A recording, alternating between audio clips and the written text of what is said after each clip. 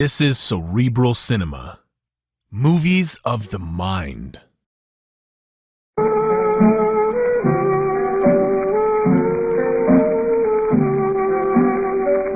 Barrie Craig speaking. The trick in continuing on as a confidential investigator is to keep on good terms with the police. Comes time for your license renewal, and a department storehead can louse it up for you. Play footsie with a corpse, conceal evidence, rack up as many black marks as you must, but be sure you've got a friend somewhere in the higher echelons.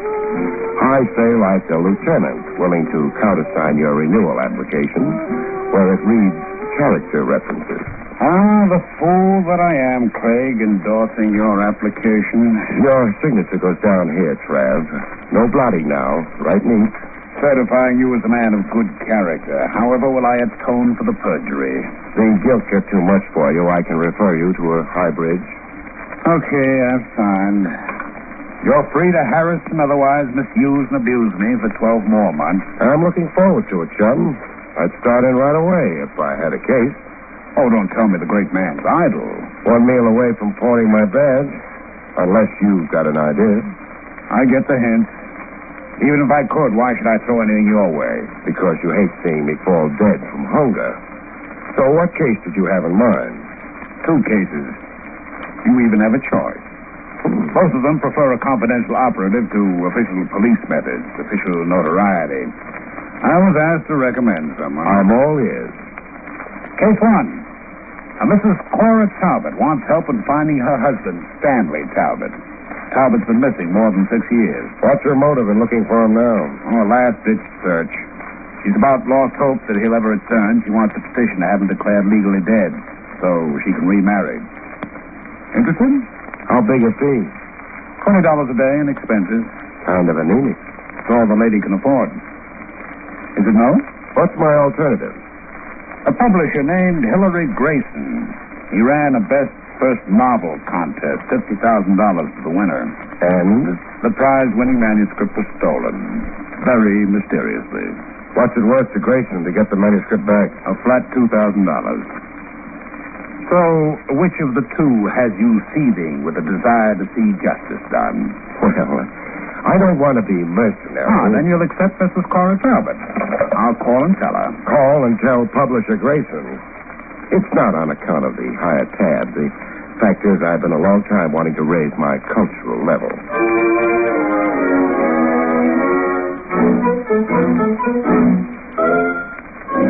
The publisher Grayson had more body than any one guy needed.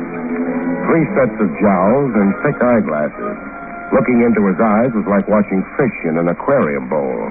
Get that manuscript back, Mr. Craig. Spare no effort or expense. If the manuscript isn't recovered, I'll be the jackass of the publishing world. Hold on a minute, Grayson. You're forgetting I don't know what it's all about. I just got here. Yes. I suppose I should give you the facts. It would be helpful. The prize-winning book manuscript, The Cry of the Hyena, by Eric Trent, was stolen right out of my office. That's bad? Catastrophic. It was the only copy in existence. The author has no carbon duplicate. How come? Writers usually make copies. Usual writers usually do. But this is no usual writer. This is Eric Trent. Here's his photograph. I get what you mean by this one not being usual. Does he always wear chin whiskers? Yes. Trent's a brilliant eccentric. A man who's roamed every corner of the world. A wanderer who wrote one page here, another page there. 6 years in the writing and more than 1,000 pages. And no carbon. First prize was $50,000? Yes. Were there other awards? One other. $5,000 a second prize. One by? Oscar Sachs for his novel, 4 Devils and a Midget. Oh, this is a photograph of Oscar Sachs. Well, this one's clean-shaven. Can I talk out of turn, or are you the sensitive type? Ask me whatever you like. $55,000 in prize money. Isn't that a lot of cabbage for a small publisher? Your offices haven't exactly got that mahogany and chromium look. The prize money doesn't really come from me. It doesn't? An independent motion picture company, Pyramid Pictures. They pay the prizes in exchange for world rights to film the book.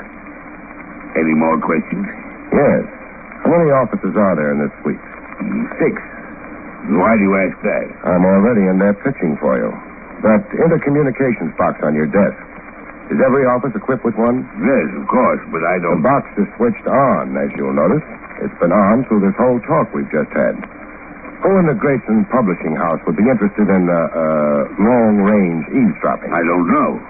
Suppose I find out.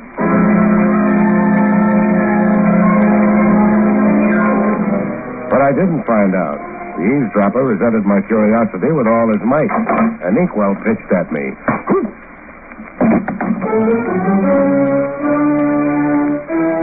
My eyes opened on Grayson, sprinkling water on me with a sponge. You're all right. Quit watering me. I'm not a petunia bed. But you were unconscious. I'm conscious now, and you're ruining my suit. It's ruined anyhow, the ink from the inkwell.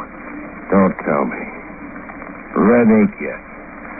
My fee's gone up, Grayson. Up. $2,000 plus $49.75, the price of this suit.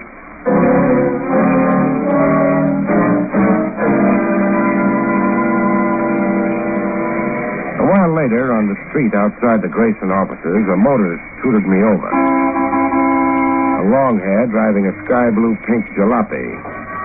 I let him pick me up. You paging me, friend? Yes, I'd like to talk to you. What about? If you get in, we can go somewhere. I'll buy you a drink. Oh, buttermilk. There's a buttermilk bar over on 8th Avenue.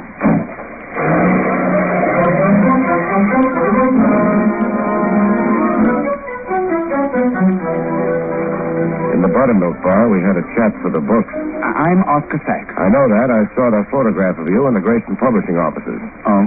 Well, there's some facts about the book contest I think you should know. Why? Why? You've been engaged by Mr. Grayson to locate Trent's missing manuscript. What am I wearing? A sandwich sign? I obtained the information through sources I cannot disclose. Give me those facts. I won the second prize of $5,000, but I was cheated. Cheated out of the big money, is it? Yes.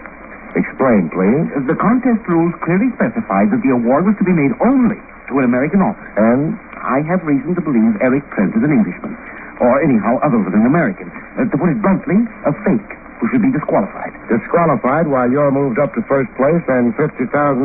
Yes. Let's have your bill of particulars. Well, for one thing, Trent's way of talk. It's as English as the House of Parliament. Another thing, Trent was somewhere overseas on a tramp island of English possession when he sent the manuscript in. That summarizes it? Well, there's more. Trent has a tattoo on his right arm. I happened to get a good look at it. It's a tattoo of the British flag. Would an American wear the British flag on his arm? You tell me Benedict Arnold did. You're really out to grab yourself 50 G's. Well, why do you find that so odd, Craig? Just that I thought artists had no money sense. Well, I have, and I'm not apologizing for it. Okay, I've got your point of view, Oscar. Oh, yes. One little thing remains. Hold out your hand. Hold out Do my... what Papa asked. Red ink smudges on your right thumb. You've been playing with inkwells, Sonny. Oh, Craig, I didn't mean...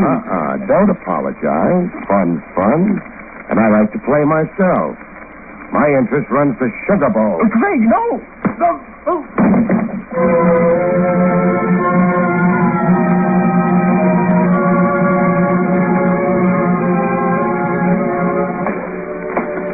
Eric Trent's address, furnished me by Grayson, was a rickety studio walk-up.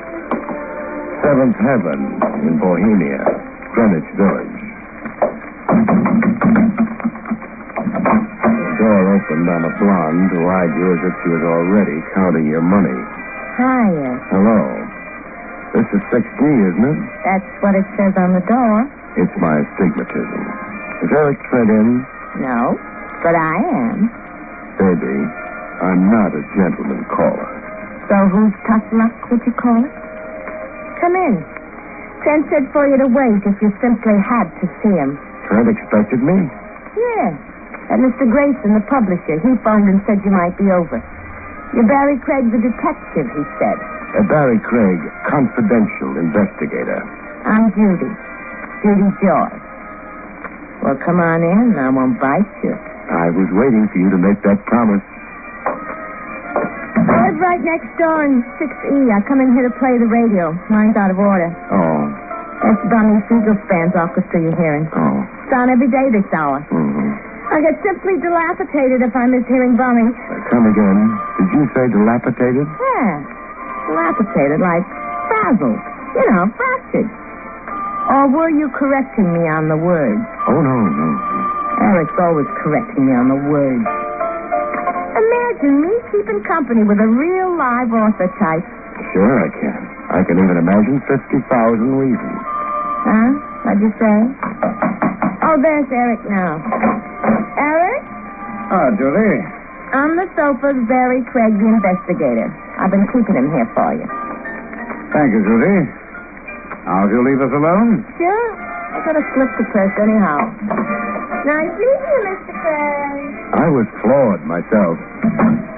Excuse me while I shut off the musical background. Now, Mr. Craig, the object of this visit? Your stolen brainchild, what else? But what can I do about it? I submitted it in good order. I'm not responsible for its disappearance. How come only one copy? Why didn't you type up a carbon duplicate? I have no patience with purely clerical details. I'm an artist. But the full risk of losing the one copy. I'm a man who takes risks, Craig. In my years abroad, away from America, I've lived a life of risk. Skip the personal build-up. Wherever I went, I traveled lightly. Shoes on my back, pipe tobacco, and a pencil. It was enough of a nuisance carting one copy of 1,000 pages around. And how was I to know my confounded book would ever get to a publisher, much less win a prize? Okay for that. What's your guess on the missing manuscript? Grayson. What motive? A stunt. Grayson intends exploiting this whole affair for all the publicity he can wring out of it. It's an angle. The 50,000. Would you say you won it legitimately? Legitimately? I mean, what if you were to be disqualified as the first prize winner, say on a technicality? What technicality? Not actually being of American origin, as the contest rules specify. But I am an American. With a British accent? I've spent years in the islands, in Jamaica and British Somaliland. I'm told you have a tattoo of the British flag on your right arm. So? Well, I sailed the 7 seas, and like a sailor, I had myself decorated with tattoos. But the British flag on an American citizen. Ah, wait until I open my shirt. There. Are you looking at the tattoo on my chest, Mr. Craig? Yeah, the American eagle. What do you know? Expand your chest, genius. Expand I my... want to see old Baldy flap his wings.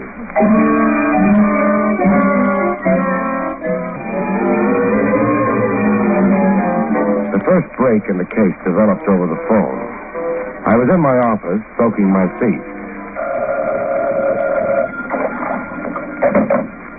Barrie Craig speaking. Craig, this is Grayson. What gives? It's about the stolen manuscript. Listen carefully. Shoot. A hoodlum named Mike Kelsey got in touch with me. He admitted to stealing the manuscript. Why did he? A mistake, he says. He was under the impression that it was valuable. A rare manuscript. Believe that. He wants to return it now with no questions asked. How much loot is he after? $1,000. It's paying ransom, compounding a felony. I must have the manuscript back, Craig. I told him to negotiate the transfer through you. You're representing me in the matter. Where's the 1,000? I'm sending the money over to you in cash by messenger. So to meet this Mike Kelsey in the tavern, the Flying Horse. Craig, be discreet. Sure, I'll be discreet.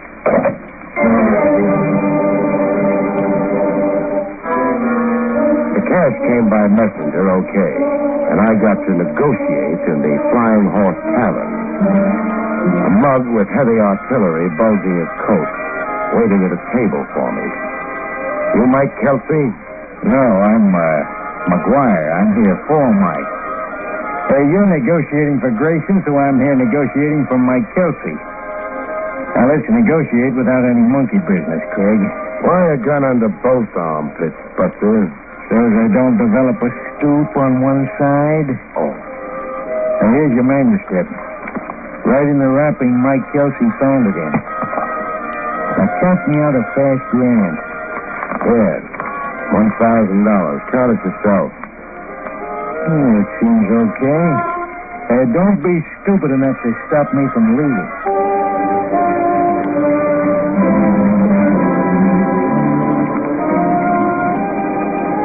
The publisher, Grayson, was out.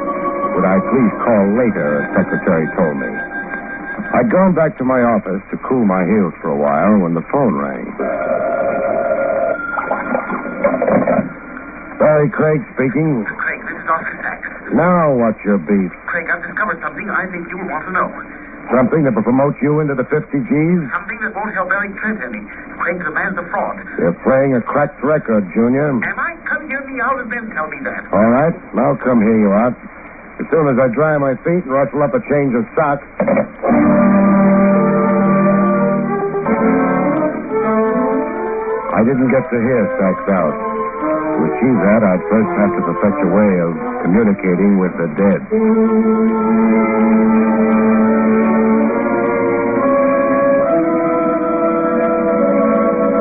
I left Oscar Sachs as I found him, sprawled backwards over a writer's desk, a knife standing vertically in his Adam's apple.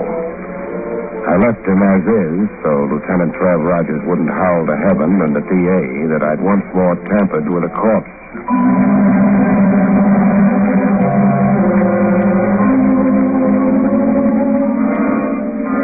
Grayson drooled with joy supreme over the recovered manuscript. This is a load off my mind, Craig. A big load. But it sounds nothing. Who stole it and why? And why was Sachs murdered between the time he phoned me and the time I got to his flat? I'll show you the manuscript, Grayson, then I've got a question. Here. Examine it and then tell me. Is this the same manuscript that was stolen? The same? Why, sure it is. The Cry of the Hyena by Eric Trent. Examine the manuscript, not just the title page. Study a few sample pages. It's the same. You swear to that? Honest, Stack? No. No, I won't swear. You've detected something? Some changes? Yes. I think yes. For one thing, this copy is cleaner. The edges of the pages aren't so ragged from handling. As you remember them to have been. Yes, even the title page looks altered now. I remember a burn here in the upper right corner near the author's name. A burn like from an accidental cigarette ash. I'm convinced. This isn't the copy that was stolen.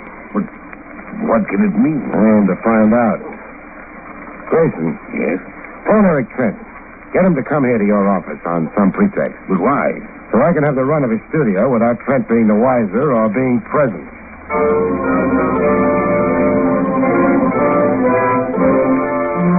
Eric Trent had all the accumulated junk of a guy with a passion for changing climates.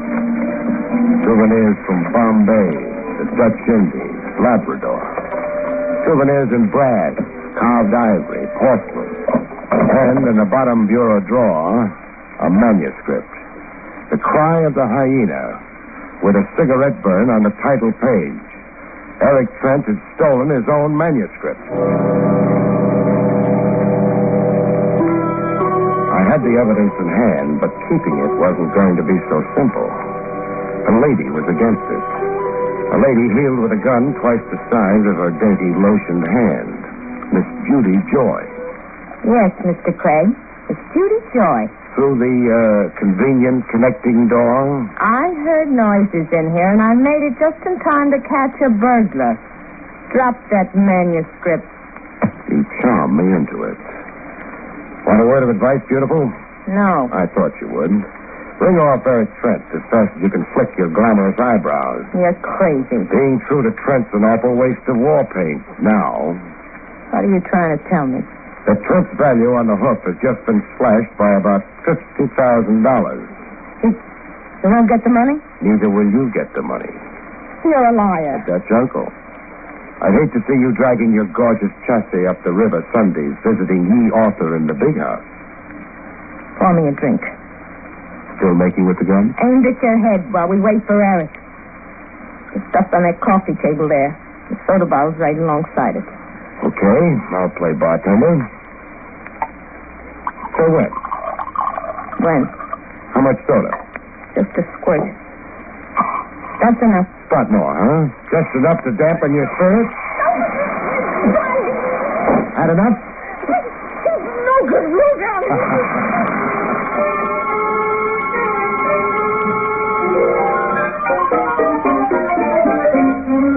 We held an all-night session, me, Lieutenant Trav Rogers, and Grayson, comparing the two manuscripts page for page. It was early dawn before I found a discrepancy between the two versions. You found something, Craig? Yes, Trev. Cora Lane's disappeared from the substituted version. Who's Cora Lane? Tell him, Grayson.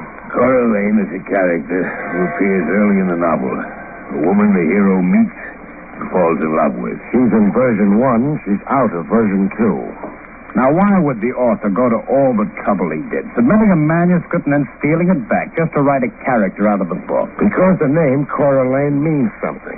Something he didn't want found out.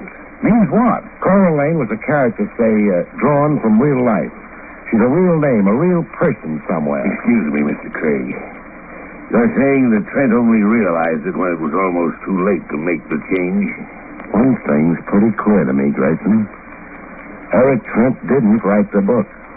Somebody else did. Who would you say did write the book, Craig? The hero of the story is my guess. Stanley Field. Only that name is probably an invention, or Eric Trent would have changed it. It figures. The book is an autobiographic work. A man's true personal history disguised as fiction. The personal history of someone Trent stole the manuscript from. Someone now dead, or Trent would never have dared to try for the big prize. Trav? Yes. Arrest Eric Trent. Book him for the murder of Oscar Sachs. You're sure? Sachs tumbled to some of the truth, and Trent shut him up. Trent was also behind the Mike Kelsey red herring. That was a trick to throw dust in our eyes. Arrest Trent, Lieutenant. And when that little chore's over, check police files and directories for a Cora Lane. Go to it, Trav. On this one, I'm making you a gift to the headlines.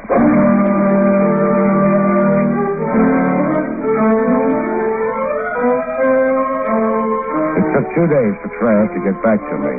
When he did, he had a lady with him. A gray lady with haunted eyes. This is Cora Lane, Craig. Cora Lane, Barrie Craig. Mr. Craig. How do you do? How did you find her, Trav? Police files. The name of Cora Lane appeared on an old record card.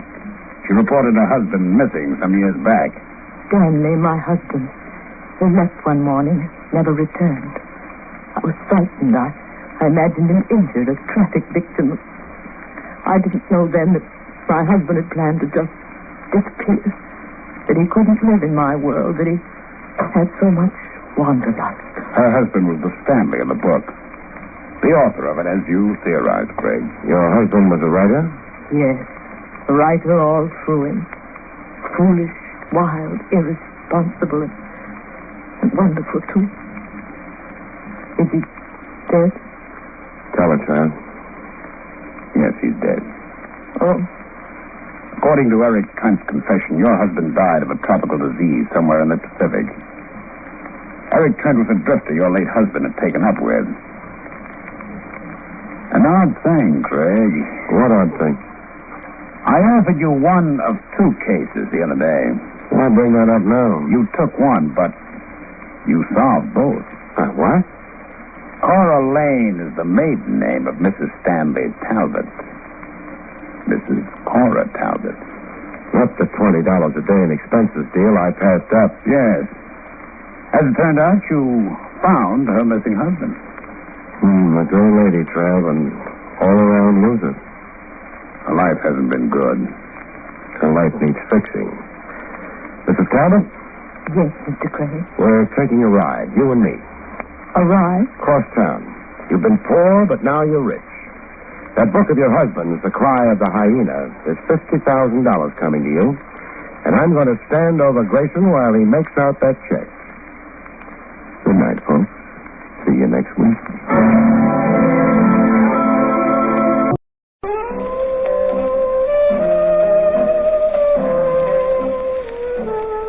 Barrie Craig speaking. If you're a confidential investigator, and if you're smart, you put yourself on a schedule. You get to the office at 9 and get out of it at 5. You eat a leisurely dinner and spend the rest of the evening with a book you hope is good. That is, if you're smart. If you're me, you get restless, and around midnight, you drop in at Willie's wagon. You find Willie morosely staring at his coffee urn, a small but not underprivileged brunette with her head at the far end of the counter, sobbing. For a wild moment, you think that maybe Willie has wronged our little Nell. You then dismiss such happy fancies You try to ignore the brunette who keeps right on sobbing, and you make a brilliant opening remark. What's new, Willie? Huh. Well, all right. How are the hamburgers? Not new. Think I should take a chance on one? You got the pendants? No. I'll make you a hamburger. Thanks. Hey, better have a cup of coffee first. Why? Deaden your stomach nerves. I've tasted your hamburgers before. Well, they ain't improved since then. Willie, Huh? I know she didn't come at the place. I've never seen her here before. She's pretty, but does she have to make that noise? She is suffering from grief. She had the blue plate dinner here? According to what she tells me, she had a great loss. What did she lose? A bull fiddle. A what? A bull fiddle. You know, them floated violins. I know. She plays a double bass. What's that? At Carnegie Hall for a bull fiddle. Oh, yeah, except nobody plays on a bull fiddle that she ain't got. It would be harder anyway. Come to think of it, losing one of those things is a little like misplacing the Empire State Building. It was swiped off her. Here's your hamburger. Thanks. Mr. Craig, maybe you can help Susie. She don't find a bull fiddle, she is liable to be out of weight. She is accustomed to eating, so I do not think this will be good for her. Susie, come here. Huh? I want you to meet Mr. Craig. Oh. Hi, Mr. Craig. Hello, Susie. Mr. Craig ain't only a friend of mine, Susie. He is also a confidential investigator. You ought to tell him your trouble. I only got one trouble. You lost your double bass. Uh-huh. Only the kind of music I play is the bull fiddle. Where did you lose it? At the club, the 4920 Club. You're part of the band that plays the club? I play solos. The customers like it because I'm so small and the bull fiddle's so big. And besides, I'm cheaper than the band, so they like it. Bull fiddle isn't the kind of a thing a man could slip into his coat pocket. There can't be many things harder to steal. Whoever stole mine didn't worry about that. Well, when did you miss it? About an hour ago. I done my number, went out for a walk, and when I got back, No bull fiddle? no bull fiddle. Well, there must have been people around. Well, the club closed early tonight. There wasn't anybody around when I got back except Brinker. Brinker? Who's Brinker? Well, he's almost as big as you are, but not so cute. Well, I'd have trouble recognizing him from that. Well, he's sort of a caretaker and club bouncer, you know. I don't. I'm afraid I may find out, though. All right, Susie, let's go over to the club. Maybe I'll be able to come up with something that might help. Gosh. Thanks, Mr. Craig. Hey, wait a minute, Tom. Closing up anyways. I'll tag along. Why? Well, I'm intrigued. I would like to meet a character who goes around swiping bull fiddles. I would also like to warn him to lay off the Brooklyn Bridge. It's fastened down.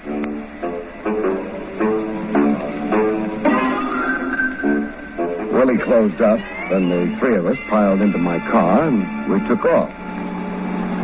Eventually, we arrived at the club.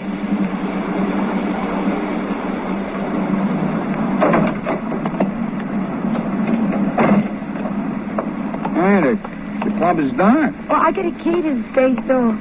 It's just down the alley here. Mr. Craig, why would anybody want to steal my bull fiddle? I don't know. There's a truck parked outside the stage door. Hey, it's coming straight down the alley. It is! Susie, Willie, get up against the building. Flatten out.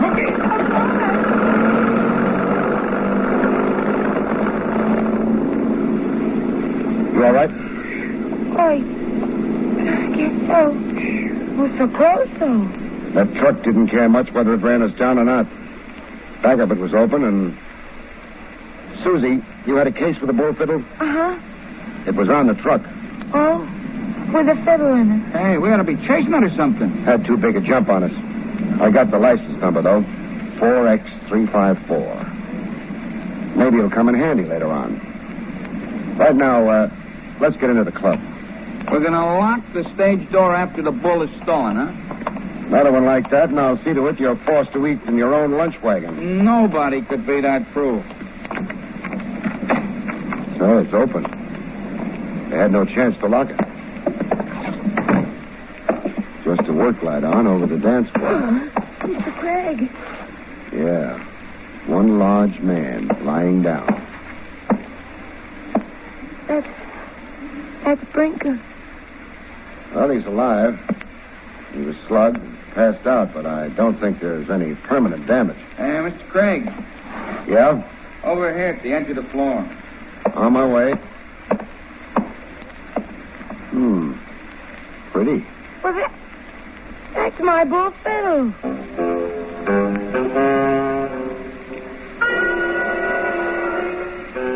It was a double bass, all right. Whoever had left it here had propped it up against the ringside table. The bull fiddle isn't a thing of beauty, usually, though I don't mind looking at one. This one I didn't like to look at. Think about. That's yours, Susie? Yes, it is. The last time you saw it, was it out here on the floor? Oh, no, it was back of the little bandstand down there. It was brought out only when I did my number. And then it was Is there a phone in the place? in the office. Why? This may surprise you. The reason why I want a phone is to make a phone call. We're surprised. But what are you going to call about? Susie's got her fiddle back. Sure. She hasn't got the case, though. Is that something to get excited about, a bull fiddle case? I don't know. I hope not. You're worried about something, aren't you? Lead me to the phone, Susie. I want to find a truck. Maybe it was the empty club. The shadows huddling in the unlit corners. The floor pale and shining in the silence that did the job on my nerves. Whatever it was, they were jumping.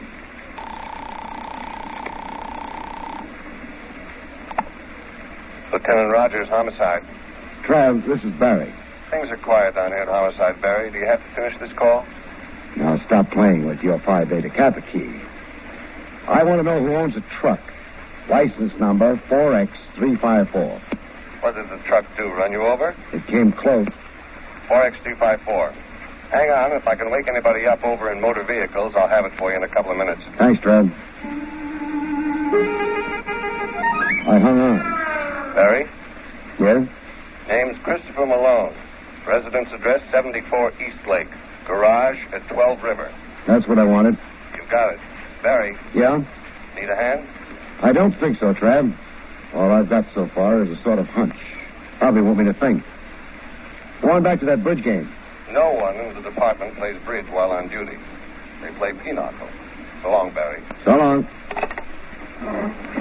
Come on, Susie. Let's go back and see if Brinker has come too. What's wrong with you, Mr. Brinker? I got a headache. In both heads? But this here ain't my head. This here's a lump on my head. You, Brinker.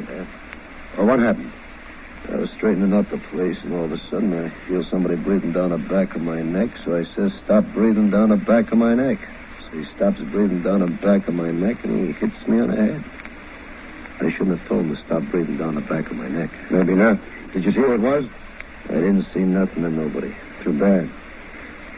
Susie, I'll take you home. Will, are you coming along? Sure. Brinker, can you lock it up somewhere? Yeah, sure. One of the back rooms. Fine. Let's go.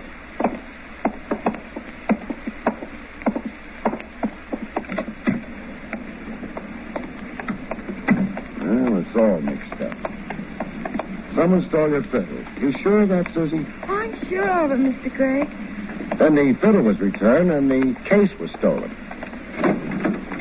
I'll hop in.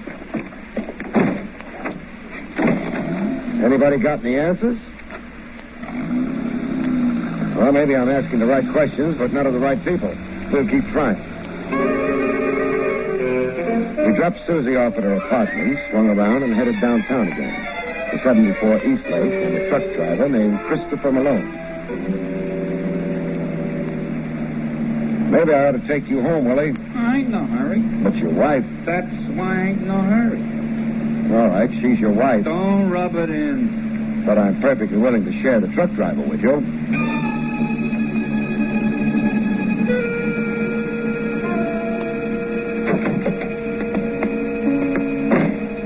Hey, the guy's truck ain't out front. No. Really? Nameplate over the doorbell. Yeah, Malone.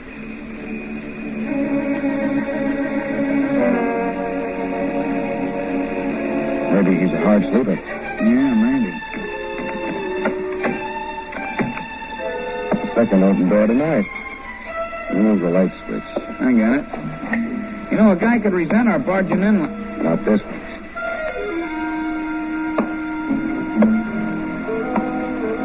according to the police, Christopher Malone lives at 74 Eastlake. They're wrong.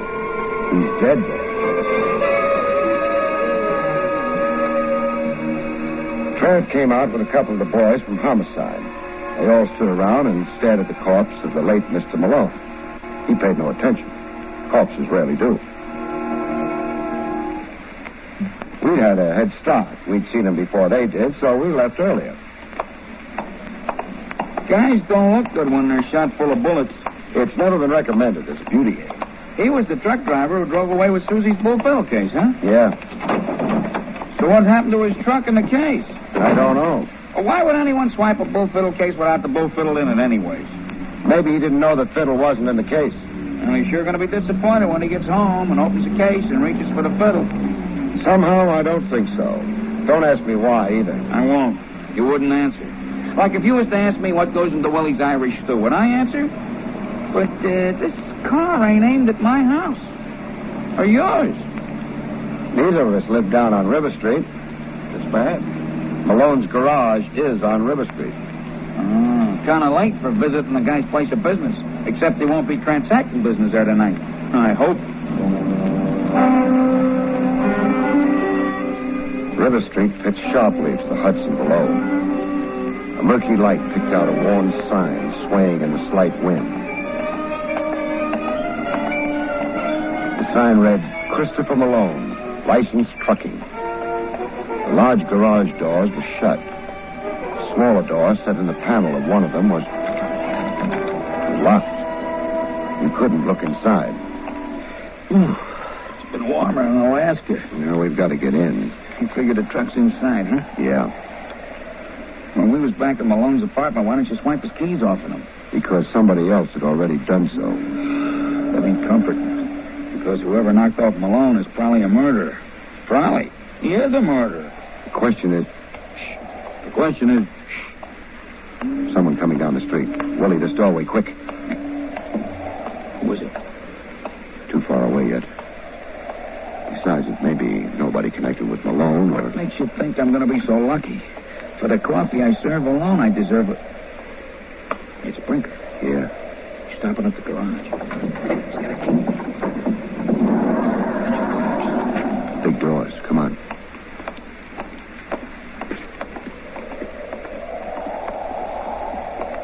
Lights on inside. Truck's there. Back of it towards us. Brinker must be up front. Come on. We're getting into that truck. Trucks ain't very comfortable. Personally, I would rather lay down in a bed.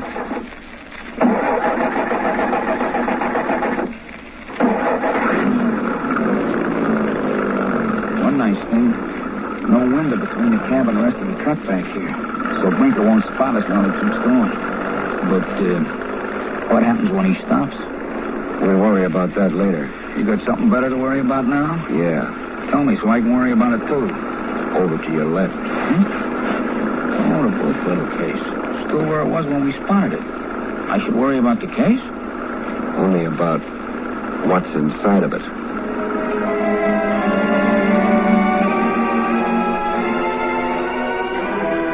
It was pretty clear, wasn't it? Sure, I didn't know who he might be, but that he'd be there. That was as certain as death. Hey, the joker driving this truck is heading out of town. Come on. We'll try to get that case open. Give me one good reason. Corpses aren't pretty.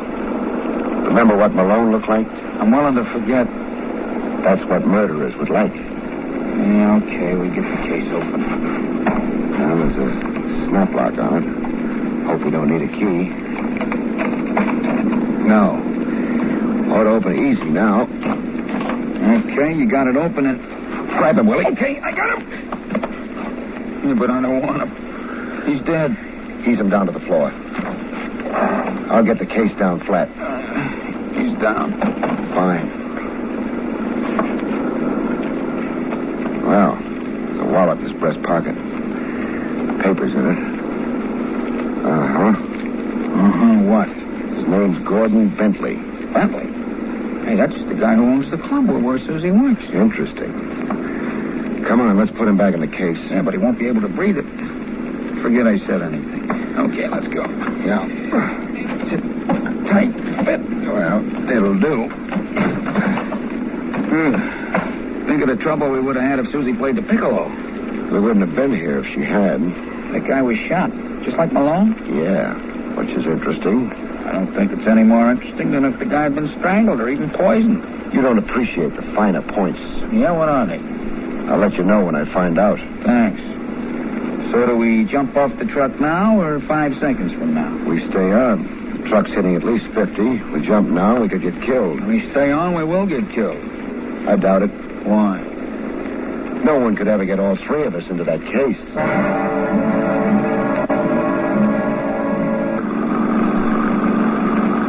We're getting off the highway. It's slowing down. We may have a chance to jump for cover when it stops.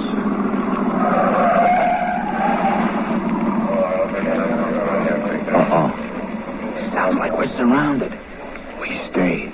Sooner or later, somebody's going to spot us back here, and then maybe it'll be later.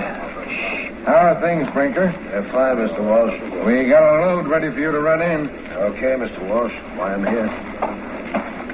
Everybody's leaving. This trip, I got something special for you, Mr. Walsh. Yeah? What? I'll tell you about it when we start loading the truck. And we ain't popular. Everybody's gone away. We get out.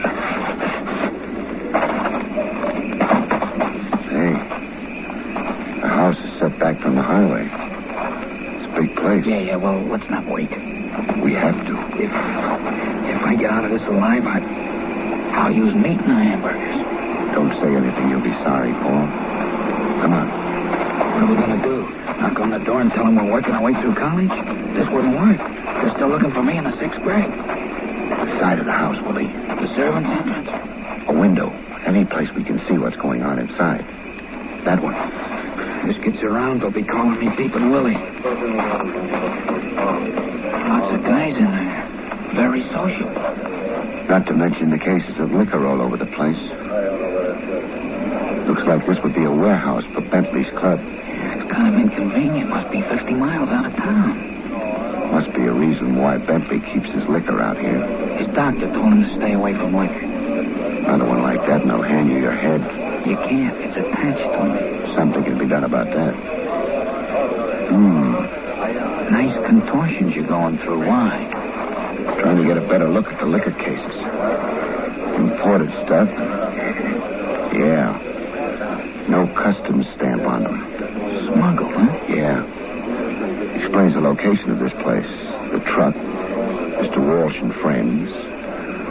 The smugglers, I guess, and also Brinker. The delivery boy, huh? The delivery boy.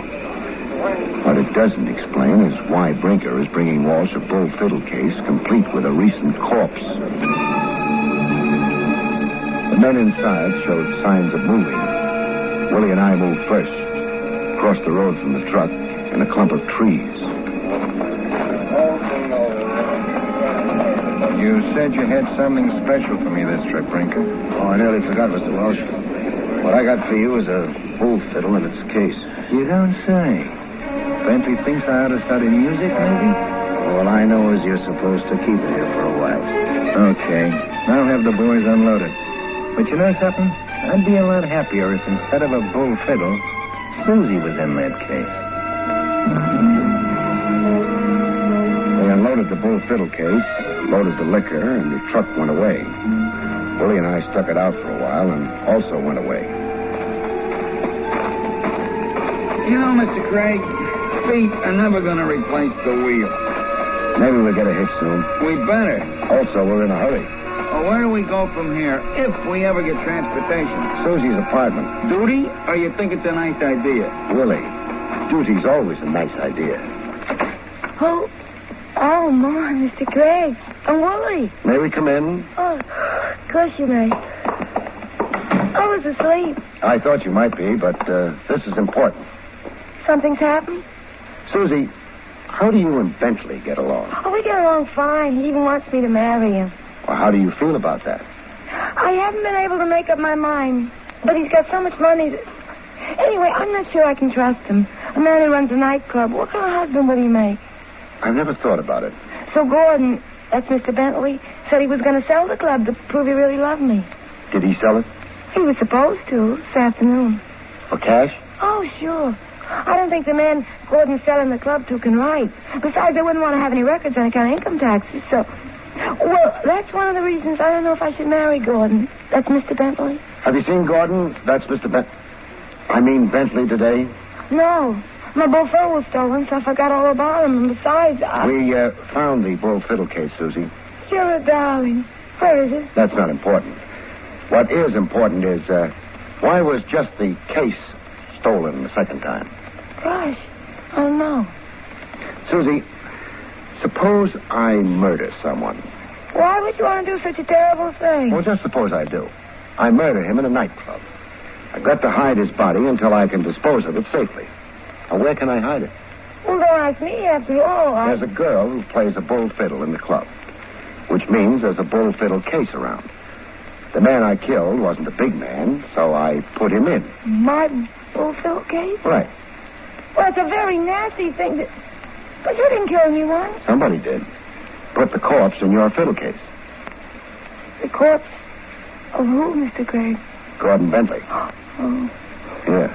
You better sit down. Oh, that's terrible. I'll never be able to use that case again. Well, I suppose not. I'll never be able to marry Gordon. That's Mr. Bentley, either. You don't really care about that, do you? You mean because I never really loved him? I mean because you already have all his money. Hey, Mr. Craig, you're saying she... That's what I'm saying. She killed Bentley. Oh, for the cash she sold the club for. Only she's such a small girl. She had help. All right, boys. Nice and quiet. That is Brinker's help. Stop flapping your lips. You don't know a thing. You, Brinker, and Susie killed Bentley. Lifted the cash, hid Bentley in the fiddle case. You arranged for the late Mr. Malone to pick it up and deliver it to Walsh out in the country. You get around, Craig. Thanks. But I spotted that case in the truck, so while I took Susie home, you killed Malone. Closing that road, you thought. He went around thinking such nasty thoughts about me, and I said he was cute. Shut up, Susie. Plan was simple. You delivered the case with Bentley inside and asked Walsh to keep it. Susie went out and planted the stolen bull fiddle story with Willie, and as it happened, with me. Why? Tomorrow morning, Susie would yell to the cops, Bentley is missing. I'd remember the bull fiddle. Brinker would remember Walsh and the country hideout. The cops would grab Walsh, the case, find a corpse in it, and Walsh would fry. Thanks, Willie. I got a surprise for you. It's still going to be that way. Because after you two jokers go away, you're dead someplace. The program goes on like scheduled. Oh. Don't answer that. We don't care who it is. Sure you care. Because before coming here, I phoned your friend Walsh. And I told him to look inside that fiddle case. Right around, boys. Drop the pop gun, Brinker. Now. Okay. You should have dropped it, Brinker. Your arm would feel a lot better. But cheer up. Maybe it'll be healed before they execute you.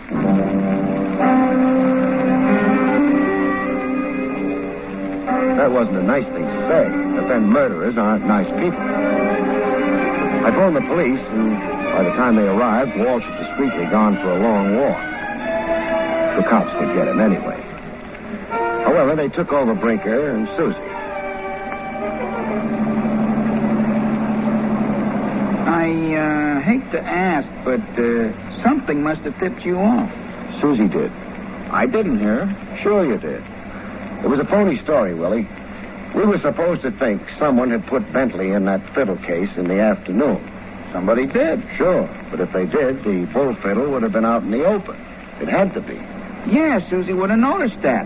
Would have wondered who took it out. She would have checked, and... If she'd been telling the truth, she would have said the case was stolen, not the fiddle. But the truth wasn't what Susie was dealing in. It was murder. Well, thanks for taking me home. And, after all this time, when I walk into that house where my wife is no doubt waiting up for me, and her eyes light on me, it won't be joy, Mr. Craig. Well, what will it be? Murder.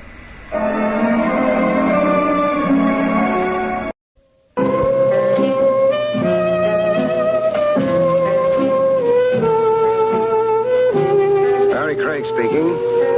One way of landing a client is to fish him out of the river, which is exactly how I commenced my confidential file in a character named Richie Stimson.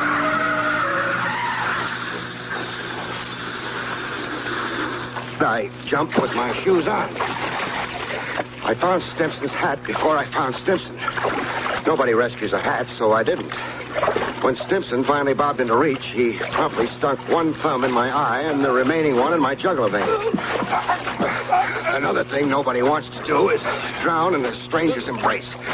When his jaw came up flush with the surface, I landed on it. He lay quietly on his back now, spouting water from the mouth like Moby Dick, and I began floating him to shore.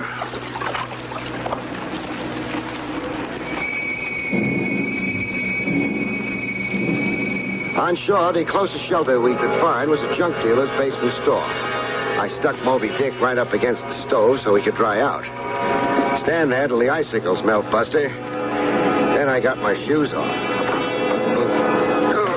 Squish. I'd been really walking in canal boats. Rescue a guy from drowning, you expect his first speech to be thank you, but not this joker. My car.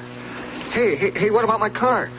Oh, I'm keeping it as a souvenir of the occasion. Hey, it's a brand new job. The fish will be pleased to know. Lean close a minute, Buster. Lean? Yeah, that's close enough. I want to smell your breath.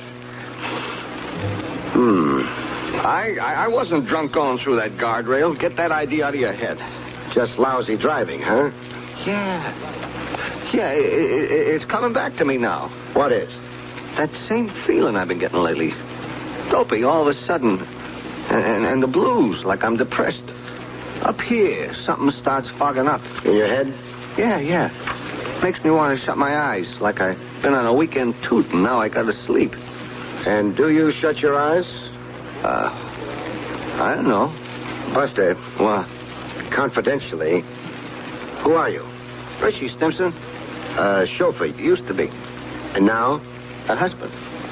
That's your occupation? Yeah, that is. Oh. Who are you? Barrie Craig. I'm a detective. Ah, well, you know. And where can I bill you? Bill me for what? A suit of clothes, look. Oh, yes, torn. Hey, you sure it wasn't torn before? Now, that's what I call gratitude. 472 1/2 Park Avenue. Send me the numbers and I'll write out a check. Where? Park Avenue? Ah, what's the surprise? Boy, your kisser has got 10th Avenue on it. So I moved east 7 blocks. So you married east 7 blocks.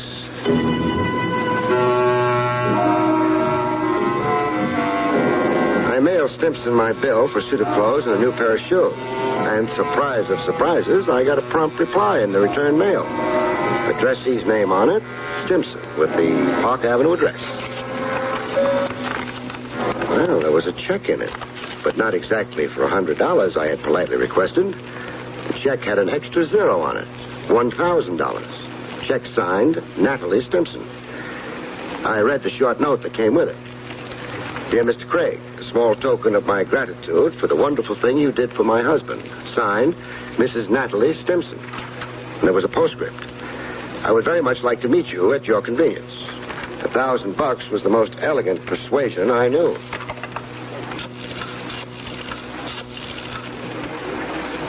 Information, I'd like the phone number of a golden angel. Her name? Oh, Mrs. Natalie Stimson, 472 1/2 Park Avenue.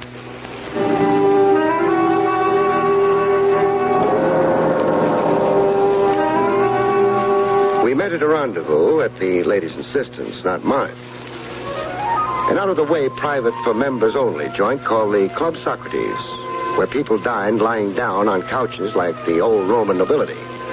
The maitre d' hotel wore a toga, and the slant-eyed waitresses were all made up to resemble Cleopatra. Natalie tried to clear up my confusion. It's a revival of old Roman dining habits, Barrie. It's the newest fad. Imagine. It restores eating to what it should be. And what's that? Oh, life's most gratifying experience. A sheerly exotic... Enough said. So, kick your shoes off, lie back on the couch, and luxuriate. Really enjoy it, Barrie. So tell me. Tell you? Why we're wallowing here. Oh, I want to talk to you about Richie. Oh, your ex-chauffeur and present husband. It's his unaccountable depressions.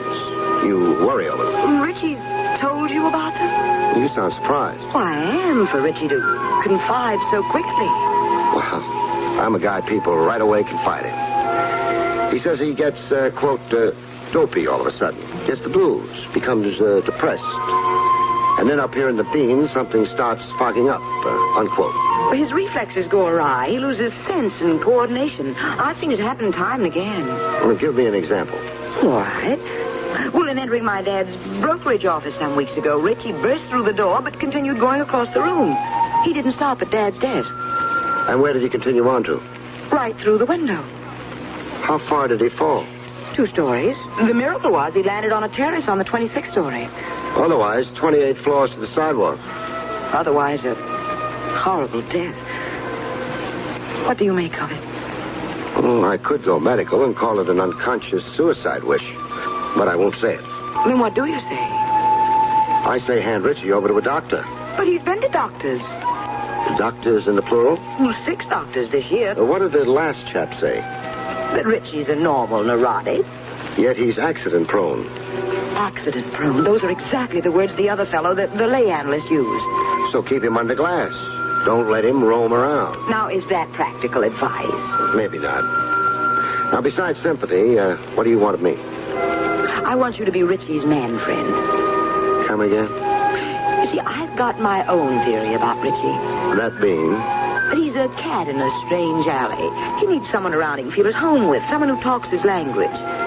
Same being a slob like me, huh? I'll pay $1,000 a week. For me to chum around with Richie? Room with him, play gin rummy with him, go off to burlesque shows, all the things Richie used to enjoy doing. And for how long am I Damon to his Pythias? 1 month. 1 month for $4,000. Sold. Then you'll do it? For $4,000, I'd swim underwater to Siam.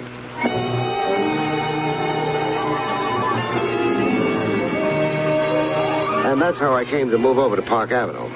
But not without protest from my newfound buddy. Get your hat and scram out of here. If I do that, I'm unemployed. Hey, who's paying you? My father-in-law? I haven't met him yet. Natalie? Natalie. So, Natalie hires you to watch over me, huh? Oh, you got that wife in a million. Hey, what's Natalie paying you? Oh, a mere $1,000 a week. 500. What happened to my other 5? I just cut in for it. You did? Yeah. I could use more dough. They're keeping me on short rations. And if I get stubborn about my whole 1,000? We're not best friends no more. You run out of here like a thief. You're unemployed. Bum. Okay? Okay, partner. I'll give you a horse. You run your 5 back to $1,000. Decent of you. Hey, what do we do today? Anybody for the zoo? Zoo, my eye. Hey, I know what. So do I. Oh, hey, you're not a mind reader. Your mind reads easy. The Crescent Burlesque House over in Hoboken. What do you know? You are a mind reader at that.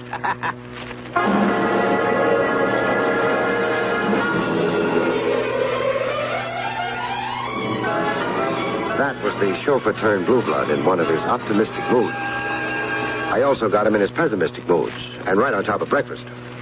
Hey, the fog's coming up. It's beating at my eyeballs. You're depressed today. I feel lousy. Boy, how lousy I feel. Hating the world and yourself? Yeah. Yeah, that's one way of putting it. Hey, will you look? I can't even tie my shoelaces. Hand shaking? Yeah, like that head mom over at the Crescent last night. Reflexes all shot, huh? Who knows about reflexes? Now, look, hold one arm out straight in front of you. Huh? Okay. Now what? Close your eyes. So they're closed. Now bring a finger back and touch the tip of your nose. Touch the tip. Oh.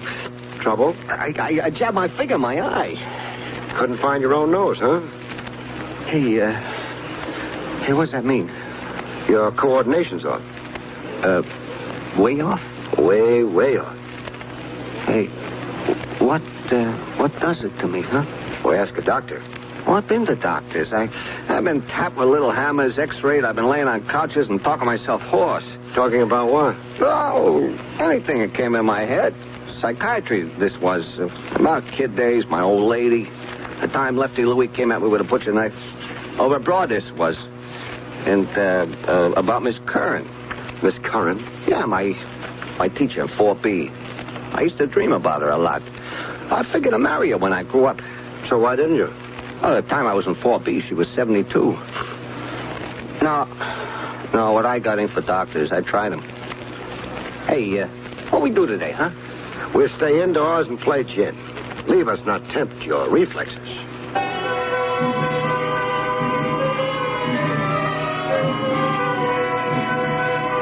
Richie had been to doctors, but I hadn't. So I tried one, an old friend. He'd roomed with my aunt once while serving his internship. Dr. Dinglespieler. A nice little guy who kept his beard buttoned in his vest. You say he has been to doctors? 6. He's run the gamut, from cardiography to psychoanalysis. Well, it is very strange that there was no recommended therapy. The symptomology seems to be clear. Meaning? The disorientation, the damage to the nervous system. Talk to me in English, not Greek. Either the man has a detectable nervous disorder or he is in a psychosis. As simple as that. I mean, medically speaking. A good physician should see what bothers Richie Stimpson by eye. A head doctor could do it by ear. Yeah, that's right. Absolutely apple pie for a doctor to diagnose. Look, apple pie is for the cook and the kitchen. Okay, then say easy to diagnose. There is perhaps one simple conclusion to come to. Speaking for the doctors, I mean. And that is? Well, that your friend had none of these symptoms you have described at precisely those times when the doctors examined him. Had none of the symptoms at the time of examination? Yeah. I'll need time to figure that one out, Doc. Tell me, which branch of medicine is more apt to be mistaken? The nerve specialist can be sure. Meaning the head doctor has a bigger margin of error. Well, psychic sickness is a more experimental medicine. It is, well, shall we say, in a stage of development. And Richie Stimpson is in a stage of disintegration. Well, thanks for your time, Doc. If I said I wasn't twice as confused as when I came in, I'd be lying. Well, so long.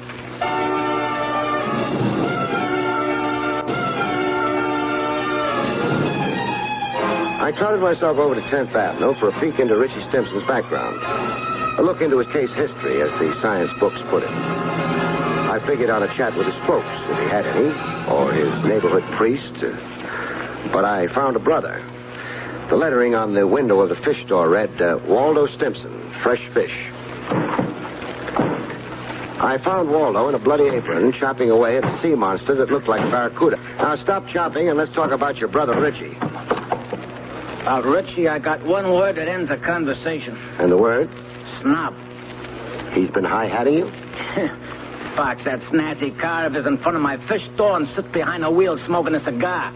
The louse just sits out there, rubbing it in. Rubbing what in? The butts. How he's got 'em, and I ain't. Oh. Answer a question or two for me, huh? Shoot. Was Richie physically fit? Strong as a bull. You should have seen how he broke Dopey Delahanty's jaw. Bang, one sock. Well, was he subject to headaches and accidents? I don't get you. Did he ever fall over his own feet, fall down the stairs, walk into a plate glass window? Richie? Not on your life, Bub. Came to moving around with 200%. Champ basketball player and ice hockey. Why, the pros were hustling him to sign a contract. Then generally well coordinated. Sharp eyesight and the rest of it? Sharp eyesight? You saw the chick he grabbed off himself. Yeah, upper-class Natalie. Oh, tell me, how do you figure he swung that? Well, they come to making out Richie was a conniver. There wasn't a day he didn't have a scheme going for himself. Shady or strictly legit? Both ways, depending. Any way Richie could better himself, why, that was it. Hey, look, you're taking up my time. I got fish to sell. You got a 3-pound Siberian herring? Siberian herring? What do you know? I'm fresh out of them.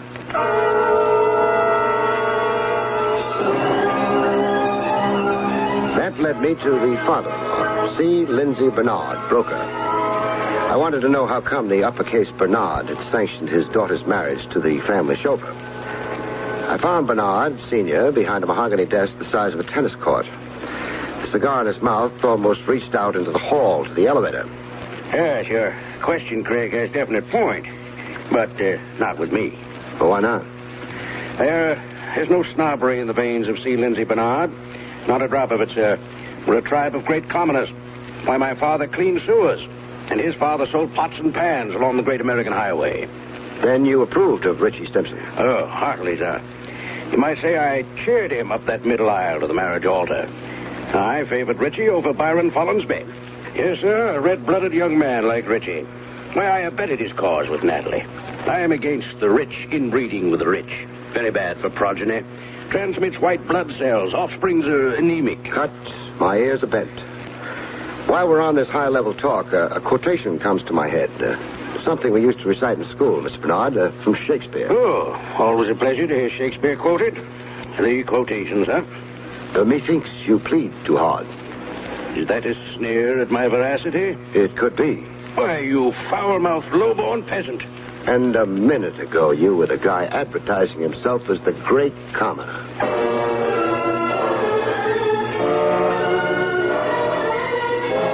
From Bernard Sr.'s office, I drove back to Park Avenue to resume with Richie Stimson. We had big plans for the evening. A repeat of the night before the night before. The Crescent Burlesque over in Hoboken.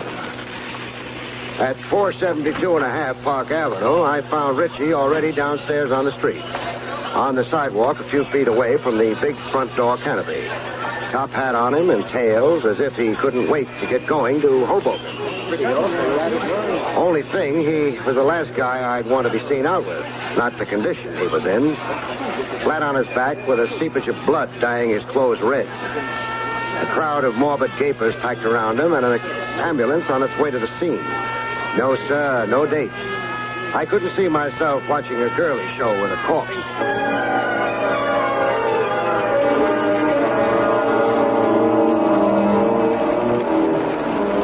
One byproduct of death you can be absolutely sure of is a widow's tears. Richie. Oh, Richie. And Natalie sure wept. Tears cascading down her until the little chiffon item she was wearing clung to her like a bathing suit after a dip in the ocean. The show of grief in a bereaved father-in-law comes harder. Either it's unmanly to cry, or C. Lindsay Bernard was a Phi Beta Kappa in the art of self-control. The only thing that occurred to him to do was abuse me. Richie died because of your negligence, Craig. Your default of duty. You weren't hired to gad about making ridiculous inquiries. You had explicit duties. You were paid to stay with Richie. Never let him out of your sight. The guy is slated to walk off an outside terrace 18 stories up. Comes a time when he does it. There's only one chap really watching him 24 hours a day. One chap? The angel of death.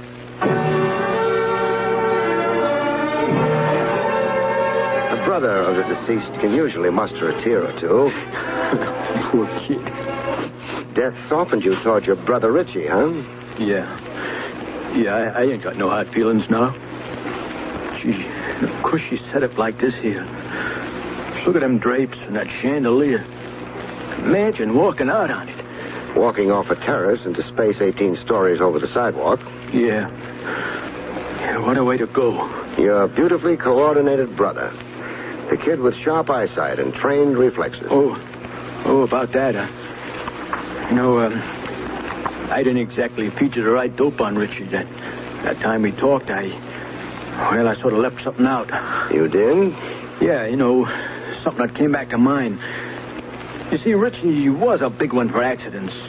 All the time falling down cellars or fire escapes. And your pains here in the head, always with a wet towel and the ice pack on his beam. You get me, huh? Better than you think, Waldo. Tell me something. What? Who's paying you to lie to me, and how much are you getting? Well, suppose I am in the way of a few bucks.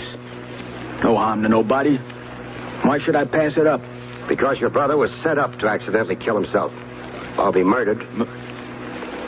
Murdered? Now, how could that be? Say a push off that terrace. But you don't know that. No, I don't. But pushed or fell. Either way, it's murder. But he'd been dopey all the time, tripping over his own feet. You yourself told me that. Yeah, dopey and so forth. And I've got an explanation for that. What? Drugs. Somebody's been feeding Richie drugs in his drink and in his food. Drugs that work havoc on his reflexes for a time, then dissipate into the bloodstream.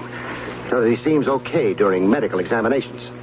Yeah, but who'd be feeding him drugs? Who offered you a bribe to suddenly remember that Richie was accident-prone? The two of them did.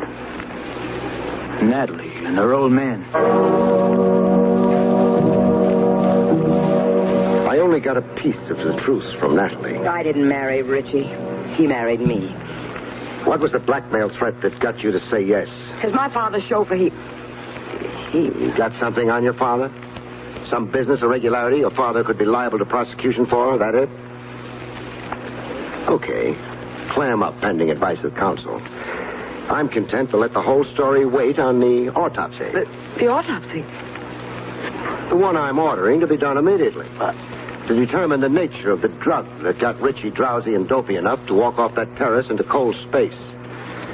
This one hasn't had time yet to really dissipate into the bloodstream, beautiful. I was insane to ever hire you. People are all the time hiring me as a cover for their cute operations. I can be hired, baby, but not bought. Hired, but not bought. I'm sure you understand the difference. You've been to college.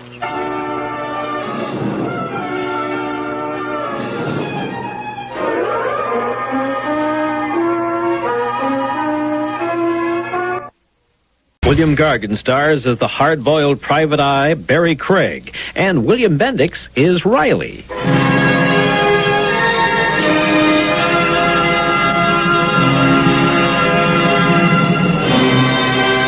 Hello there, this is Victor Ives, inviting you to join us now as we relive the golden moments of radio's yesteryear. We turn back the clock to present the greatest radio shows of all time on the golden age of radio theater. This time, from February 9th, 55, Barrie Craig, confidential investigator, in the case of the missing hotel room. And then later this hour, excitement in the Riley household as Riley becomes an actor on TV.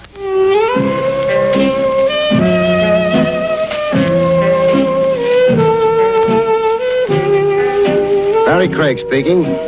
I was drinking myself to death this particular evening. Not liquor. At Willie's wagon, it's the coffee that's fatal. Also, I was finding out from the newspapers that chorus girls were still busy suing elderly millionaires, that a hood named Ben Moran had knocked off an armored car and disappeared, and that the police were questioning his girlfriend, Penny Lane. Her picture was spread across the front page. It wasn't art, but it would sell a lot of papers. Also, we were going to have some more weather. That don't surprise me. That's because you're a cynic, Willie. Do I ask you about your religion? It was around 10:30 at night. But it looked later for the girl who came into the wagon as though it was the last stop on a trip she hadn't planned on making. Excuse me, but can you tell me if there's more than one Hotel Meeker? The only one I know of is around the corner from here. You tried a phone book? Yes, I did. I must be going insane. Hey, Mr. Craig. I've got her. She passed out. Yeah, take her in the back room. I got the couch there. That's fine. Hey, sounds like she's coming too. Get some coffee for her. Yeah, okay. I'm sorry. What about? Fainting. My name is Wilson, Myra Wilson. I'm Barrie Craig. What's bothering you about the Meeker? You won't believe me. Oh, I'm a confidential investigator. I've got a lot of practice believing people. Clients, usually. Try me. Well, my husband and I got to town this afternoon. We took a room at the Hotel Meeker. After lunch, I went shopping into a movie. Then I went back to the hotel. It looked the same. Hotels don't change much in an afternoon. But when I asked at the desk for my husband, the clerk said no one by that name was registered. The clerk must have remembered you. No. He said he'd never seen me before.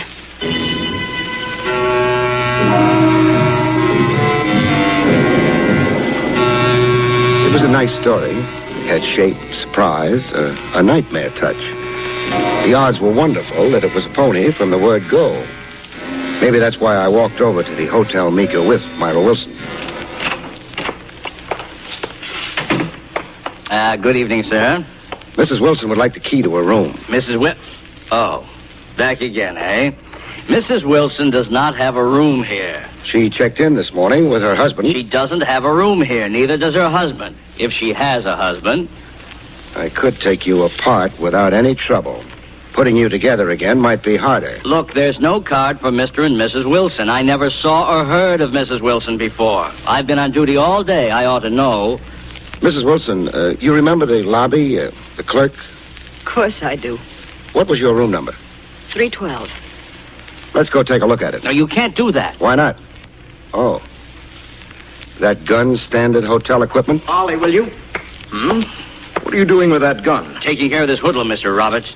The hoodlum's name is Craig. This is Mrs. Wilson. You manage the hotel? I do. Farley, put away that gun. Mrs. Wilson, did you see Mr. Roberts this morning? No. Mr. Roberts, this woman claims she registered here this morning with her husband. That's not true. Evidently a misunderstanding, although... We'd like to go up to her room. 312. If it's not occupied, I see no reason why you can't.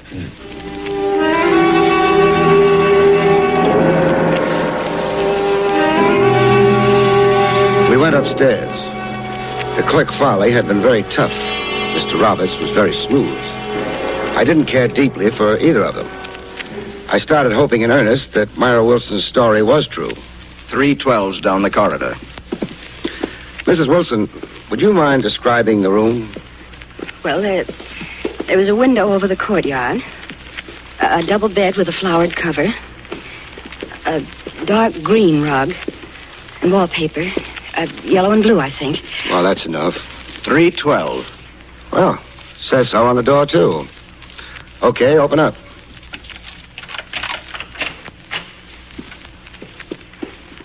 Oh, there's a bed. Outside of that, twin beds, not a double. Carpeting is maroon, not green. And the wallpaper, dark brown, striped. It's not at all the way I described it, but it is the same room. It must be. Well, Mr. Craig? Sorry to have bothered you. Let's go, Mrs. Wilson.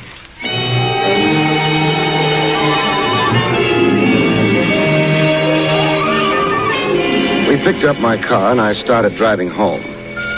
That gave me a small chance to think. First thought was I'd heard the story before. Only that was about a girl in Paris in 1890 or thereabouts. She'd lost a hotel, too, along with her mother.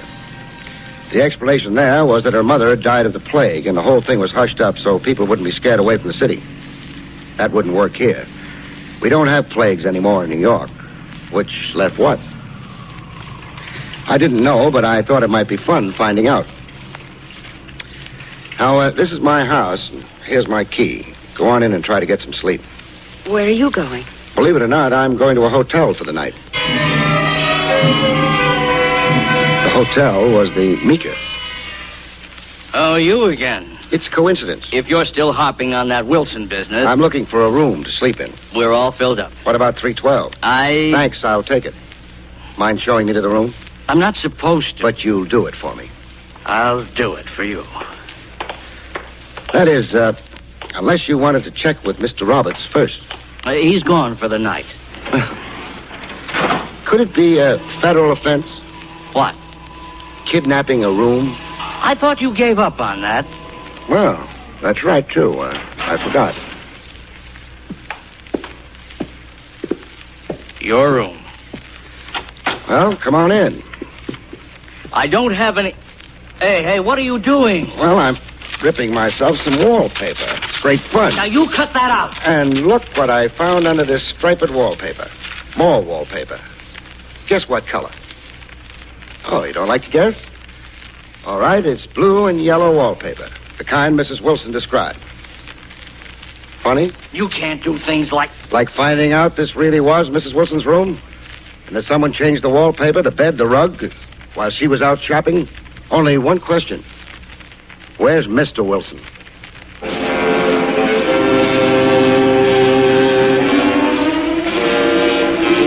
clerk didn't answer that one, or anything else. I left the hotel for a doorway across the street. I put in time in nicer doorways, but this one was okay. It kept me out of sight. Until the clerk came out of the hotel and started walking. I walked after him. He led me to a dark street filled with discouraged brownstones. He started up the steps. I was maybe 30 yards from him when he opened the door and walked into bullets.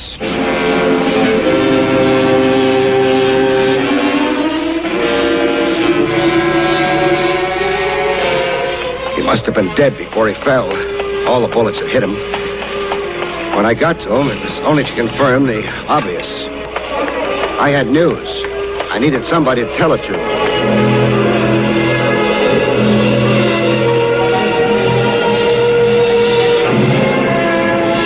Roberts was in the phone book. I always track down people that way. Maybe not very smart, but it nearly always works. Yes? Oh, Mr. Craig. Mind if I come in? Well, it's late, but come in. Thanks. Don't go any further. I'm entertaining. Oh, I'm sorry. Hello. I asked you not to go. I said I was sorry. Now I'm not sure. Introduce me. Mr. Craig, Miss Lane. Penny Lane? Penny Lane. What do you hear from Ben Moran, Miss Lane? Oh, now you mustn't believe everything you read in the paper. Oh, it's too bad. You mean he isn't going to give you a hunk of that armored car? What would I do with an armored car, Mr. Craig? I see what you mean. Excuse me. Roberts, where's Jim Wilson? Who is Jim Wilson? Myra Wilson's husband. Oh, that poor deluded girl. Not deluded. Someone changed the wallpaper in the room she had. Underneath was the paper she described. Oh? I can't imagine why or who would... Try anyway. Farley's really the one to ask. He's in charge of such things. Oh, I asked him. He said he takes orders from you. I'm afraid he's lying, Mr. Craig.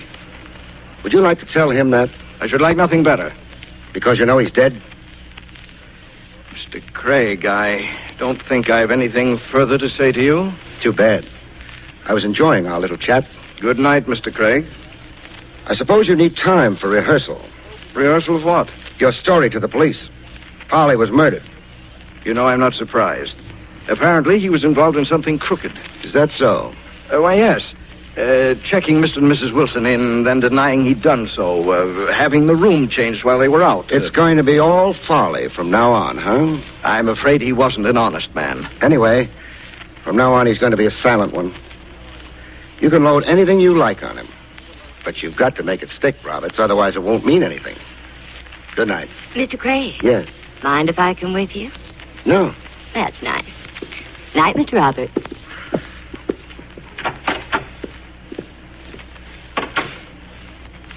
You know, Mr. Craig, what's your first name? Barrie. Nice. Call me Penny, please. Penny. Ooh, that's even nicer. But anyway, I was saying, I don't think Mr. Roberts is really a gentleman. Now, that's hard to believe. Oh, I'm very serious. Well, you ought to know. Barrie, you mustn't misunderstand. I've never been up to his apartment before. You were there tonight. Well, that was because Mr. Roberts said he had some beautiful etchings, and I love etchings, so... But you know what? What? There wasn't a single etching in the place.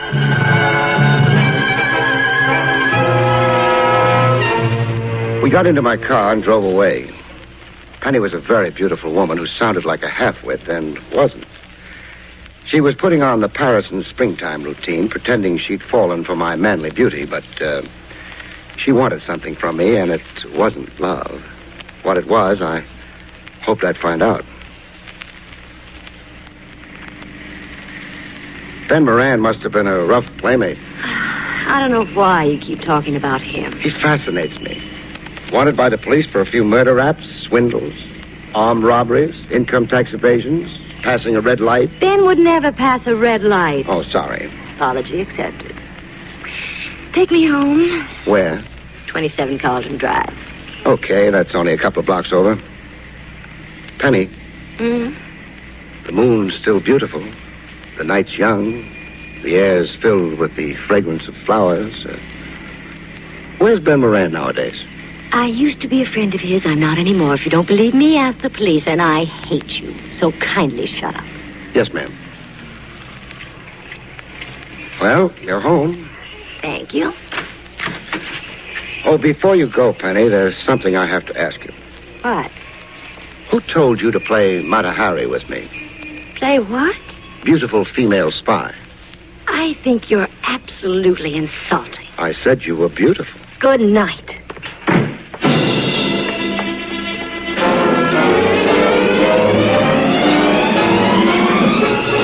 I watched Penny walk into her apartment house and then drove away. I thought about her. She was angry, a liar, and the kind of girl who'd go very good on most desert islands. But I didn't have one. So I went home. When I got there, though, I wasn't happy. Myra Wilson was gone. Whether she'd gone on her own or had been persuaded was something I might find out sometime or other. It was a cold trail. I decided I'd try to warm it up a bit. The first step was driving uptown to Robert's house, parking opposite it, and using the phone booth in an all-night drugstore. I had no guarantee the gimmick would work. I didn't have much choice. Yes? Ben, I can't say anything over the phone, but come over right away. Who'd you say you were? Ben Moran, you jerk. Right away. Goodbye. The Golden Age of Radio Theaters presenting The Case of the Missing Hotel Room, starring William Gargan as Barrie Craig. We'll continue in just a moment. Now back to the action with William Gargan. I figured the phone call, if Roberts didn't have too good an ear, would make things happen. I got back to my car and started waiting. Either Roberts was going to sit tight or he was going to make a move. To do me any good or to do Mr. and Mrs. Wilson any good, he'd have to make a move. Maybe he would. I kept on waiting. Roberts must have mistaken me for Ben Moran. He made his move. He got into his car, gunned it, and went away. So did I. Things were maybe picking up.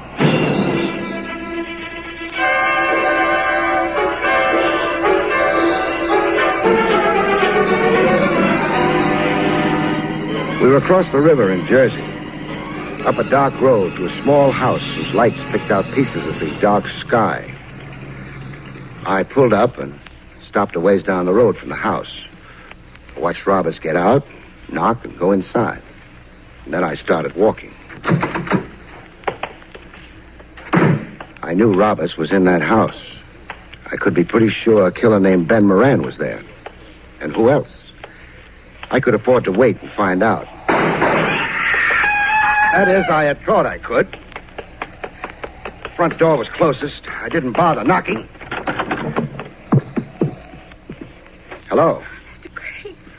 Oh, Mr. Craig. Better save it. There's no time. Over there near the fireplace. Uh-huh. Yeah. He's dead. He's dead.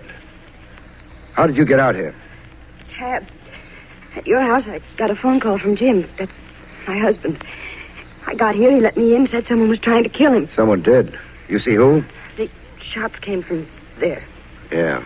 The door, half ajar. Whoever was in the other room would have taken off as soon as he heard me come in. I can't really believe Jim's dead. Start practicing. He's dead. The only thing is, he's not really Jim Wilson. What? That new corpse, Myra, is Ben Moran.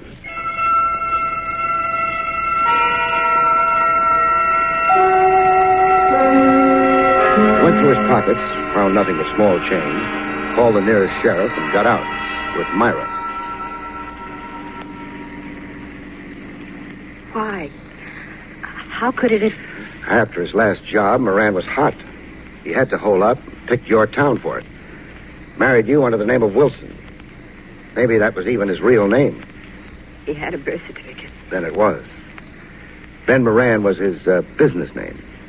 Oh, I should have known long ago. He didn't work, but always had money. He hasn't got it anymore. But maybe Roberts can tell us about things. The hotel manager? Sure. He knew Moran, helped Moran on that disappearing hotel routine. That was to get rid of you. Well, you better face up to it. Makes it easier to forget. I suppose so. Moran must have decided the time was ripe to start spending his dough. Had to get rid of you without the police being called in. Or even if they were called in, not believing your story. They wouldn't have. No. But maybe we'll get them one now they will believe.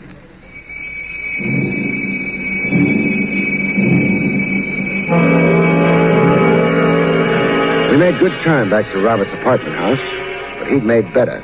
His car was there. And so was he. Mind if we come in? I mind. We're still coming in. Come on, Myra. This rough stuff won't get you anywhere. It got us inside. How's Moran? Moran? Yeah, the man who phoned a couple of hours ago. I received no such call. Oh, stop. I made it. You? I wanted to meet Moran. I trailed you to his hideout in Jersey. Then answer your questions yourself. The police wouldn't. They'd ask you to answer them. Suppose you let me worry about them. You'd better. They're going to think you shot Moran. What for? Money. Very convincing motive. I didn't kill him? Maybe I might believe you, but the police wouldn't. Not after I told them how you conspired with Moran to get rid of his wife. You couldn't prove that. Because your clerk Farley's dead? Don't be so hopeful. Myra can tell her story. The original wallpaper is still on the walls of 312, underneath the new stuff you plastered on. You were around when Moran was killed. All of that would add up to a nice package for a jury. You said you might believe me. I did. Who have you got in mind for the killing? Penny Lane. No use, Miss Lane. Your perfume's too distinctive. Come on out of that room and join us, huh? Hello. I was looking for an etching. You were looking for a lot of etchings, with the Secretary of the Treasury's signature on them. I didn't find even one. Too bad. I'm sure Moran wanted you to have them. And I'm going to get them. Well, the gun loaded? Uh-huh. Barrie, raise your arms. Why? I'm going to search you. You better not. I'm ticklish. Not that ticklish. When there's a gun pointing at you. Well, maybe not. Well? You don't have the money. Nope. What'd you do with it? Gave it to Myra. Mr. Craig. I asked her to hold it for me. But... Oh, it's no use, Myra. No use at all, dear. Give me that handbag. No. I'll take it. There. I'll open it, too. Barrie. Hmm? You're a liar. I am? There's no money in Myra's bag. There's a gun, though. That's why I wanted you to take the bag away from her. Why, you... What? Sure. Myra is very good with a gun. But you... But she... Stop making noises and point your gun at Mrs. Wilson. She happens to have murdered the hotel clerk Farley and her husband as well. Girls maybe will be girls, but she wanted to be a killer.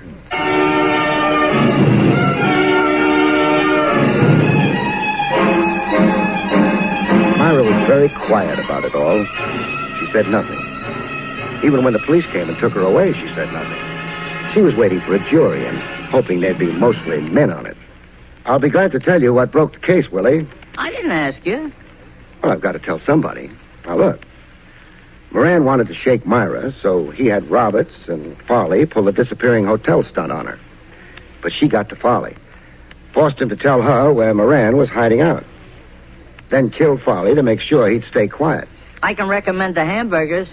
Here? Nah, that new place down the block. Well, anyway, the way she gave herself away was she told me her husband had phoned her at my place.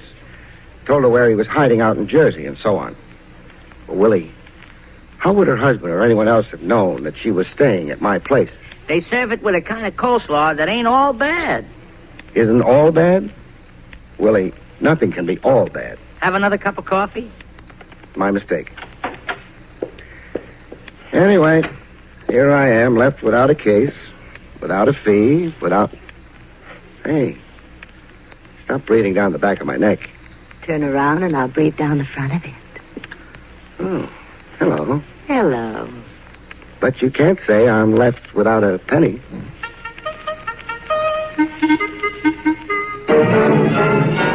You're listening to the Golden Age of Radio Theater. William Gargan stars as Barrie Craig, confidential investigator.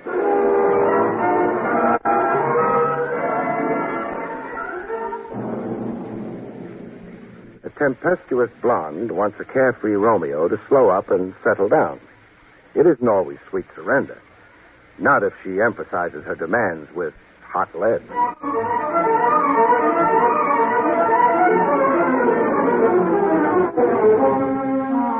The National Broadcasting Company presents William Gargan in another transcribed drama of mystery and adventure with America's #1 detective, Barrie Craig, confidential investigator.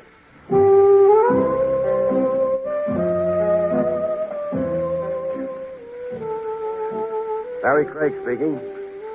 In any national poll where voters were asked to elect the prize chump of 1955, I know one candidate who'd walk away with the title. Mr. Fenley, Bertram Fenley, to give the champion sap of our time his full name. I first met Fenley on the docks, Pier 82. He'd phoned me very hush-hush to please meet him there. I found him on the pier, squatting on 2 beat-up valises, looking like he'd just come off the banana boat docked right behind him. He had, it turned out. I was on that boat, Mr. Craig, the Hilda May. I was in Honduras. That's in the Orient. Honduras is in Central America, Mr. Fenley. Oh, yes. Well, I mean Central America. A middle-aged man with fat cheeks and a mild look. So, what's your trouble, Mr. Fenley? Oh, my trouble is just the right word. I don't know how to begin to tell you. Well, there's a coffee pot across the street. Let's talk in there, huh?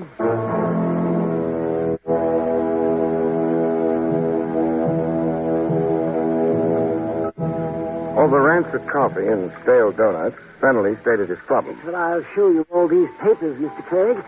You would like to look them over? The Anzio Calhoun Hotel Land Development Corporation. The big print says. That's my employer.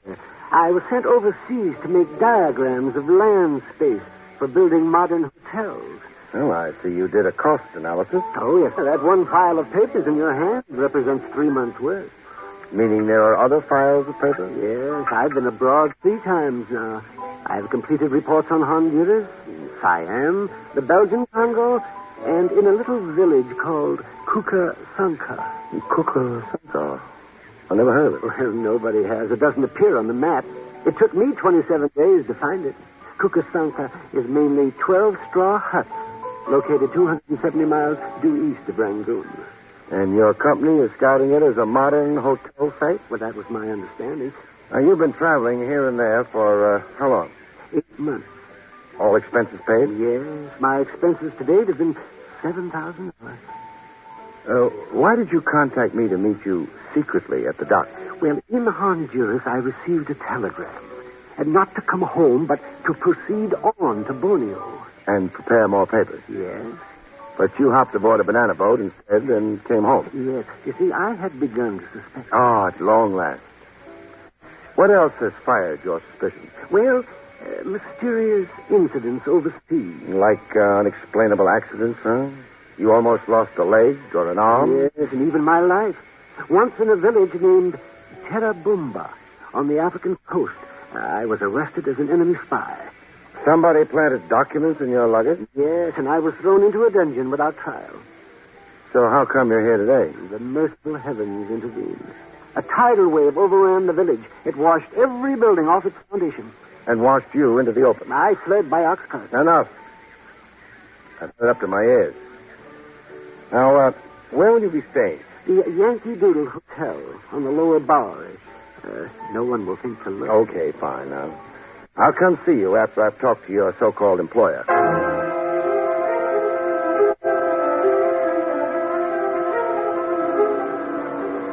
Back outside on the dock street, I got a dramatic insight into just how violent incidents kept dogging poor Fenley's footsteps. Crossing over to my jalopy, a black touring car came straight at us. It had curtains drawn like a hearse. The rest of us, it sang a funeral requiem. Shot machine gun. Fenley, hit the dirt. We lay on the cobblestones, flatter than a couple of deflated pancakes. 60 seconds after the danger had passed, Fenley was still speechless. I could say it was an attempt on your life, Fenley. I can't see anybody machine gunning the street just to be naughty. However, come on if we're going.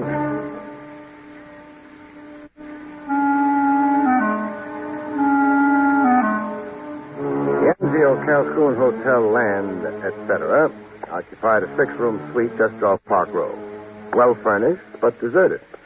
No sign of business activity. In the last room of the joint, I found a live tenant. A guy in a silk suit with the glue loose on his toupee. It flapped over his brow. He was fast asleep. I gave up the notion of giving him a hot one. I just settled for shoves. Hey, rise and shine. Hey, what's the idea? Now, put the gun away. Gun? Oh. For the habit, friend. I'm sure. Yeah, what do you want? Well, I've got a chain of hotels to sell. There's a television set in every boom. Oh, you're a comic. Don't audition for me, huh? I don't like funny men. And suppose I switch professions. How's this impersonation for you? Oh, badge, huh? Well, you ought to advance your career here, copper. We got nothing here to interest a private dick. 6 rooms, 20 desks, and only 1 telephone. We've been retrenching. So fire Bertram Findlay, why don't you? Fenley's canned the minute he gets back from the Borneo assignment. But Findlay didn't go to Borneo. No? Hey, we wired him to... Hey, how is it you know all about Fenley to begin with, huh? It happens I'm representing him. Huh? Fenley's here in New York? He is. Well, but that's going against his instructions. You wanted him to keep on wandering. Hey, wandering is his job with Anzio Calhoun. That's why he's on the company tab. To prepare reports on hotel sites, huh? Yeah. Now, where in creation to date has your company built a hotel? 1 hotel. Now, look, guy, we're set up legal. We're incorporated. Read that certificate on the wall. We got stock floating. 300,000 shares at $1 a throw. And that's only the first issue. We got big plans. So wipe that grin off your kisser, huh? Just what are the big plans? Hotels in out-of-the-way places and landing strips to every unit. No competition across the street like down in Miami. Now, you know our idea. Sounds screwy. What exactly are Fenley's qualifications for scouting hotel sites for you? Hey, Fenley was a big hotel keeper. That's why we put him on for us. Fenley has the experience. And now I want to catch a little snooze, huh? One more thing. Your name? It's printed on the door. Cupie Marino. Cupie. Yeah, my old lady stuck me with the name. At the time, I was too little to argue.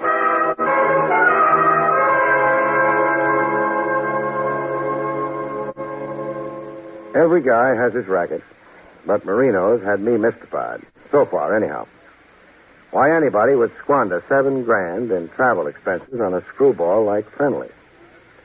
The evening papers added to the general confusion. There was a scare headline in it. Rampaging college students tour town firing toy submachine guns. Police threaten harsh measures. College pranksters. That could account for what had looked like an attempt on Fenley's life earlier.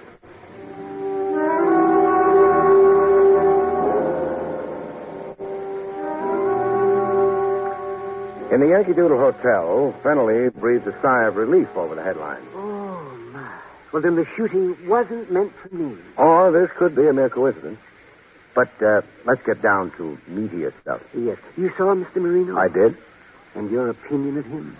Well, he draws a gun as regularly as ordinary men draw a breath. Am I then the victim of some hoax? Maybe so. Or maybe just a useful stooge.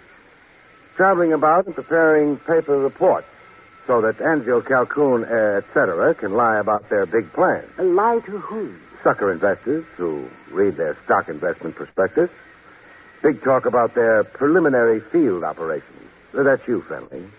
Their whole field staff. Oh, I see. Marino said you were a, quote, big hotel keeper, unquote, when he latched onto you. Now, how about that? Oh, well, it is a mite exaggerated. So shrink it to size, huh? Well, I ran a rooming house in Buxton Falls. Buxton Falls? Oh, out in Ohio, huh? Yes. Well, how big an operation was it? Come on now. No false modesty. 4 roomers. But I served iced cantaloupe for breakfast. Imagine. How did Marino get to know about you in the first place? An ad in the paper or something? No. I won a contest here in New York. How come? Well, I'll explain. Oh, I'm dying to hear. At home in Buxton Falls, this was. The telephone rang one night. It was New York, they said. And then somebody asked me something. Could I name 10 American presidents? You could, and you did, and you won a prize, the man said. Yes, a weekend in a big New York hotel, tickets to a Broadway show, a case of automobile polish, cufflinks. And stuff. Yeah, stuff, and an appearance on the radio. To do what? Recite President James Madison's inauguration speech. Which leads us to Marino. Yes, he telephoned me at the hotel where I was staying. Oh, he'd been much impressed with me on the radio, Mr. Marino said. And as a mighty hotel keeper, plus brain, did you want a job with Anzio, Calhoun, etc.? That's right, and I accepted at once. Oh, you would.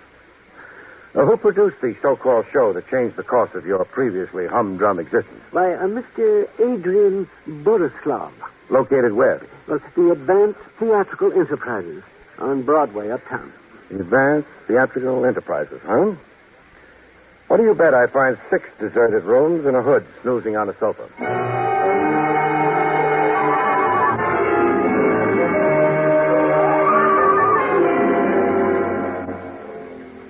My guess on the Advanced Theatrical Enterprises was only partly correct. There were only 5 offices in this suite, and nobody in them. Hello, anybody? Not even my echo. In the last room of the suite, I found my sleeper. Oh, Nick. No hood this time out. A doll. A pretty face. More rouge than mouth. 3 shades of hair and her shoes off. I woke her up gently. Now, rise and shine, gorgeous. Who are you? Barrie Craig, a detective. And you? Margie. I dreamed somebody was... Tickling your feet? Yeah. I was. With this. My pencil. Well, I just returned it. Now, a gent named Borislav. Where do I find it? Ha ha! Did I just crack a joke? I'll say you did. Well, enlighten me. Who doesn't want to find Adrian Borislav? Oh, he's that popular? He's that much of a skunk. You sound like you were left holding a bag. Holding it for $500, 10 weeks' salary. You were Borislav's secretary? I was. Now I'm in here every day for a week, just waiting for that creep to show up. Characterize Adrian Borislav for me. With pleasure. He's a petty promoter, a deadbeat. He bought radio time on small stations just to publicize himself as Mr. Big, to attract attention to himself. He ran cheesy little nothing contests. Mind you, they were all on the level. After all, it only amounted to cheap advertising. Well, what was his real pitch here in the actual offices? Vanity publications. For composers and poets, writers, models. He'd skin 'em, but good. I see. And now Borislav of Advanced Theatricals has flown the coop. Go look at the unpaid bills on his desk. Deadbeat. My flesh is beginning to crawl, hanging around here. You got any more questions you'd like to ask me? I have. Then do it over a drink. Heavens to Hannah, do I need a drink.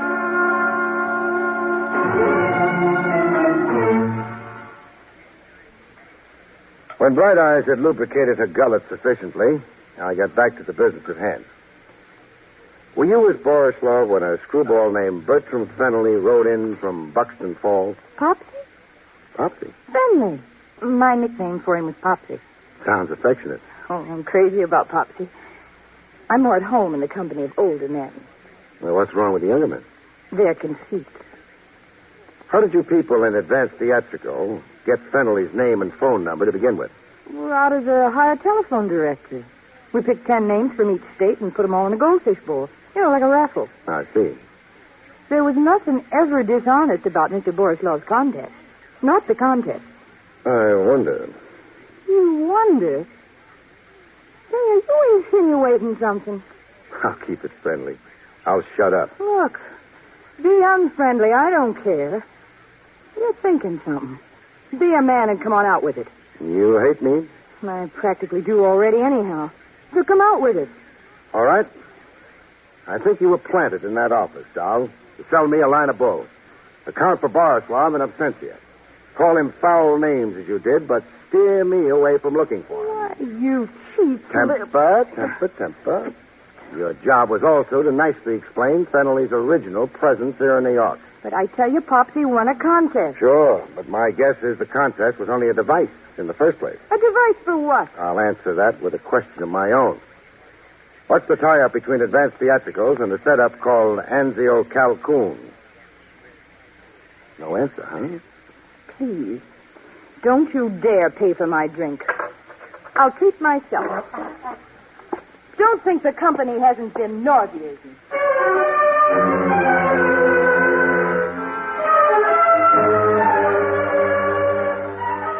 Any blonde with saucer eyes and 3 lovely shades of hair who can't snare her man is a dead blonde awaiting burial. But Margie was alive, and Fennelly was willing. All of which led to new complications. Well, I've come to say goodbye, Mr. Craig. Where are you going? Well, frankly, I feel like such a fool. So talk like one. I'm going to Borneo. After all? But I'm afraid my misapprehensions about the Anzio Calcoon Hotel land development were all imaginary. Yes. Marino's been in touch with you, huh? Yes, he offered me a substantial increase in salary. And you snapped it up. Well, the fact is, I have personal reasons for going abroad this time. It promises to be very enjoyable. I can see. You can see? And smell. That cologne on you. Oh, a phantom lover. It's a toilet water. The axle grease in your hair. The snazzy new suit and the yellow pointed shoes.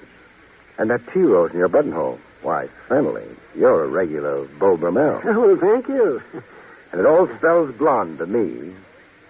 Margie, huh? The fact is, yes, we're engaged. To be married where? In Borneo. And why in Borneo? Margie, that's my fiancée, is rather incredibly romantic. Yes, I see. She wants to be married by a tribal chief. A tribal? Why, how did you guess? Oh, I took 9 easy lessons in mysticism. Now, how did you fall for it? Well, I'm not sure I shouldn't resent it. Fennelly, how dumb can you be?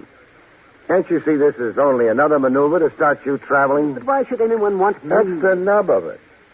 Just why do people look on Bertram Fennelly as a necessary export?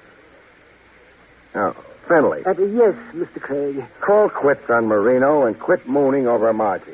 Margie's jackassing you. She, the disappeared Borislav, and Marino are all working together. Against you. Against me, but why? But why? And why is what we don't know yet. Go back to your hotel, Fennelly, and stay there. Incommunicado. You're a fish who snaps up at any bait. So don't see or talk to anybody. But I'm not going back to the Yankee Doodle Hotel, Mr. Craig. Why not? Because I'm going home. To human Buxton Falls, Mr. Craig. I have absolutely had more than I can stand.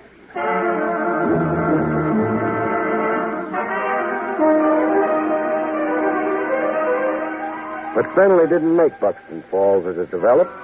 He got as far as Pennsylvania Station, New York. Then got himself a free ride downtown. In the paddy wagon to the Tombs. Which was where I next found him, in a state of collapse. Oh, for this shameful thing to happen to me. What are you accused of? Theft of a wallet. Did you have the wallet on you? Yes, but... But? But I found it in Pennsylvania Station while waiting for my... It was there. It was right at my feet. Then up came a complainant and a cop. Yes. And? The complainant, a Mr. Sampson Maxwell, swore that I had... Picked his pocket. Yes. Sampson Maxwell of the Borislav Marino Margie Combine.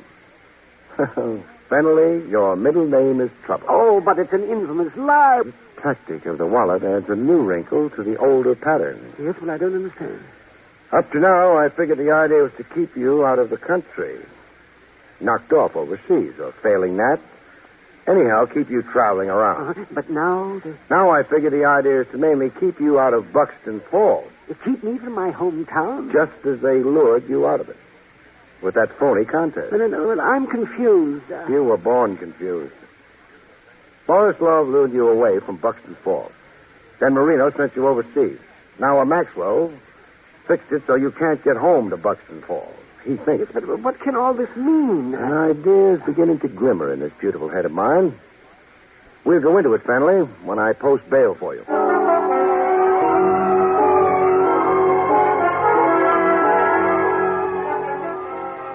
I posted bail for Fenley. $50 by special courtesy of the DA's office. Then I grabbed Margie from under a hair-drying machine in Madame Zelda's beauty parlor and waltzed her through the streets. At the Times Square out-of-town newsstand, Fenley joined us, as prearranged, for a look at the front page of the Buxton Falls Bugle. Murder trial nearing close. Why, there's a murder trial going on back home. Defense bases case on alibi for New York mobster Stitch Latimer.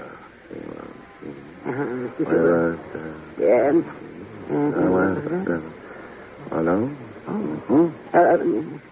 Mr. Craig, what does it say there? Well, the gist of it is, Stitch Latimer is charged with killing a guard in the factory payroll robbery. 8 months ago, this was, Fenley. About the time you began traveling. Latimer's defense is that it's all mistaken identity. That he never set foot in Buxton Falls in his life. Oh, Fenley. Yes. Here's an inside picture of Latimer. You ever see him before? Ever see? Why, yes, he roomed with me once. Overnight. He said he was a traveling salesman. Well, there's the why of your travels. You're the only man who can place Latimer in Buxton Falls at the time he was there. Probably casing the job he finally pulled. Oh, and the others? Marino, Borislov, and Maxwell? Latimer's boys. Trying to get him out from under. By keeping you out of Buxton Falls until the trial is over. Right, Margie? My mouth is sealed. Oh, that's too bad. What's too bad? Talk freely and you could cop a plea. Why take those rosy lips out of circulation for years? How bad is it for a girl in jail? No jukeboxes, tall drinks.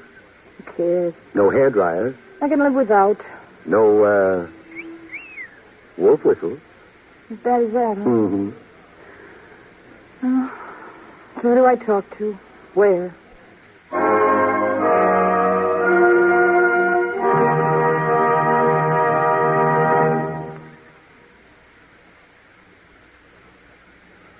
You have been listening to William Gargan in another exciting transcribed mystery drama from the adventures of Barrie Craig, confidential investigator. Tonight's story, The Moving Target, was written by John Robert.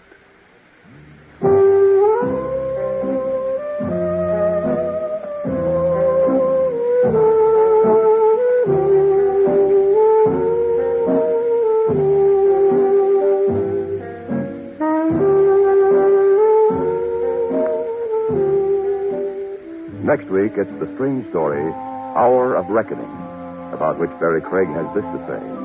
In Hour of Reckoning, a manicurist and a playboy find the rocky road to romance is a dead-end street when a certain ill-wisher contributes a corpse to the bride's trousseau.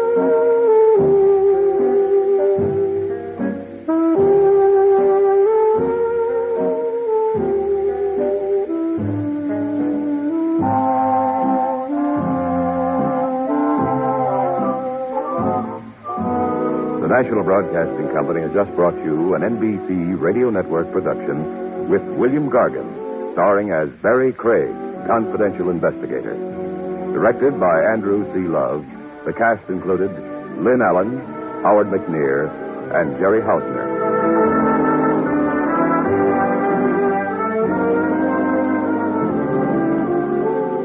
Join Groucho Marx for You Bet Your Life tonight on the NBC Radio Network.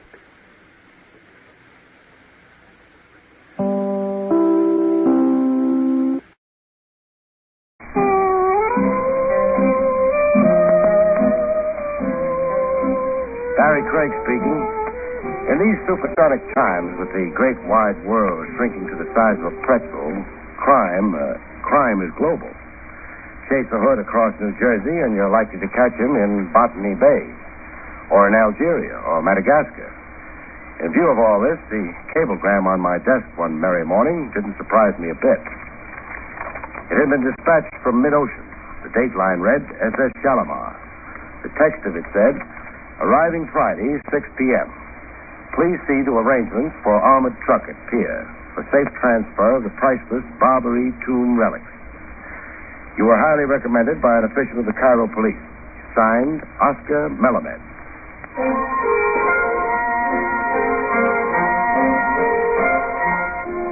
Priceless cargo of anything generally brings out the worst in people, and this one was no exception. Hello? Mr. Craig, And this is? I'm Lisa Barnum. I'd like to discuss something with you. Something extremely important. Capital letter B? Capital letter B. B for the Barrie collection. Why, you're uncanny. Yeah. I learned the art of divination from one-note Olio Myers. One-note Olio Myers. Yeah, a trombone player in the T-Bone Casino Philharmonic. Go ahead. Finish your joke. Olio always knew on Friday he was going to get canned Saturday. Can we meet and talk as soon as possible? Well, why not? I'll come to your place. No, I'll come to your place. But I'd much rather. I prefer women in their natural habitat, doll. It helps cement a truer understanding.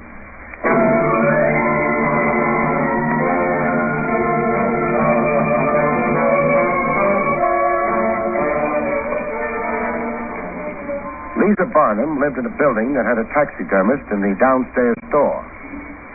While I looked for her doorbell in the row of 8 bell pushers, a stuffed chimpanzee came out of the taxidermist to stick a gun in my wrist. Looking for somebody? Yes, I am. Lisa Barnum. You're calling on her? I confess. Then you're with me from now on. Your gun says. My gun says. You see that green and gold job over there? Snazzy. We'll take a spin in it. You and me. Vertically? Oh, you mean sitting up? You got quite a grasp of the English. No. You won't be sitting up.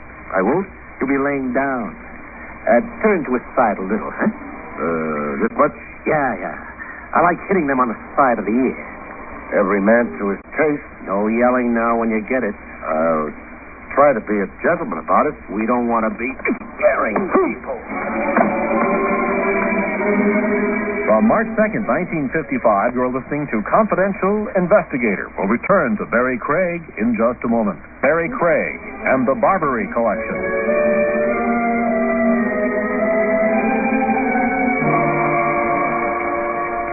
Came to with my left ear as big as Dumbo the elephant. I tried stretching my legs to see how the old blood would circulate. And I knocked over what sounded like a garbage can. I reached a hand out in the pitch dark to get the feel of my surroundings. Almost strangled a cat. I tried getting my bearings by scent. My lungs began to choke up from what smelled like a poison gas barrage. I ain't saying the obvious, but where am I? In a cellar. And where are you in this blackout? Over here. Sitting on a box. Why? Why not? That stumps me. Say, where's that mustard gas blowing from? You really disapprove of my cologne. When I get it in lethal doses. How do you feel? Mainly perplexed. Perplexed? Oh, the answers are simple, really. They always are when you know them. So inform me. Yes? You know a better location? Mertz's drugstore, just down the block. You'll want penicillin ointment on that ear before it infects. Here, I'll help you up. I've always relied on the kindness of women, Lisa. You no doubt are Lisa Barnum. Yes, I am Lisa Barnum.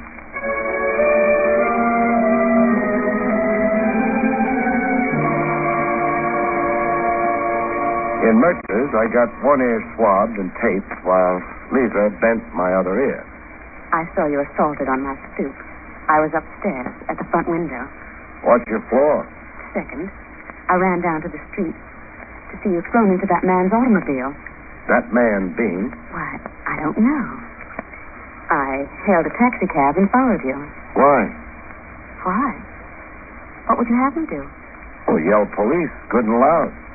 If you were really alarmed about me. However, go on with it. You were carried into that cellar and abandoned there. When it was safe, You joined me? Yes. Oh, my heroine. You are an irritating man. Time out while I check through my pockets. Well, Is anything missing? Something is. Your wallet? No. Then, A cablegram I got this morning.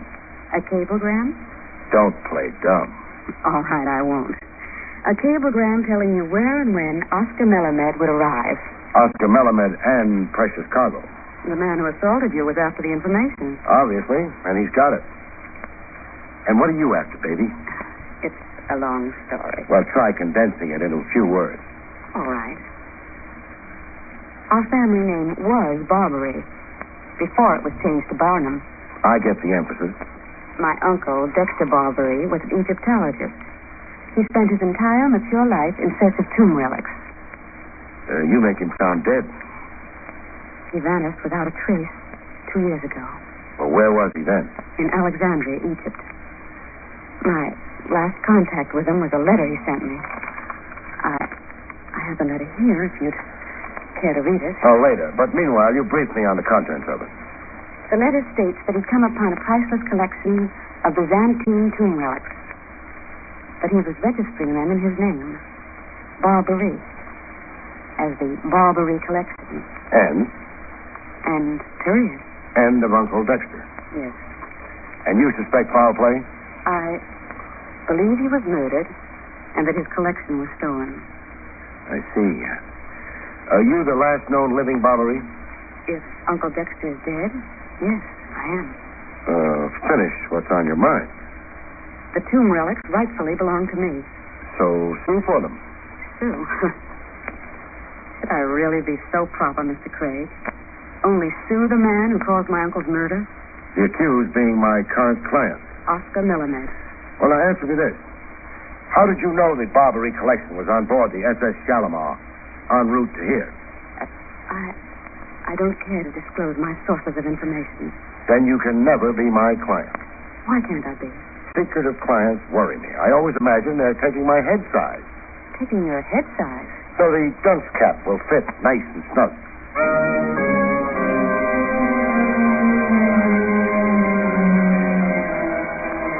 Friday, 6 p.m., found me on the pier where the SS Shalimar had docked, as ordered. And also, as ordered, I had an armored truck hired and standing by for the safe and orderly transfer of the Barrie collection. A guy in a red oriental fez who had introduced himself as Oscar Melamed stood with me, watching two giant-sized crates being loaded on the armored truck.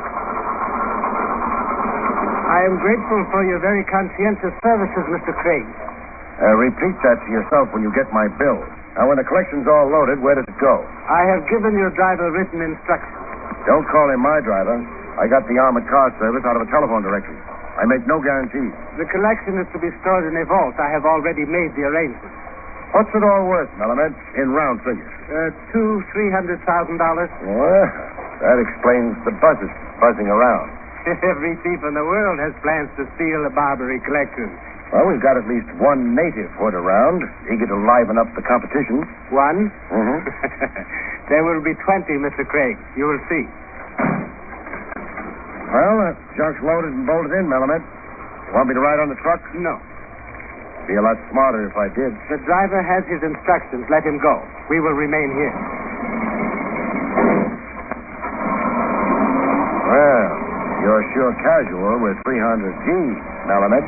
I do not want to injure Mr. Craig. That is why you remain here with me. Just what's that supposed to mean? Oh, that sounds like there's something up your sleeve. Some nice hunk of oriental cunning. Where is your police headquarters, Mr. Craig? Raymond and 6th. Why? Let us go there together and await the report of the daring theft. Theft of the Barrie collection? Yes, the theft of the Barrie collection.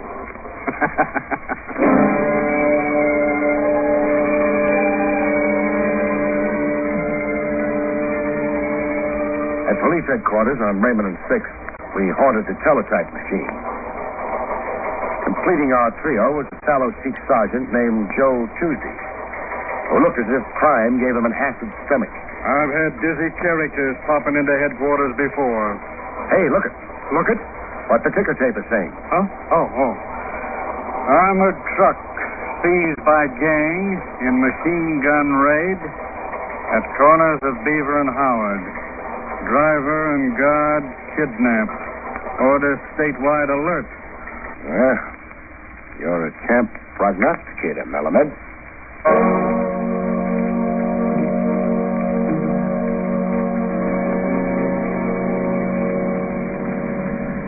With the hijacked armored car problem in the laps of the Metropolitan Police, Melamed and yours truly went for a spin in my jalopy.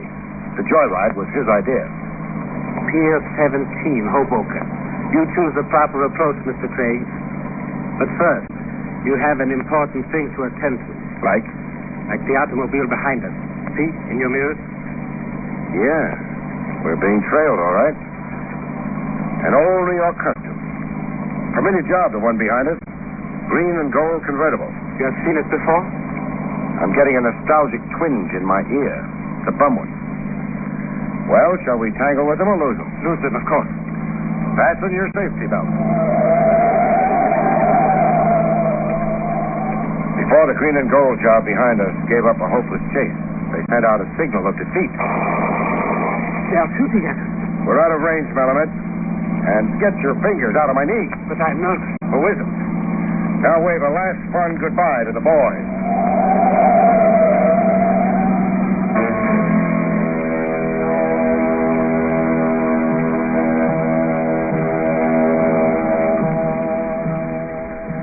Alone at last on Pier 17, Hoboken, a banana boat was whistling hello to the USA. The Susie Q. Well, why should a banana freighter give you that radiant glow of happy health, Melamed? Can't you guess, Mr. Craig? Yeah, I can at that. Sitting midst mountains of bananas aboard the Susie Q is a big piece of ancient Egypt. A Barrie collection. Dummy crates aboard the SS Shalimar, and the real McCoy aboard the Susie Q. A necessary subterfuge. I'm sorry to have used you as a... decoy's the word. It's okay with me, so long as justice triumphs. But is justice triumphing, Melamed? I do not understand your question. I've got a suspicious nature. But you trust your own judgment. Yeah, I do that.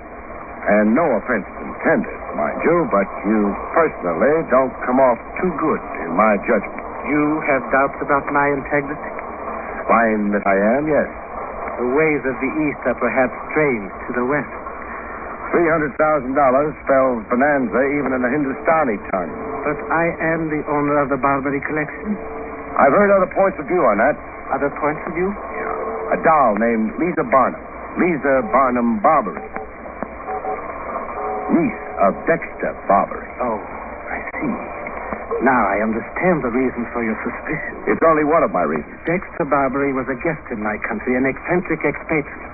What do you mean eccentric? A better word would be fool. An amateur Egyptologist and an uninformed one. The man was a vagrant, a mere professional beggar. But he registered the collection as the Barrie collection. The one now aboard the Susie Q there. A fraudulent registration, Mr. Craig. Barrie was in my employ as a gardener and chauffeur. He registered possessions belonging to me, Oscar Melamed. I have affidavits. Oh, that's your story. Where is Barrie now? I can only repeat rumors. Like? His death was reported.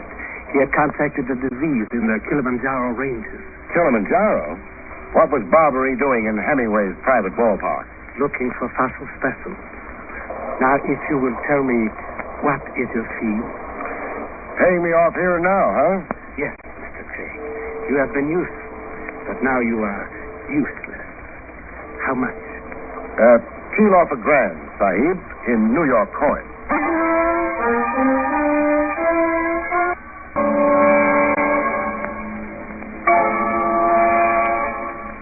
I took the $1,000 and copped off, but I didn't go too far from my ex-client. I was on his tail, automotively speaking, all the way from the Susie Q to a warehouse in Newark, where the Barrie collection was unloaded and stored. I made careful notes of the address.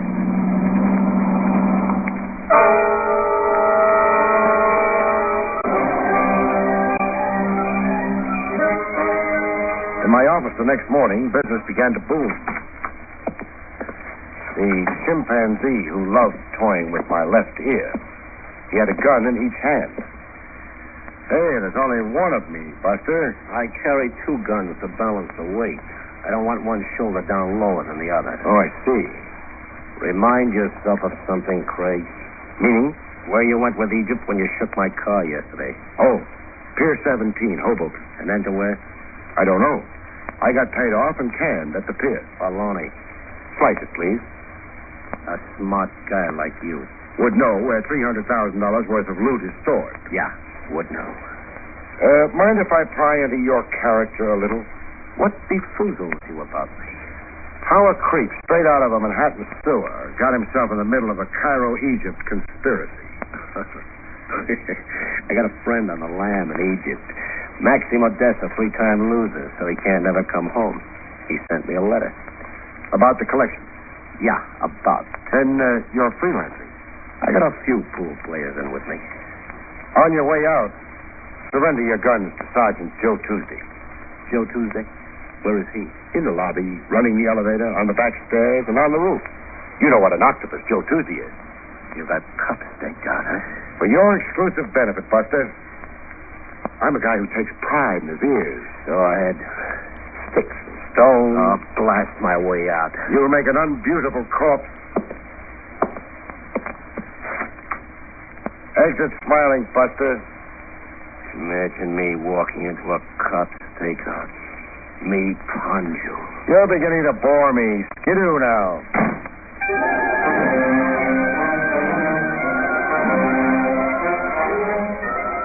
After Poncho, the 10th Avenue Arab, came Lisa. In top form, throwing curves at me. I thought over what you said. And? I decided to take your advice. And? I engaged an attorney. The firm of Brendel, Curdle, and Damhauser. You're suing Oscar Melamed. For the Barrie collection. We've already served papers. A summons and complaint. And a restraining order. Melamed is not to take the collection out of the country without consent of the court. What adjudication are you after? Sale of the collection and the proceeds of it to me. $300,000, huh? Approximately. Lots of mink and banana royal. What about the alleged murder of your dear Uncle Dexter? There isn't much I can do about a murder done in Egypt or elsewhere. Yes, there would be the jurisdictional problem. Now, you want to inspire trust and confidence in me? Yes, so very much, Barrie. I wondered when you'd begin to coo Barrie at me. You wondered? Yeah. A doll finds her lie is showing. She brings sex appeal into the breach. It's not as old as sin, baby. It's older. What do I have to do to prove my utter good faith? Prove you really had an amateur Egyptologist uncle named Dexter Barrie. Prove You don't think I made him up? Didn't you? Why, this isn't... Mr. Craig, do you often have whams on your head? Only when my feet ache. Let's talk about the morning's news, huh? The Barrie collection's on every front page. So it is. So what? Oh, $1 million news break, figuring the space and pictures. And here, a feature interview with Oscar Melamed. How his Oriental ingenuity baffled every raffle from Tibet to Hoboken, New Jersey. But it all does qualify as big news. Or does it mean something else to your warped mind? It does, doll. But I won't tell you. Not until I tell it to Oscar Melamed first. Now, try sitting on my lap. I'll toss you out of the window. Well, you're nothing but a stick of wood. Oh, I'll just bet you tell that to all the boys.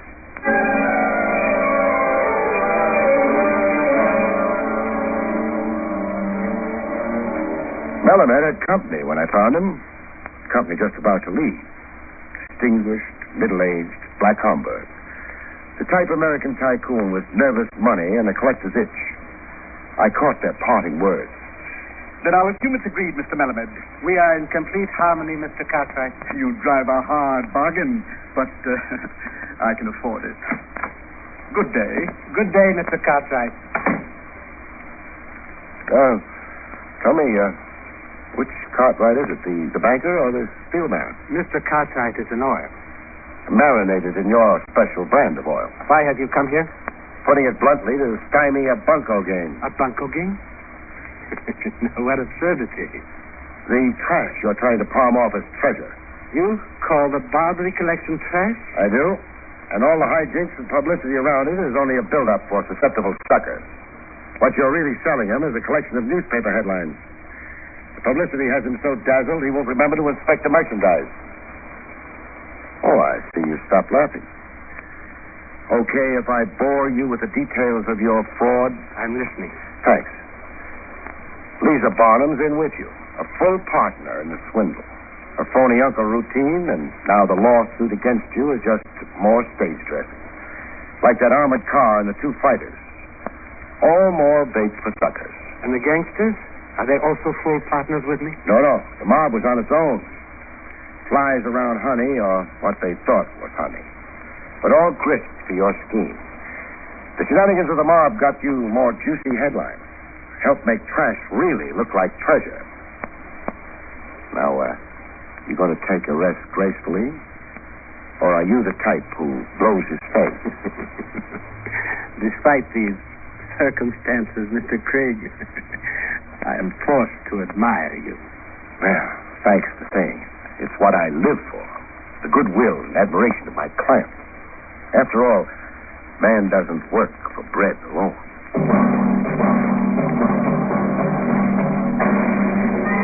William Gargan stars as Barrie Craig, confidential investigator.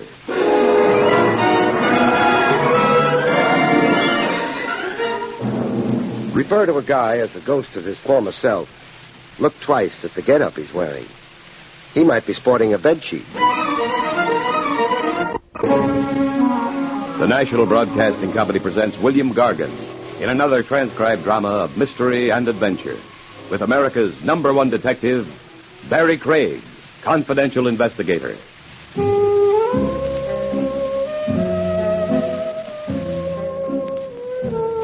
Barrie Craig speaking. There's generally a lot more to show business than what people finally get to see from the 480 seat. The backstage, behind-the-scenes shenanigans of what is delicately referred to as the pre-production phases. Brother, can it get wild? Wild and very homicidal. The particular case I have in mind began innocently enough. It commenced up near Yonkers, in a rubble-strewn area that looked like an A-bomb testing grounds in the Nevada flats. The ground floor door I went through read Luther Bassett, Canine Dentistry. Canine Dentistry. Inside, there was a guy in a short white medical coat. A pretty patch of hair on his chin in the style of old Vienna. Luther Bassett, I figured him to be right off. I'd never seen a goatee on a Jones. The dog with him was on the operating table.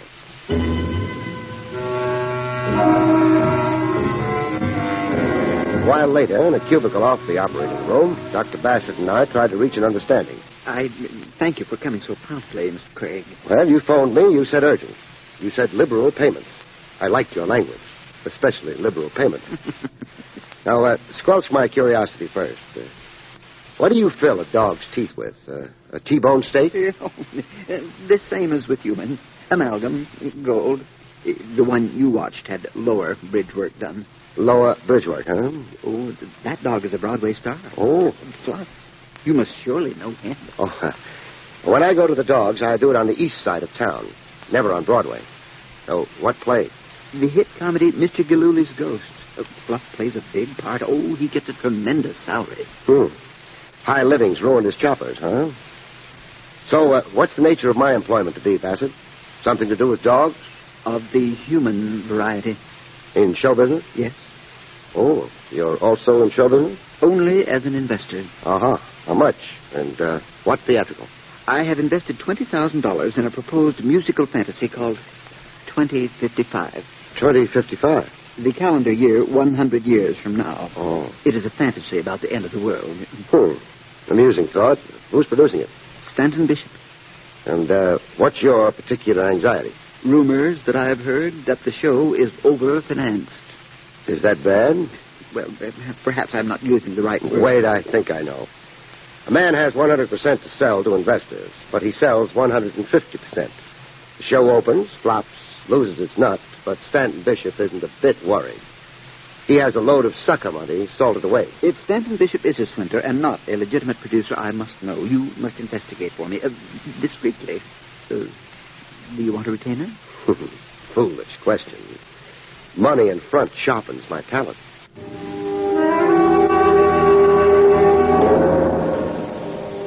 I found Stanton Bishop in a rented rehearsal hall on a side street along the main stem. Black Homburg, pink cheeks, yellow teeth, suede shoes. When I found him, he was pulling producer's rank on a lot of long-stem dolls in dancing tights. Girls, tomorrow I want to see more bounce, more jump. The title of the number is A New World is Born. That means leaps and ecstasy.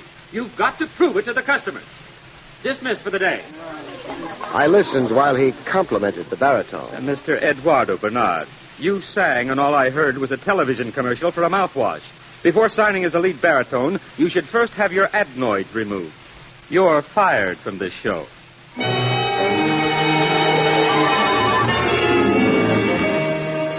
When Bishop finished throwing his weight around, I tried abusing him. By what authority do you inquire into my private business affairs? This badge. Chicken inspector. If I were a more sensitive man, that could get you a punch on the nose. No, I'm a hard case. You punch me and you're a murderer. The book, please. Book? What book? The one you keep for your own information. The record of investors and money. Who and how much. Now, where do you keep it? Why, in my safety vault. Not here in your desk? Here in my desk? Huh. Why? To accommodate sneaks like you? That laugh sounded very falsetto to me. You stay out of my desk. It's personal. It's sacred to me. Oh, I'll bet. Oh, would this be it? You give me that ledger. Yeah, wrestle with me, Buster? Okay, if you must be placated. Now, don't oversleep, Buster. I get through this book, my hunch is we'll have things to talk over.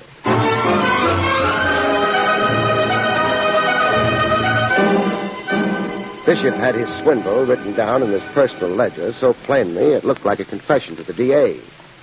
Bishop came to, and we talked it over.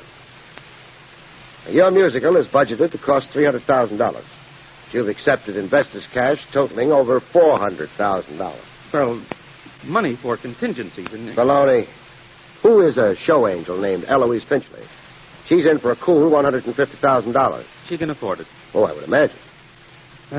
Craig. What? Eloise Finchley's investment, it isn't exactly a straight stock deal in the show. Then what is it? More of a personal loan to me. You sure thought that little dodge up fast. Well, that balances my books, doesn't it? Take away Eloise Finchley's money, and the cash I have so far accepted is less, mind you, than my proposed budget. I'll believe the personal loan dodge after I've talked to Eloise Finchley. So, what's her phone number? I don't want you telephoning her, Craig. How many times a day must you be rocked to sleep? I'm making a change in that script, if you'll notice, Craig. Uh-oh. And, where was that gun up till now? Never mind. You look more like a hood now than a show producer. More in your natural element. Don't force me to shoot. Hang up that phone and get out.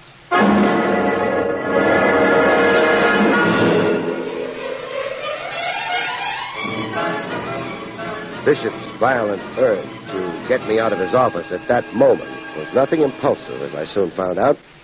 It was strategy, plain and simple. Nor did he go far. Just a motor ride to the nearest Gretna Green. Gretna Green being shorthand for any place where marriage could be completed as fast as a couple could chirp, I do. I read all about it in the morning papers. It was Broadway impresario, Stanton Bishop, marries socialite Eloise Finchley in surprise elopement. At my first opportunity, I paid my respects to the bride. In a fancy bridal suite, almost as close to Central Park as the statue of Sherman's horse. Champagne, Mr. Craig? Conversation, Mrs. Bishop. You disapprove of my marriage? Your mister will never get through the pearly gates. Is there a man without vices? Really, Mr. Craig? How come you eloped with Bishop immediately with my investigation of him? How come? Now, let me see. Yes. He invited me on a motor ride. It was perfect weather. The moon, Mr. Craig, you've never seen such a gorgeous moon. And that was it? Love doesn't stop to reason, Mr. Craig. I've heard. Bishop married you as a cover-up for his larceny. The marriage takes you off his books as an outside investor and puts it in the family. It balances his books. Must we really be so dull, Mr. Craig, so prosaic? I'm a bride. I'm in heavenly raptures. Yeah? You're heading for one big hangover. I adore champagne. I'll leave sounding one last dull and prosaic note. Must you? The sudden elopement smacks of conspiracy. Conspiracy to frustrate an investigation of Bishop's peculiar theatrical financing. Sweet matrimony was only a device for whitewashing him. How about that? You don't really expect me to testify against my husband, Mr. Craig. Okay. I know when I'm licked. And you forget, $150,000 of the total on Stanton's books was my own money anyhow. My own money, Mr. Craig. Yeah. And frankly, that angle of it has me befuddled, perplexed, confused, and mystified.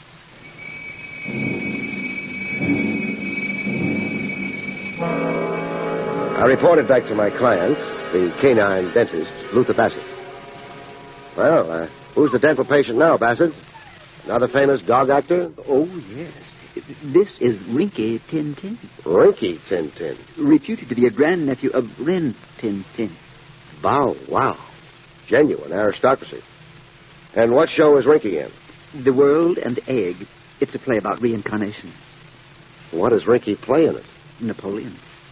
The dog is the 20th century reincarnation of Napoleon. Mind you, it is an allegorical play. Yes, I get you.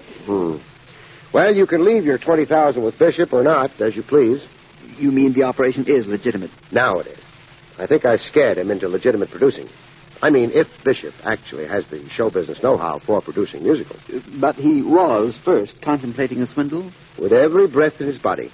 Then I will withdraw my investment. Well, you won't get all of it, not at this date. Bishop has had some pre-production costs already. But salvage what you can, go ahead. Well, my cost to you is $300. Pay me off, Bassett.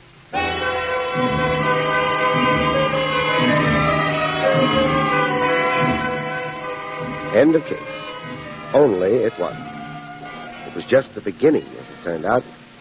The blissfully newlywed Stanton Bishops were doomed to make more headlines. Gruesome ones this time. I saw it first on a street newsstand. Mrs. Stanton Bishop. I could only see that much. Hey, give me that paper, boy.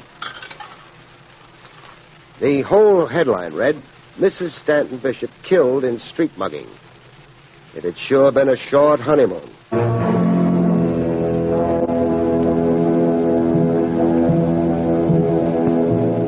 I let official sources amplify the newspaper details for me. In this case, a first-grade detective in homicide named Scotty. What's your interest in the late Mrs. Stanton Bishop, Craig? I mourn her passing. How did she go? A street assault. And what was taken? So far as we know, her purse, a diamond wristwatch, and her wedding ring. According to whom? Stanton Bishop, when he identified the body. Well, what police results so far? None. No clue to the alleged mugger? You hit the word alleged. Why? Because, frankly, I'm skeptical. Your reason? Nothing concrete, so I won't give it yet. What was the cause of death? Strangulation? A broken neck. She'd been hit with the side of the palm, a rabbit punch. It's a favorite blow with mugger. Or a killer trying to make it look like a standard mugging. Now, where did it happen? 54th and 9th. We found the victim in an areaway. Hard to believe. What is? A lady of her style being at 54th and 9th to begin with. Eloise Finchley Bishop was Park Avenue, very perfumed, very upper class. Not always. Well, what would that mean? Our check into her pedigree turned up some interesting facts. She was posing as a socialite, and her maiden name, Finchley, was an assumed one. Then who was she, really? Eloise Berkey. Father was a railroad brakeman. Parents now both dead. Eloise herself was a dress model when she worked. Not that there's any law against posing as society folks. No, there isn't, only one thing really has me confused now. Yeah, what's that, Craig? Well, where would a sometimes dress model get $150,000 for a theatrical investment?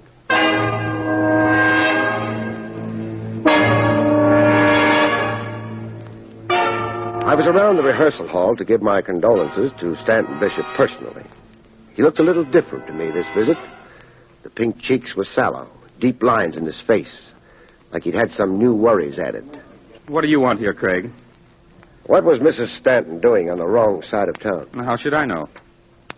Well, what was stolen from her? I've already told the police. Well, tell me.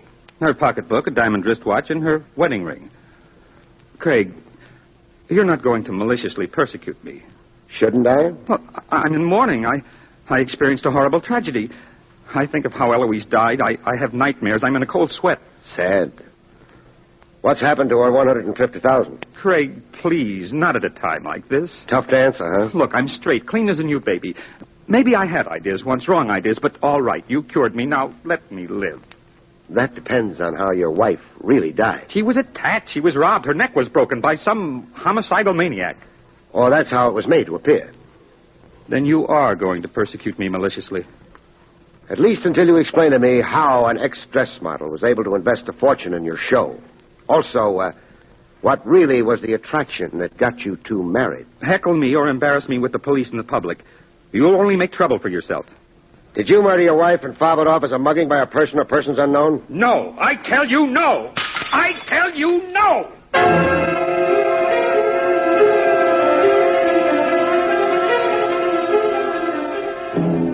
I did a further check into the background of the corpse with the grudging connivance of first-grade Detective Scotty. Hey, Craig, I can get reprimanded for this. Or promoted. Yeah, promoted for letting you into an apartment officially sealed to the public. Now, look, I saw this. I quietly turned the information over to you. I don't take a bow. You get a promotion and a raise. Boy, are you good at dangling sucker bait. Eloise Berkey, Alice Finchley, ex-dress model. Where did she ever get $150,000? Well, squat somewhere, Scotty, while I look around.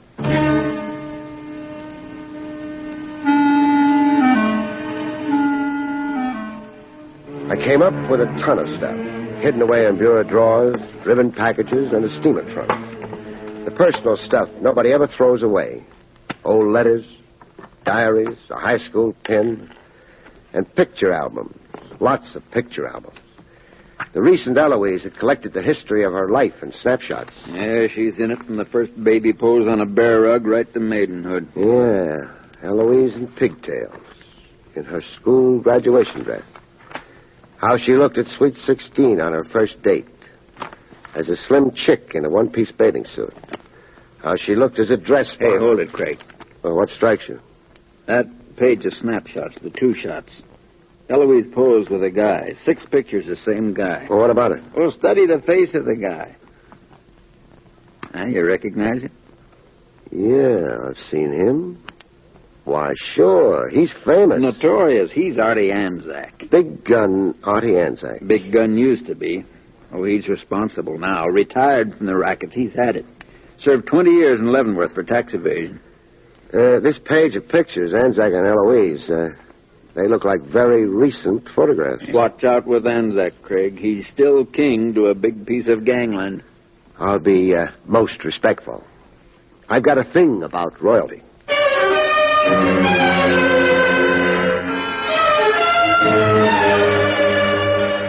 Anzac lived like royalty should. A heavily wooded estate on the outskirts of the city, with a high stone wall around it like the side of a mountain. I found him practicing golfing putts on a library rug. I talked while Anzac concentrated on his stance. When he'd figured out his answers, he gave them to me. Sure, I know Eloise. Sweet kid.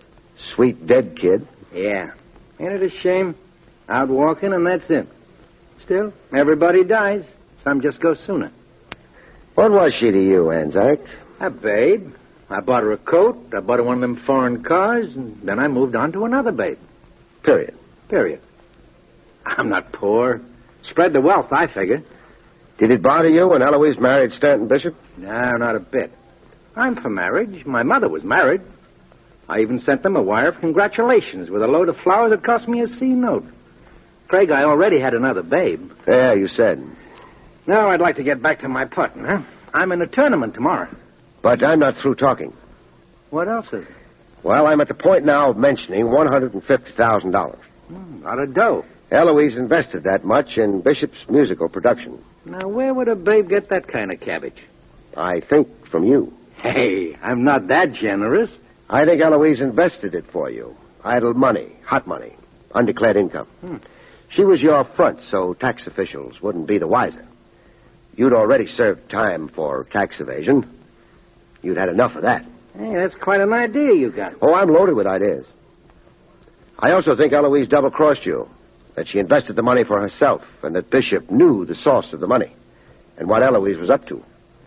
And that Bishop used that knowledge as a weapon to make Eloise marry him. Now, why would he do that? Oh, he had to make Eloise marry him. I'd been investigating Bishop. I'd found irregularities enough for me to alert the district attorney. Bishop had to find a device for shutting me off. I got practicing to do, Craig. I'm in a tournament tomorrow. I think you murdered Eloise to pay her off for the double-cross. And as an object lesson for Bishop.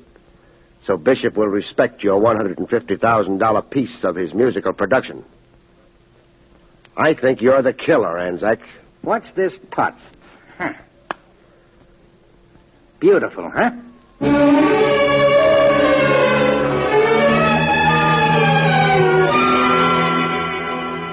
I left Anzac to drive home. Anzac's wooded estate adjoined a famous state park, popular with campers, hikers, and hunters. Signs on roadside trees advertised the 2-week open hunting season. Deer was the big game. I almost qualified. A rifle shot through my side window that almost skinned my scalp. A wild shot, I wondered. Or was it a devoted Anzac subject trying to please the king? It was one of the things in life I'd never know.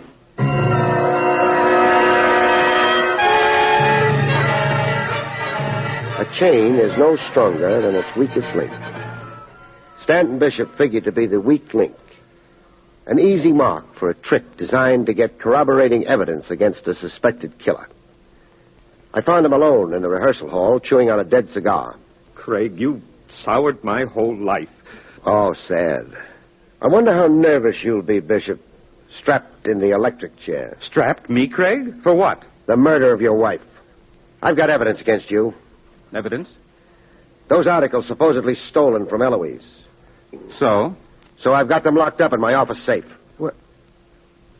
Where could you get them? Right out of your wife's bureau. It's a trick. You're lying to me. You're trying to trap me in something. But you can't be sure, huh? You ad-libbed a story of stolen articles to make the alleged mugging plausible. Why were you so anxious to have it written off as an unsolved mugging?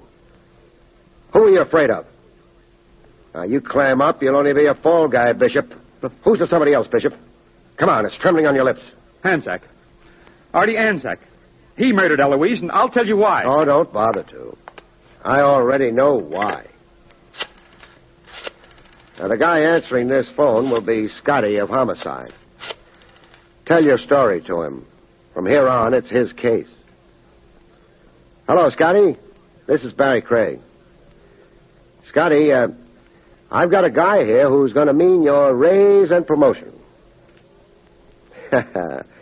Yes, sir. A Craig promise is always redeemable in cash.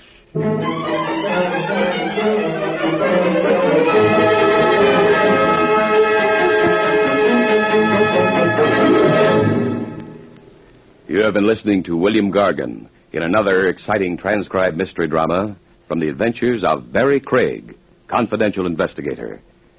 Tonight's story, Corpse on the Town, was written by John Robert.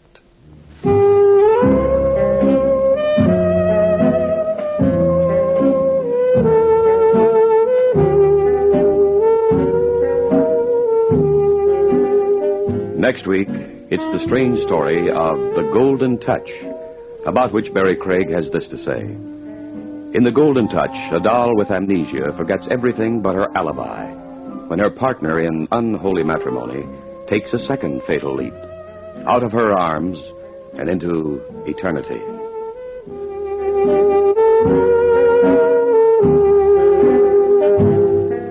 The National Broadcasting Company has just brought you an NBC Radio Network production with William Gargan starring as Barrie Craig, confidential investigator. Directed by Andrew C. Love, the cast included Harley Bear, Frank Gerstle, Vivi Janis, and Joe Forte.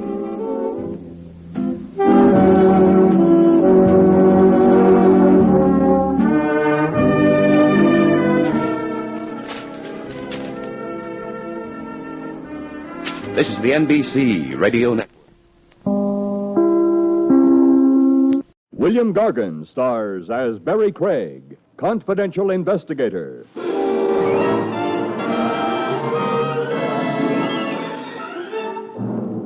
The trouble with leading a life of crime is that you can never rest on your laurels. What you usually wind up resting on is a prison cot.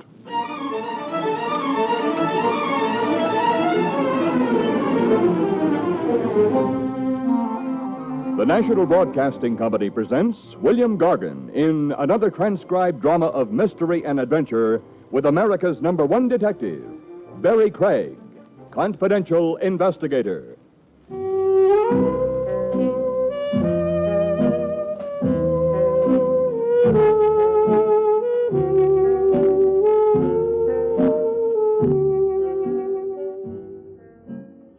Barrie Craig speaking. Have you ever tried reading Confidential Investigator backwards? It can be done if it's on a glass door you're sitting behind, but it doesn't get you anywhere. Me, it left sitting in my office on Madison Avenue around closing time with nothing to do but wait till I got hungry enough for dinner. Anyway, that's what I thought. Come in. Until they and it arrive. All right, take it easy, fellas. Take it real easy. That's it. Now, put it down. Easy. Yeah, that's it, fellas. Yeah. Now, wait downstairs till I get this guy's signature, huh? There we are. Okay, mister, right on this line. Well, wait a minute. What is it? What's what?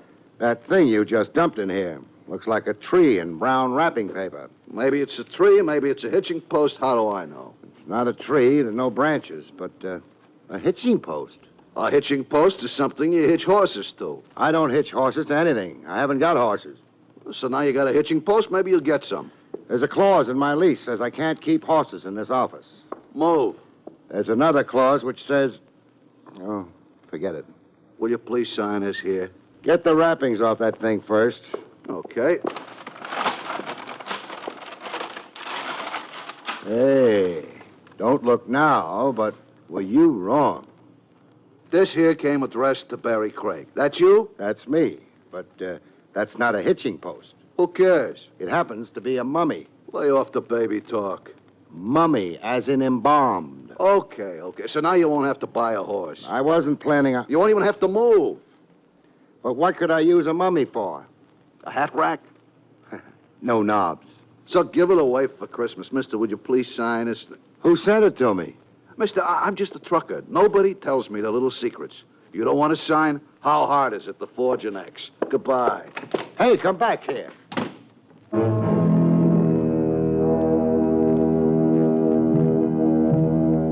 He didn't come back. By the time I got to the door, he was gone. I wandered back into the office and stared at the mummy. For all I could tell, the mummy was maybe staring back at me. I don't think either of us got much pleasure out of it. That was when the girl walked in. Staring at her was much more fun. Hello. Hello. You are Barrie Craig? I am. I am the Princess Nefertiti. How do you do? I am coming for my sister. I don't think There that you... she are. There? Princess, that happens to be a mummy. She are my sister. But isn't she a bit older than you are? Say, 5,000 years older? It's nothing. It's a long time between I drinks. are 5,000 years old. Well, I don't believe it. You like I prove it? Sure. I'm telling you something what happened long time ago to prove it. What you like to hear? Well, is it true what they say about Antony and Cleopatra? Ah, it's true. Sit down. Okay. I are sitting too. On me? You are Mark Antony. I are Cleopatra. It's over there, the Nile. It's beautiful music playing. Yeah. It's very nice weather. Well, I'm glad the weather's nice. Cleopatra. She makes this with the lips. Nice and warm. I meant the weather. Look, Cleopatra, somebody just... He's jumping. It's only the beginning. Next installment ought to be something. Jake, this is the Princess Nefertiti. She came to get her sister. Yep. She was just showing me how things were between Cleopatra and Mark Antony. Yep. I do not like him. Oh, this is Jake, the night elevator man. On the Nile, there are not being elevator mans. I go now. But, Princess... You are lousing up the history. See what you did, Jake? Loused up the history. You in a hurry? Yeah. Better not take the elevator down, then. I won't. Oh, but, Jake, I owe you a dinner. Yep. Come on, I'll buy you one. After I find out where an Egyptian princess, 5,000 years old, goes when she goes home.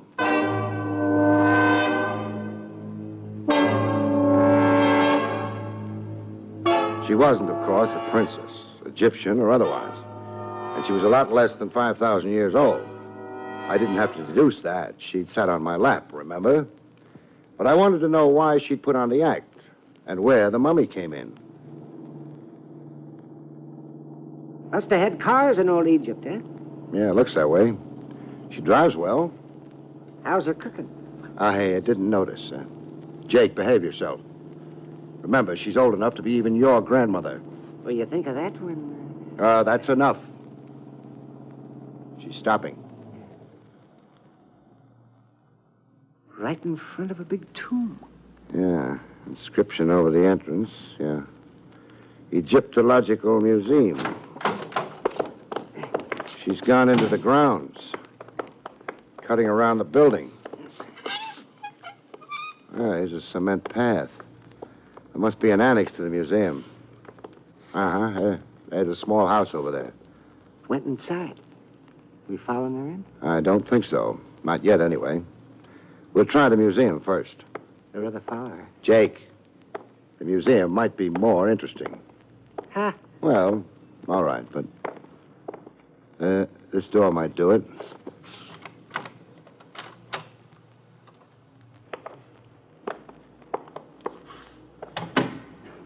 If somebody was careless, leaving doors open. Just as well.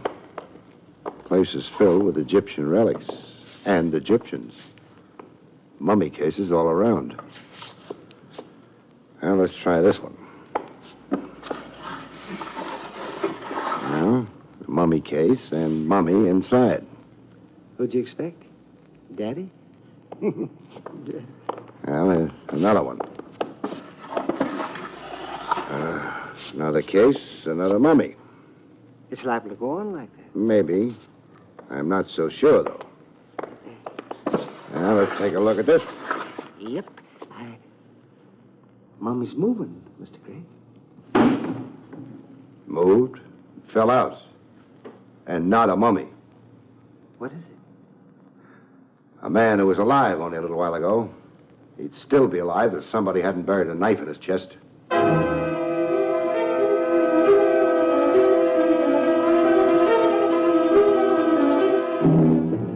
There was no knife around, proving pretty definitely the man in the mummy case had been murdered. Suicides rarely dispose of their weapons after death. He'd been murdered and stuffed into a mummy case. Nice place to hide a corpse if you like hiding corpses. He had papers on him. Alive, he'd been a wealthy man named Osgood. I remembered the name. He'd financed archaeologists all over the world. Dead, he was just a man to whom nothing mattered. Jake, unless I'm wrong, this museum was one of Osgood's endowments, which makes it a more or less natural place for him to wind up dead. Makes it a natural place for us to get out of. Whoever killed him took the mummy out of that case and put Osgood inside. And then maybe shipped that mummy to me. Why? I don't know. Here, give me a hand. What? Well, I want to get him back inside the mummy case. There. He's back. Yeah. Body temperature. The fact that rigor's only starting to set in indicates he died around 6 hours ago. No hurry about informing the police. Let's talk to the princess about it instead. She knows the mummy out of that case is in my office. It's possible she knows more than that. From what I seen when I come into your office, she knows more than that. think she's a real princess? No, but she's real. I tell you, Oscar has to kill me. That's the annex, curator's house, I guess. Windows open. I don't know how it would go with your Vermont upbringing, but we're going to do some eavesdropping. Favorite winter sport up in Vermont. Shh. 3 people in the room. Girl, little mouse of a man, and something that could be a football player. Ted, don't be an idiot. Football player's name is Ted. I'm not an idiot. I tell you, I had an appointment with Mr. Osgood here. But Lester said... Lester! Mr. Osgood hasn't been here, Ted. Believe me, not for days. Listen, Lester, Mr. Osgood told me to meet him here this evening, hours ago. Now, where is he? He couldn't have asked you to meet him here. Are you calling me a liar? Oh, dear, no, No, but... for heaven's sake, Lester, stop crawling. Try to act like a man or something. I'm sorry, Wendy. The princess' name is Wendy, it seems, and the mouse is Lester. I want to know why you're so sure he didn't ask me to meet him here, Lester. We quarreled violently. You quarreled with Mr. Osgood? You? He wanted me to put those Indonesian masks in the museum. They were fakes, and I told him so. Good for you, darling. There is something you'll fight for. Maybe it escaped your notice that Mr. Osgood owns the museum. He doesn't own me. Well, I'm only his secretary. I take orders from him. The last orders I got were to meet him here. Let's try the front door now, Jake. Yep. Not a fascinating conversation we overheard, but considering the corpse in the museum, it might be important.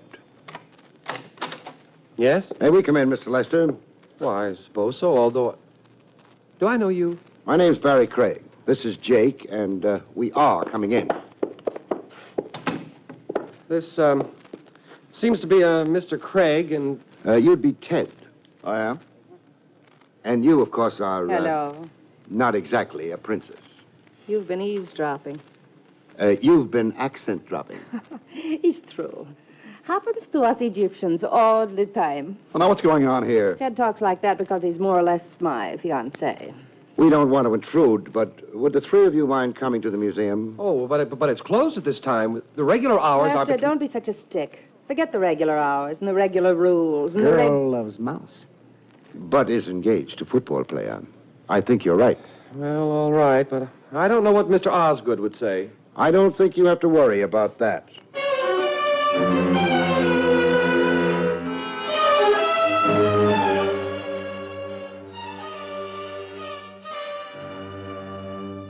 I had inside information on that. From inside a mummy case. Now, let's see. Yeah, this one right here. Well, this mummy case? Yes, that's what I wanted to show you. Open it, Lester. No, Why shouldn't he open it, Wendy? because there's blood on the floor. Girl's right. Since when have mummies started bleeding? They don't. Open the case, Lester. Very well. It's a trick. It won't prove anything. Anyone could have stabbed him. Stabbed who? I don't know. Whoever's in there. Lester. My dear, in spite of the fact that I've never before dared to mention it, I happen to love you very much. But that doesn't blind me to the fact that you're frequently a fool. Now, shut up. Don't talk that way to Wendy. Are you objecting to my telling her I love her or that she's a fool? I object to both. But she is a fool.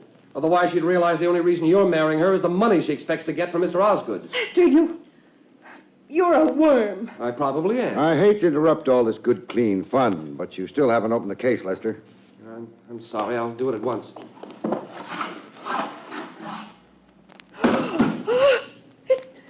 It's Mr. Osgood.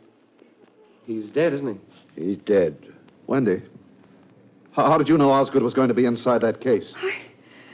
I suspected it because he had an appointment with you and didn't keep it And he'd had a violent quarrel with me some days ago. I'm afraid your deductions were the obvious ones, Wendy. But did you have to be quite so sure they were true? The police ought to be informed. Well, yes. I'll phone them. I can't believe all this is real. It's real. It's real as the blood on the floor.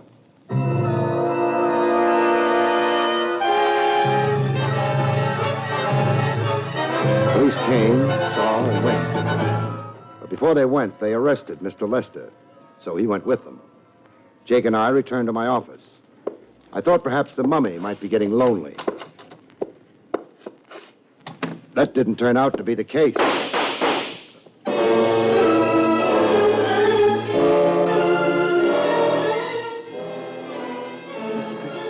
Okay, Jake. Whoever took those pot shots at us is gone.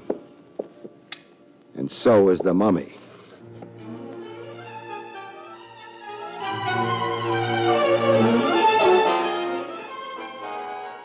I made a phone call. I wanted to make sure Lester was still in jail. That would clear him of shooting at Jake and me and swiping the mummy. Lester, I discovered, was no longer in jail. The district attorney hadn't admired the evidence against him. Now, that means Lester's loose, Wendy's loose, and Ted's loose. What's that loose talk? Jake, please. I was tempted, Mr. Craig. We're going back to the museum. I thought so. Worried about the mummy? Worried about... I'm worried about the person who stole the mummy, and I'm even more worried about why. I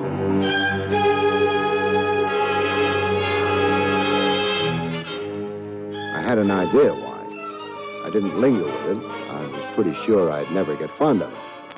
I hoped I'd turn out to be wrong about it. Well, the museum's dark.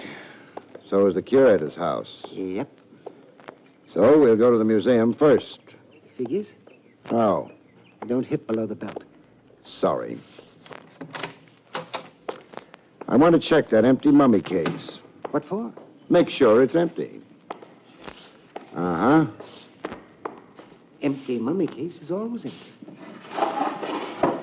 Except when it isn't. Taint? Taint. The mummy's back inside. That good? That's bad. Wrong mummy? Wrong something. I'm not sure what.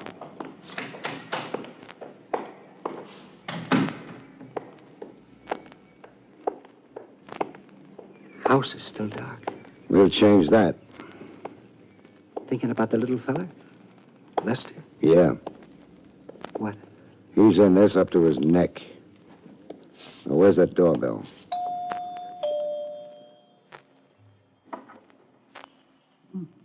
Could be asleep. You'll have to wake up. Ain't waking up. We won't wait for him, then. Door's locked and solid. We'd better try the windows. One to the living room we looked through before. It's around the side here. It was ground level, which ought to help. Yeah. It's fastened down. Get out of the way, Jake. Yep. That sounded loud enough to wake the dead. It may have to. Now, most of the glass is out of the way. Now we go in. The light's someplace around. Living room's empty. Where would Lester's bedroom be? I don't know. It's a funny smell.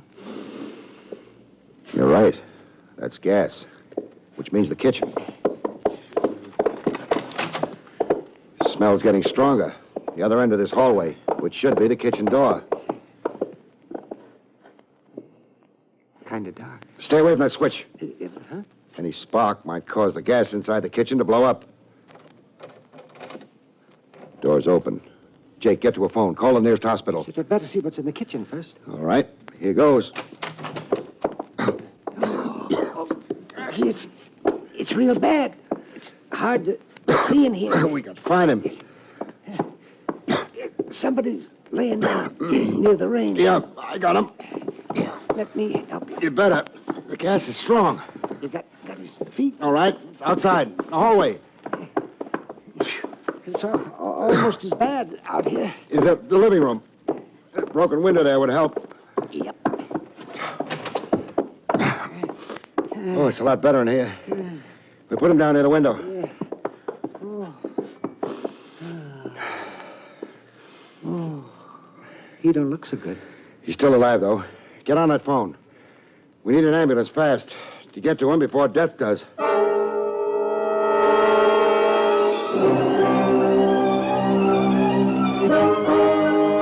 They got to him and took him away. The intern said he had a chance. Jake and I stayed behind in the house. I made a few phone calls, and the air got better. Mr. Craig, was he trying to kill himself? No. There was a bruise on the back of his head.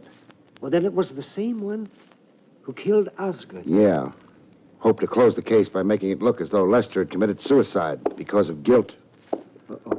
Company. Oh, look here, Craig. I don't like being dragged down here in the middle of the night. You want Osgood's murderer caught? Well, sure, but there's a peculiar odor. Where's Lester? Out for the moment. That ought to be Wendy. I phoned her, too. Mr. Craig and Ted. Well, apparently they're cleaning up Osgood's murder, Wendy. Suppose they needed us here for something or other. But I thought the police decided it was Lester who would... They didn't like the evidence too much, and they turned him loose. Where is he? The Samaritan Hospital. Condition critical. Jake and I found him in the kitchen, breathing gas. He tried to kill himself. You'd like that? It would close the case. Final proof against Lester. The only thing, Wendy, you knew about Osgood's death before you should have. You warned Lester not to open the mummy case in the museum. But that was because there was blood on the floor. You didn't explain how you knew he was stabbed, not shot. Oh, Wendy, they're right. I remember it explained to them. I can't. But that could mean... Wendy... Oh, shut up, Ted. You never cared about me anyway. All you wanted was the money I'd inherit from Osgood. Well, it's likely to be bloodstained now. I don't care for any of it, I think. Is there anything more, Craig? Oh, one thing. This statuette, what's it made of? What? Granite. Then it should be hard enough. Don't you like Ted? No. He's a murderer.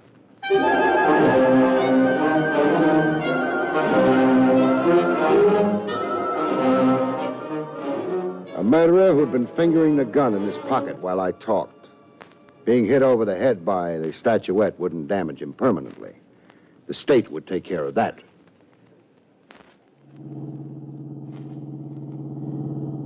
Girl was in a real hurry to get to the hospital. Yeah, I know.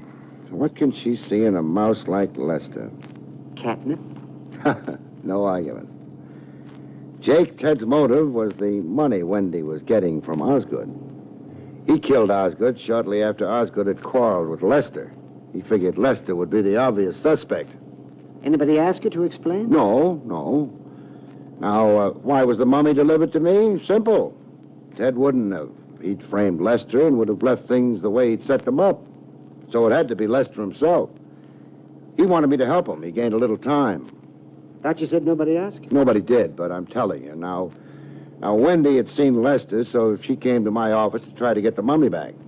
Proof she was innocent. But if nobody asked you, why are you explaining? I'm not.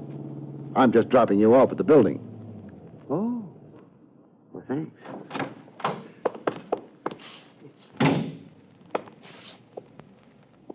I got one question. What's that? Is it true what they say about Anthony and Cleopatra?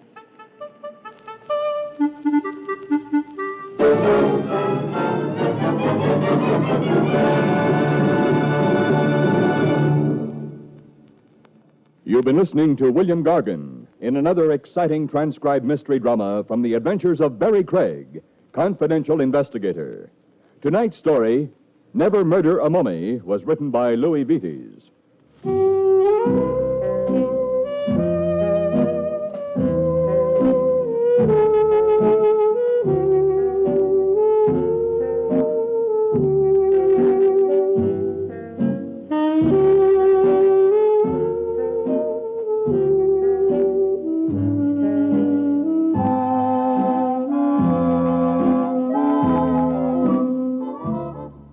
Next week, it's the strange story, Butlers Can Be Innocent, about which Barrie Craig has this to say.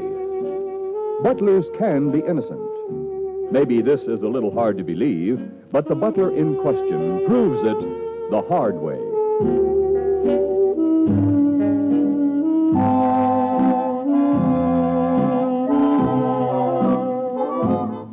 The National Broadcasting Company has just brought you an NBC Radio Network production with William Gargan, starring as Barrie Craig, confidential investigator, directed by Andrew C. Love.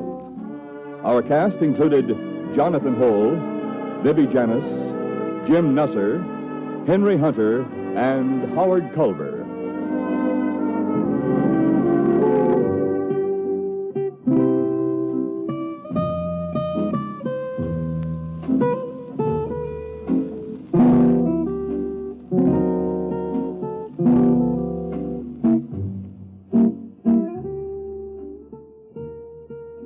Join Groucho Marx for You Bet Your Life tonight on the NBC Radio Network.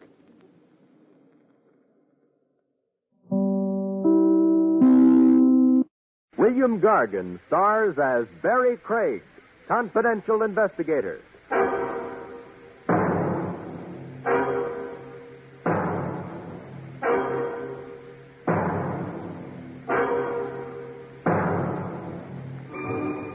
A lady killer is sometimes the worst-dressed guy around.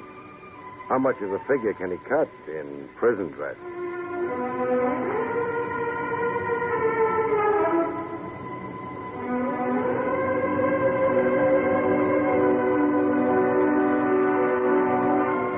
The National Broadcasting Company presents William Gargan in another transcribed drama of mystery and adventure with Barrie Craig, confidential investigator.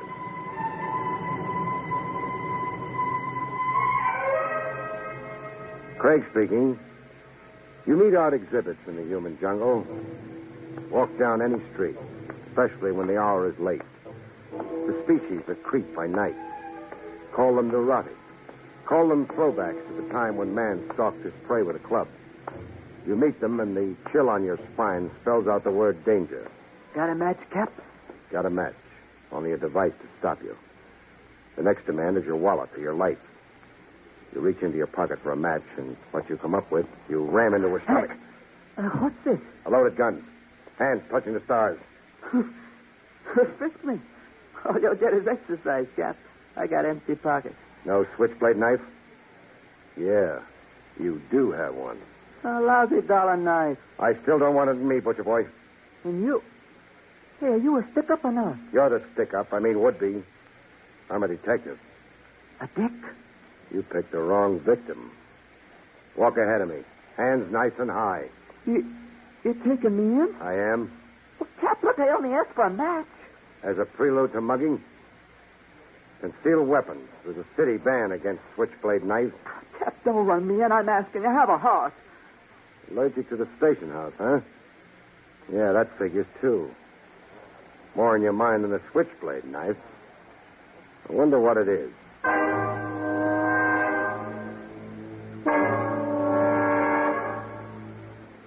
I learned more about the boy from a career cop named Kennedy, Sergeant Kennedy. Rough customer you brought in, Craig. On the surface. And on the inside. You're overrating a punk. What's his record? The usual. Petty theft, illegal entry, stolen cars, disorderly conduct, street fights. Meaning he served time. 1 year in a correctional institution for a juvenile delinquent. What's his neighborhood gang called? The Tarantulas, the worst of the teenage mob. Besides creeping by night, what does Spike Sanger do? He's enrolled in a vocational high school course in repair mechanics. Father, mother, people? Father's dead, lives with his mother, Mrs. Stella Sanger. Mother's a factory worker. Sweat him, Kennedy. Find his breaking point. My hunch is you'll wrap up a lot of stuff currently indexed as unsolved crimes.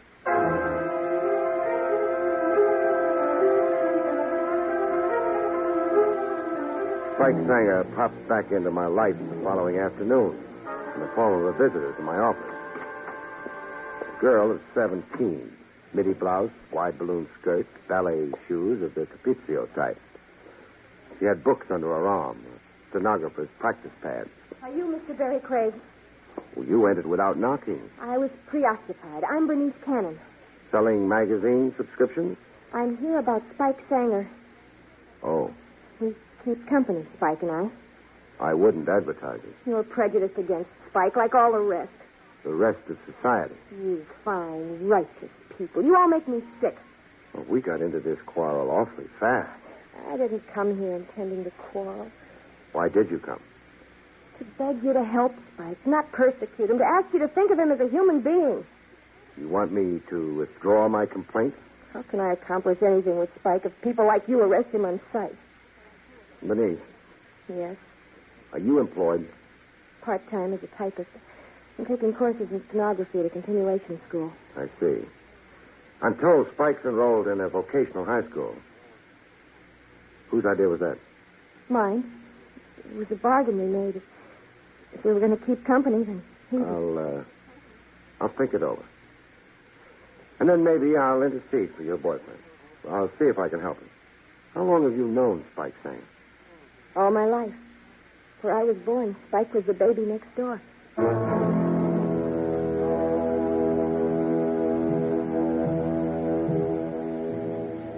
I interceded for Spike Sanger. The district attorney yawned listening to me and then brushed me out of his office. An hour later, Sergeant Kennedy explained my failure to me. There's something the DA couldn't tell you. What? What's officially developed with Spike Sanger. We sweated the boy like you advised. We found his breaking point. What did he confess to? Armed robbery and murder. You're shocked, huh, Craig? Yes, I am. Give me the details, Kennedy.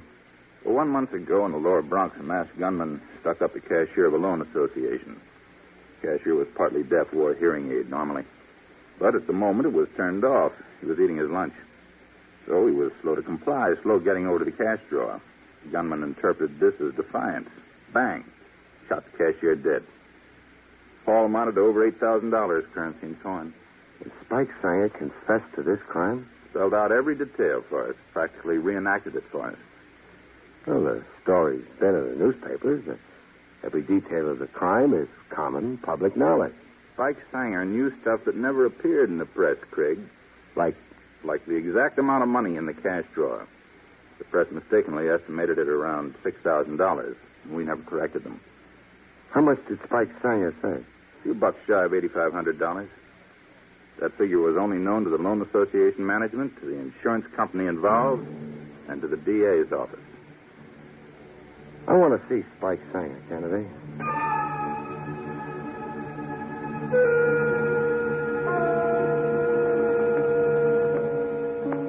They had Spike Sanger in the tombs. They were still sweating him, trying to get answers to other crimes listed on the books as unsolved. He was on the edge of his cot, head down between his knees. In the dumps with that look in his face a guy gets when he's turning suicide over in his mind. They confiscated his necktie, his belt, and shoelaces. You get out of here, Cap. You branded yourself a killer, I'm told. Yeah. And on your arrest. Pick up your medal at the front desk, hero. Not a shred of evidence pointing at you. A crime that's a month old and cold. You've never been tagged for it. You sound like your man, I confessed. Self-protection is human nature, even among punks. It's unnatural to beg for electrocution. So I'm a freak. Cap, get out of here. Soon. I frisked you the other night. You were flat broke, not a red cent. Not even a whole cigarette on you. You were snitching butts from the gutter. Oh, now you're going to make poverty a crime, huh? What happened to the $8,500 you grabbed from the loan association till? What happened? I blew it in. Where? Here and there. Broad, gin mills. I played some pool. I bet on the fights. Went down to the racetrack. A pigeon has wings, so is money. You claim to have spent $8,500 in one short month? Listen, I've been 17 years dreaming of one big bin, so I had it. Now, Cap, will you get out of here? How's your confession going to sit with Bernice Cannon? Bernice? She loves you. Love? What's that? How's your confession going to sit with your mother? My mom. She's ahead. My confession puts her ahead. I've been bumming $8 a week from her. Money for smokes and the movies. Get out of here, will you? I want you to get out of here.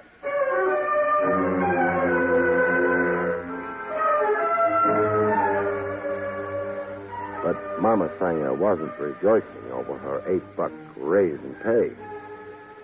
I can't make you welcome in my house, Mr. Craig. I'm not really the cause of your son's troubles, Mrs. Sanger. He arrested Spike. His trouble started with you. If not for you... His trouble started a long time before me, Mrs. Sanger. Post-infancy, boyhood, adolescence. Kids are okay, and then they're not okay. When did he begin to get wild? Boy in the slums with an invalid father and a tired factory worker for a mother. A boy who was still hungry, getting up from the supper table. Never had a suit or shoes that somebody hadn't worn before him. Yet he had enough faith in his heart to go to church every Sunday with his father. When did the father die? When Spike was 13 years old. Was it after the death of his father that Spike began to, It's difficult? Get into scrapes? Oh, I don't know when or what. Live in a neighborhood like this. Drunks sleeping on the stoops and in the halls. A saloon on every corner. Filth, broken plumbing, vermin. You expect boys to grow up into angels? No, you can't expect. Well, you think Spike is guilty of the crime of murder? My son is wild, but he's not vicious. He could never kill another human being. He's confessed that he has. Oh, a boy tells stories. A boy tells stories to make himself great. Murderers are great people. The newspapers make them famous.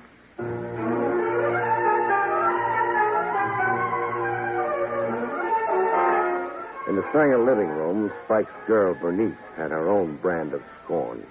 The miracle to me is that Spike didn't confess to assassinating McKinley or sinking the Titanic.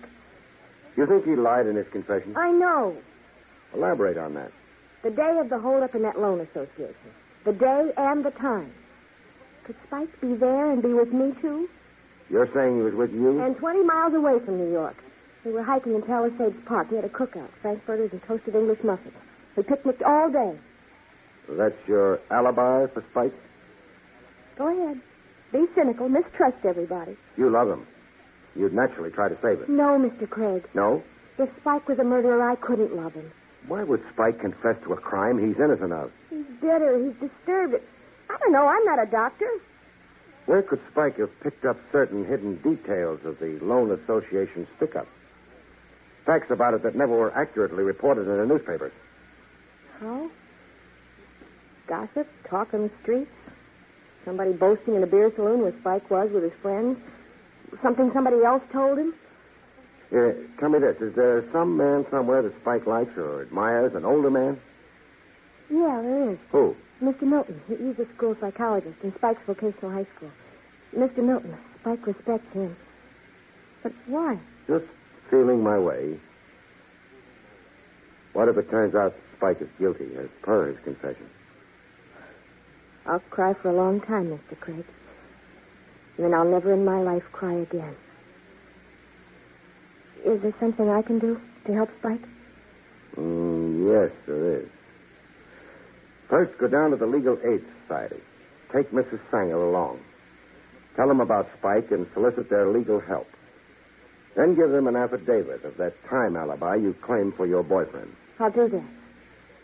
And do this. That street gang Spike hangs out with. The tarantulas. Drop a hint here and there. Let the word circulate on the grapevine that Spike deliberately confessed falsely. That Spike deliberately... For the headline, for notoriety. That he has a way out and isn't really worried. He's got a time alibi covering the murder day. And get this rumor going. That Spike knows everything there is to know about the murder of that cashier. Everything there is to know, meaning he knows who the real murderer is. That's the inference I want somebody to draw. Draw the inference and get a little panicky enough to make some open move.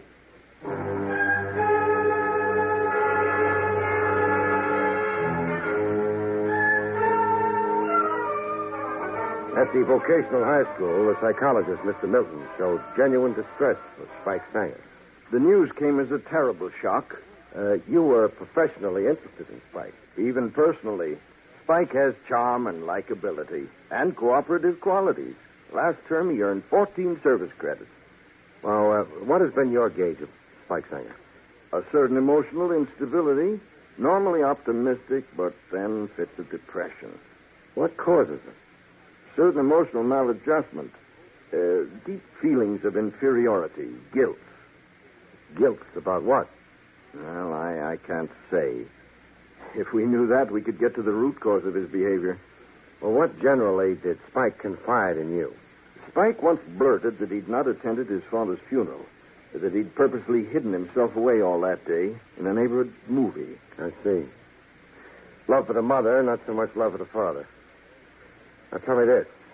Could a boy confess to a crime he didn't commit? Yes, a boy could. Why? Perhaps to punish himself for some other guilt, some secret feeling of guilt. Could an innocent boy insist on his guilt in a situation where punishment might mean the electric chair? Even so, yes. A boy bent on self-destruction could conceivably make such a confession. If Spike is asking for execution because of some secret guilt feeling, those secret guilts can't be the common, ordinary variety. Specify your thought, Mr. Craig. Okay, I'll specify. Say the boy wants to pay the capital penalty, electrocution, for a crime he didn't do. That suggests that the crime he did do is right up the side. His secret guilt feelings are over murder, some undisclosed murder. Well? It's never as simple as that, Mr. Craig. Why not? Spike Sanger may feel secret guilt about some undisclosed murder, but that murder need not be actual. It can be imagined. It can be hallucinatory. He thinks he's guilty of it, but he's not. Yes. What we call a crime may be wholly fancied, or even if real, Spike can have magnified his own role in it, his responsibility for it. I see. Oh, do I? Well, thanks, Mr. Milton.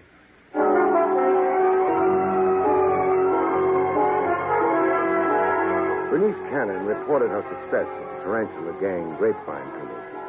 We met in a remote place. A wharf that looked over the Hudson River. It feels kind of funny being so clandestine, so furtive. Try to flush out a killer, you take risks. I don't want you spotted working with me. I don't want you hurt.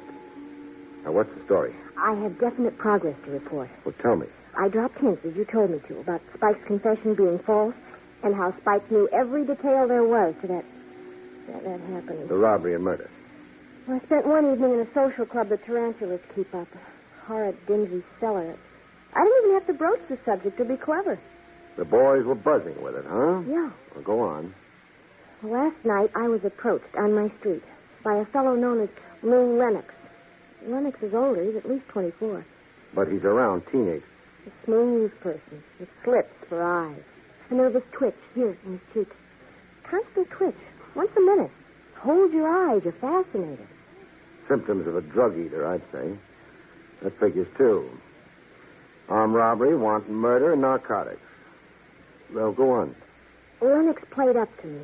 Every male trick of charm and insinuation. How pretty I was and my figure. Why wasn't I in show business? Then he began talking about Spike. As artfully as he could, but so obviously. He pumped me for details, and all that time, that awful twitch. Lennox showed anxiety? Yes. If ever I've seen a man deep down afraid. He asked me for a date. Pretended he was falling for me. He wants from you all that Spike knows about the Loan Association murder. Lennox figures a date and a few drinks will loosen you up. It's to be tonight. Lennox has a car. He'll be outside my house. Mm-hmm. I'll keep the date.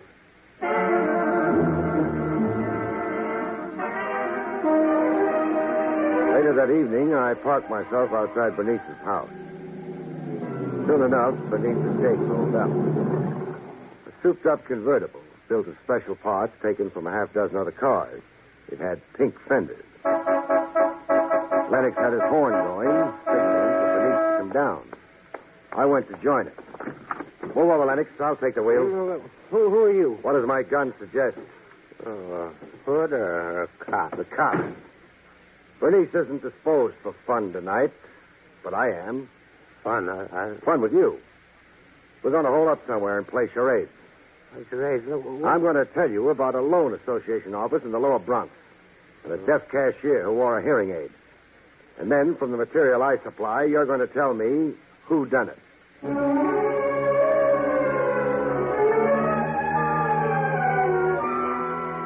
Lennox amazed even himself. He lasted all night. With the break of dawn, he reached his breaking point. At headquarters, I waited until the police stenographer completed typing up the Lennox confession. Candidates stood around looking just a little perplexed.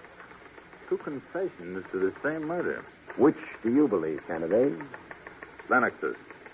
He's been up for murder before, and not only that... All cut. I want a carbon of Lennox's confession. Sure. Typist is finished here.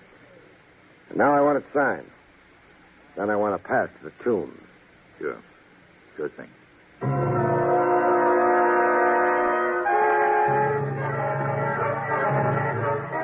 watch Spike Sanger read the confession to murder, signed by Lennox. Little Lennox. He moved into the neighborhood when I was only a kid, 7.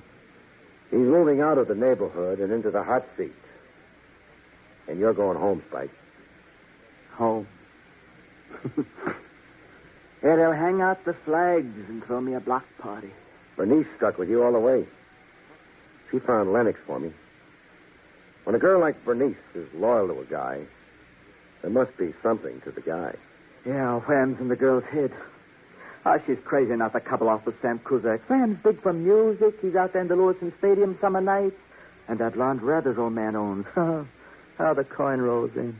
Bernice is for you, Spike. Only you, all the way. Whams in her head. Whams. They buried your father when you were 13, Spike. While the funeral was on, you were hard to find. You hid in the movies. Why do you bring that up? An idea I picked up. You got along fine with your mother, but not with your father. There you were antagonistic. He sat in that chair with his bum heart. Always in that chair, waiting for me to come home from school. Waiting to get busy with something. Get busy with you. Always lacing it into me. For nothing. The worst words he knew, and throwing things at me. Oh, he was a nervous man. In his prime years, but a useless invalid. Oh, sure. He had that excuse. That I was the butt. I was the goat. Do you feel guilty about your father's death? Feel guilty? Me? Do you have some idea that you murdered him, Spike?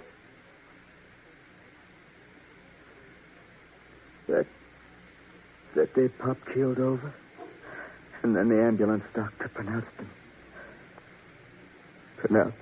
Huh? You'd come home from school, and there'd been a quarrel. The usual quarrel. Then your father suffered a heart attack. I killed him. I got him so excited, he fell down on the floor. So that's it, huh? You blame yourself. For a death that had to happen sooner or later. That day, or the next day, or the next week. If I'd have shut up, if I kept my trap shut. You see yourself as your father's murderer, in your secret guilt. So you tried to die for a crime you had nothing to do with. It's crazy, huh? You're mixed up, Spike, but you're a decent kid. In your own odd way, a very decent kid. And now that's what's had you so confused is out in the open, I think you'll be okay. With just a little clinical help, I know you'll be very okay. You sound like we're coming out of this friends. We're friends. Sure, Spike. We're friends, all right.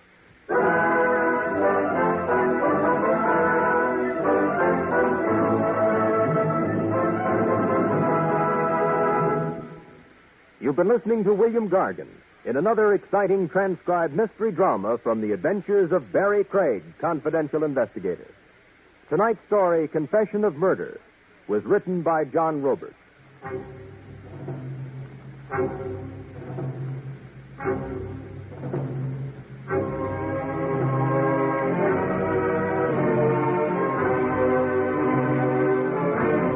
The National Broadcasting Company has just brought you an NBC Radio Network production with William Gargan, starring as Barrie Craig, confidential investigator.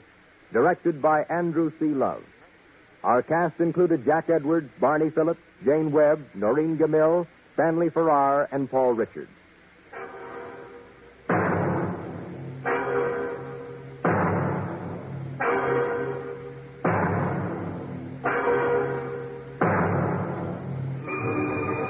Convicts tell their true life stories on The Loser tonight over most NBC radio stations.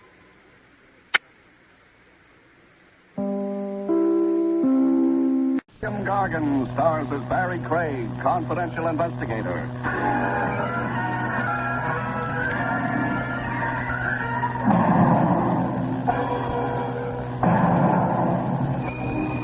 It never pays to be friendly with murderers. Give them an inch and they'll take a yard. Usually rope, tied around your throat and attached to the nearest rafter.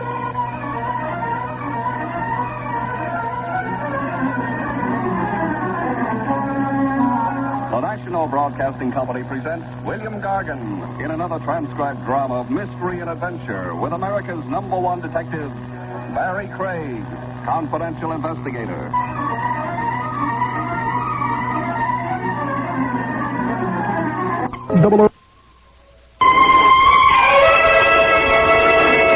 Craig speaking. If I try hard, I can remember back to the days before I was in this business, when on going to bed at night, I would always look under my bed. No, not for a blonde, a burglar. There never was one, though. So as the years went by, I stopped looking. I just went to bed. On this particular night, however, I had barely dropped off to sleep when I heard a noise at my window. I was practically asleep, and besides, I wasn't in the mood for burglars. The burglar, however, had other ideas. It's Craig. I'm asleep. You can't see me, can you? No, and I'd be happier if I couldn't hear you. I can see you, however. It helps me aim the gun I'm pointing at you more accurately. Well, I'd hate to have your aim suffer. Mr. Craig, I need some advice. I'm a novelist. I'm writing a book about murder. I'm calling it The Unsolvable Crime. Well, now that you've got that off your chest... What I came here for was to have you tell me whether or not the murder my book is about is really unsolvable. Well, why me? Because you've had a lot to do with murder, for one thing. Because you're not a policeman, for another. No argument so far. The man to be murdered, in my book, that is, has heart disease. He's a crooked broker, a man who deserves to die. Uh-huh. And he suffers from heart disease. For this illness, he takes daily, at stated hours, capsules containing heart medicine. His life depends on these capsules. Now then, the murderer, in my book, that is, decides to poison the broker. Well, that's against the law. Yes, poisoning, but without poison. Well, get to the next chapter. The murderer steals one of the capsules, pours the medicine out, and replaces the medicine with ordinary water. Eventually, the financier takes the capsule, which contains water instead of medicine. He dies of heart failure. Well, not bad. Thank you. The poisoner can't be traced through the poison he bought because he didn't buy any. An autopsy would show no poison in his victim's body since there wouldn't be any. Most likely, the murdered man would be assumed to have died a natural death. Well, what? Is the crime unsolvable? Well, at the moment, I can't see any flaws in it. Well, if you can't, then I don't imagine the book reviewers will. Don't you mean the police? Why should the police be interested in a book I'm writing? Why should the book reviewers be interested in the murder you're committing? You're not serious. You are. Well, I'm afraid I must leave now. No, don't move. I still have the gun pointing at you. If I had to shoot you, it wouldn't be an unsolvable crime, perhaps. But what good would that do you? Good night, Mr. Craig. Pleasant dreams.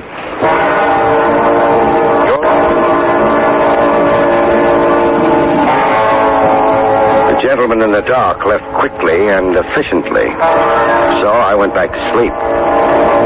When I got up the next morning, I decided to pretend the whole thing hadn't happened.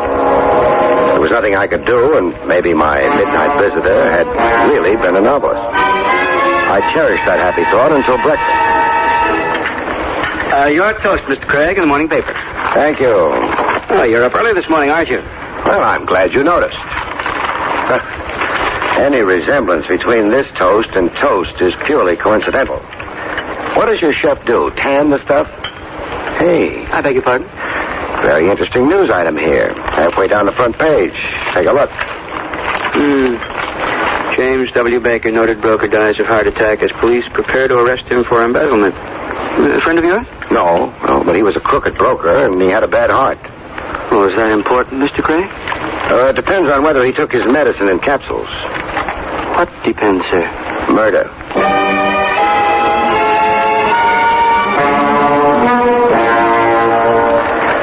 Sure, maybe it was a coincidence.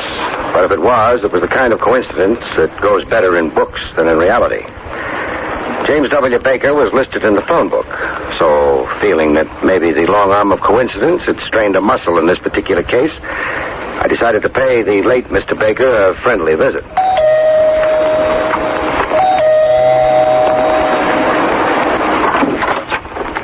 Hello. Hello. This is the Baker home, isn't it? Yes, it is. I'm Mr. Baker's niece. And you? Barrie Craig. I'm an old friend of your uncle's. You're not old. Well... And you're not a friend of my uncle's. But come in anyway. Thank you. My name is Sandra. I realize maybe I shouldn't have come today. You must be all broken up by your uncle's death. Who, me? Well, the family. Well, that's me. I'm the family. Your uncle must have been a lonely man. He didn't mind. He had me. And the market. And all those people he was swindling, of course. And there were Mr. Hanson and Tommy. Who's Tommy? Oh, sort of stunted youth. Uncle's secretary. Very anemic. I always ignore him. And Hanson? Hanson was Uncle's lawyer. And I fondly suspect as big a crook as Uncle was. But very spatted, you know? Spatted? Yes, on the shoes and gardenia'd in the buttonhole. And I have a sneaking suspicion whiskeyed in the liver. Sounds nice. Anybody else close to Uncle? No. Then it boils down to one of you three. What does? Who's happy now that Uncle's dead? Well, I am. Hanson is. Tommy is. Well, that just about covers the field. Well, why is everybody so happy? Uncle had some money. I get it now. Hanson stole from Uncle, and he won't go to jail now. Tommy was implicated in Uncle's swindling. Tommy won't go to jail now. And who has a very deep, rasping voice, with the trick of dropping his voice at the end of every sentence? I don't have a very deep voice. Are Hanson and Tommy around? Yes, they are. They're sitting around practicing grief-stricken looks for the funeral. That happy event is this afternoon. I better get dressed. Sandra. Hurry. Oh, who's hurrying? I am. Who are you? Barrie Craig, and you? Well, I'm Tommy. I'm Mr. Baker's secretary. Well, in his condition, he doesn't need a secretary. Well, then I'm Mr. Baker's former secretary. No, I'm the former Mr. Baker's No, I get it. Relax. I am relaxed. Then why are you in such a hurry? Well, I have to go out to hire some mourners, haven't I? You have to hire some mourners? Well, sure, it wouldn't look nice if there were only 3 of us at the funeral. No, especially since you'll all be grinning from ear to ear. Incidentally, has your voice ever been deeper? Heavens, no. Ta-ta. Goodbye. Oh, back again? Oh, no. Hello? Good morning. I'm in a hurry. Hanson's my name. Oh, why are you in such a hurry? Well, you see, my tailor is expecting me. Your tailor? Well, you'd hardly expect me to attend Mr. Baker's funeral in this, would you? Impossible. What are you doing here? Looking for a man with a deep voice. Sorry, mine isn't. Goodbye. Why are you looking for a man with a deep voice? Well, he told me how Mr. Baker was going to be murdered. Well, of course, that explains everything. What did you say? That's what I said. But Mr. Baker died of heart failure. That's another theory. I like mine better. Dear me. If I only had the time, but my tailor, you know. Goodbye.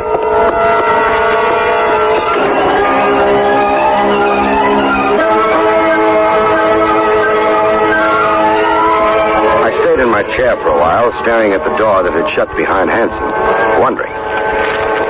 I'd been handed my 3 suspects.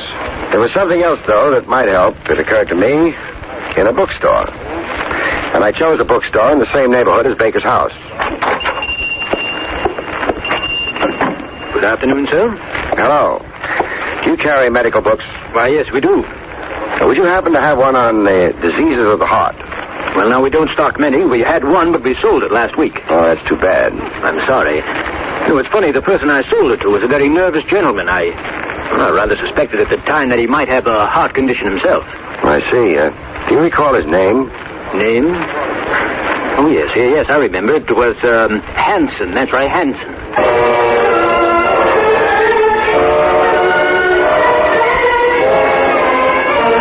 Mr. Hanson's taste in literature was interesting. It occurred to me Mr. Hanson himself, if I could pin him down, might be more interesting still.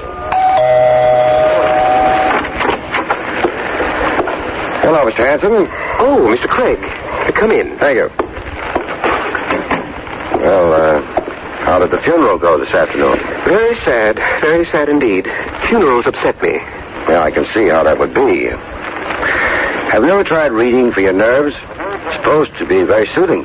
Oh, I'm afraid I have no patience for books. Not even books on heart disease? What was that? Why, Excuse me. Hello? Oh, yes. Yes, of course. At once. Goodbye. Bad news? You turned pale. I'm terribly shocked. Tommy, you know him? Baker's secretary? Yes, I know him. Well, it seems that something's happened to him. What? He's dead.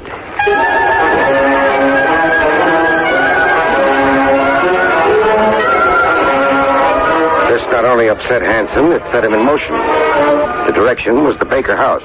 I approved and went along. Hanson, who phoned you? Sandra. Apparently, she'd been visiting friends, returned home, and found him. Of course, it might have been an accidental death, which would mean another point of coincidence, but I don't think so. However, if he was murdered... You seem to have murder on your brain. You said something about the police thinking Baker was murdered, too. Not the police. Me.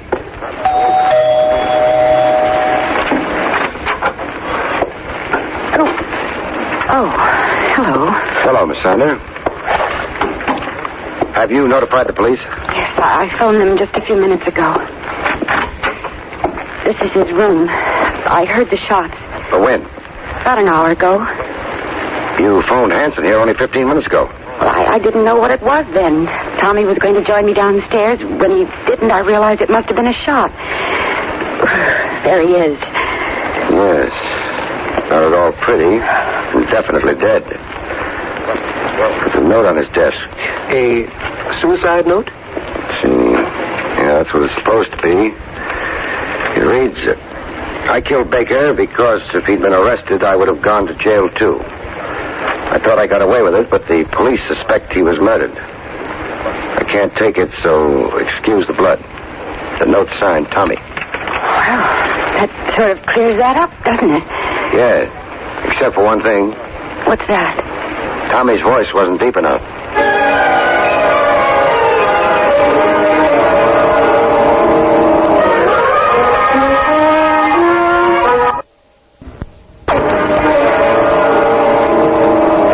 Showed up in a very little while. Tommy's death seemed to be an obvious suicide. I think the police attributed it to insanity. They didn't know what he meant about Baker's having been murdered. As for me, there didn't seem to be much of anything to do at the moment, so I went home and went to bed. This, it would appear, was going to be a case where I didn't sleep. I resisted the impulse to throw the phone out the nearest window and answered it. I'm asleep, and so should you be. Craig? Now that you know I'm at home, good night. Wait a minute. Craig, you told Sandra about someone who came to you in the middle of the night and told you about Baker's murder. Yes, I did. You described that voice very carefully. Craig, would you like to hear it again? Very much. Then come down here at once. The Kent Club on Marshall Boulevard, and I can arrange it for you. The man with the voice you described is here.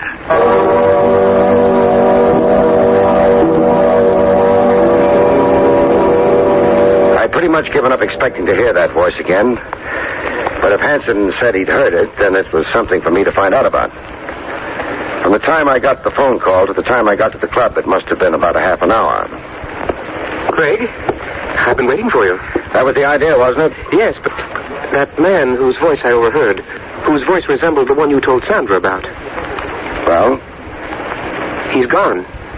Well, that's not so good.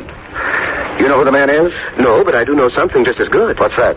I know where the man went. I heard him tell his cab driver. Then let's go there.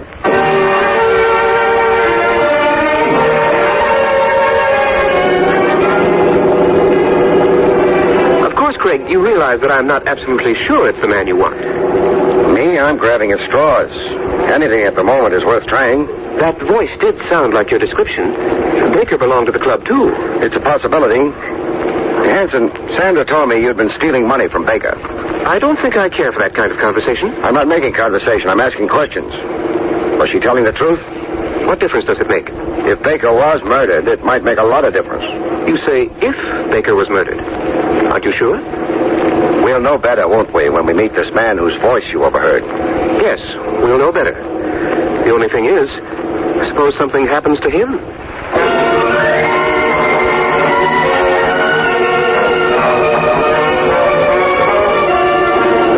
we still in the United States? We've been traveling for hours. Apparently he lives farther out than we realized. Shouldn't be much farther. Craig, mind if I ask you something? Go ahead. It's about Tommy. I can see him committing suicide, all right. He never impressed me as being much of anything. But somehow I can't see him murdering Baker. People rarely kill other people in front of witnesses. That's not what I meant. Craig, are you sure Baker was murdered? No. But you said before... I said I suspected it. That's something else. However, I am sure of one thing. What's that? I'm sure Tommy... Yes? ...was murdered.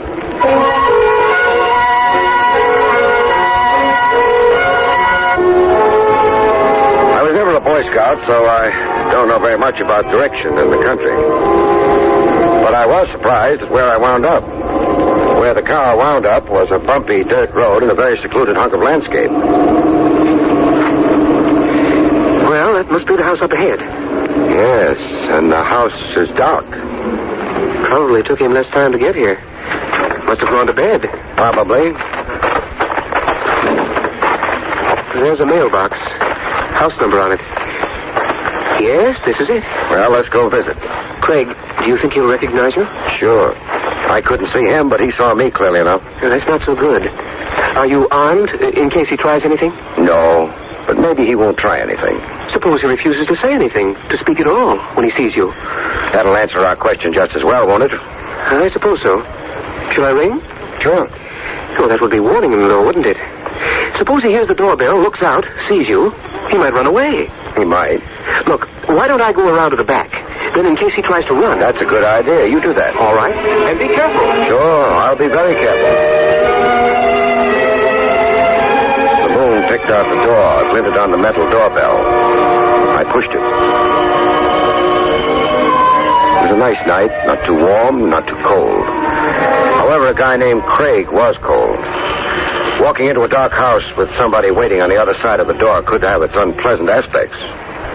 Nobody answered the doorbell. I hadn't expected anyone to, so I tried the handle. It was very dark inside. I pulled out a book of matches and hesitated.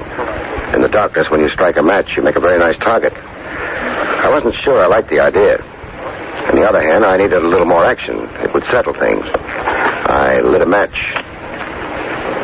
There was a light switch on the wall, and I flipped it on.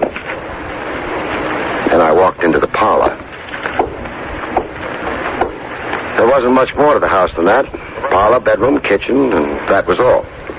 The bedroom door was open, and no one was in there. The kitchen door was shut, but no light leaked out from under the door. Offhand, you'd have said nobody was home. And maybe nobody was. So I sat down near the table lamp that was the room's only illumination. Somebody made noises in the kitchen. Could have been mice. It could have been the mystery man with the deep voice, or it could have been a high wind that was slowly swinging the kitchen door open. I decided, whatever it was, that I didn't want the lamp to glare in its eyes, so I turned off the lamp and quietly shifted from my position next to the lamp to the other side of the room. That even matters up. It was dark in the kitchen, it was dark in the parlor, and nobody could see anybody. My unlit friend shifted slightly, and I began to get bored. So I grabbed what felt like an ashtray and threw it against the wall on the opposite side of the room. The little stranger didn't like ashtrays. He tried to shoot the one I threw, but the gun flash gave his position away. I know where you are. My gun's pointing at where you are, so drop yours.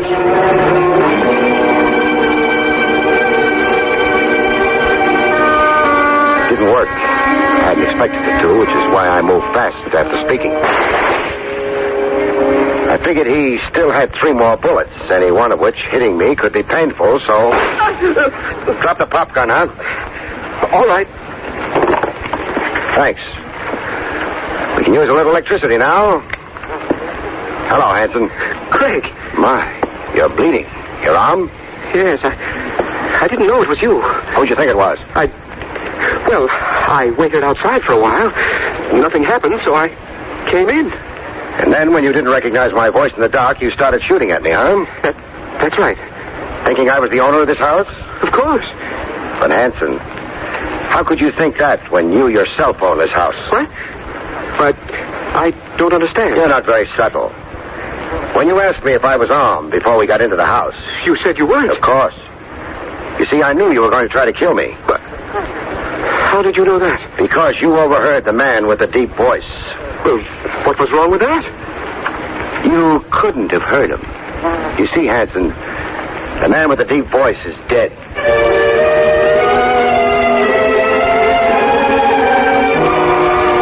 The police were glad to get Hanson, especially after I pointed out to them that Tommy's suicide note was a fake.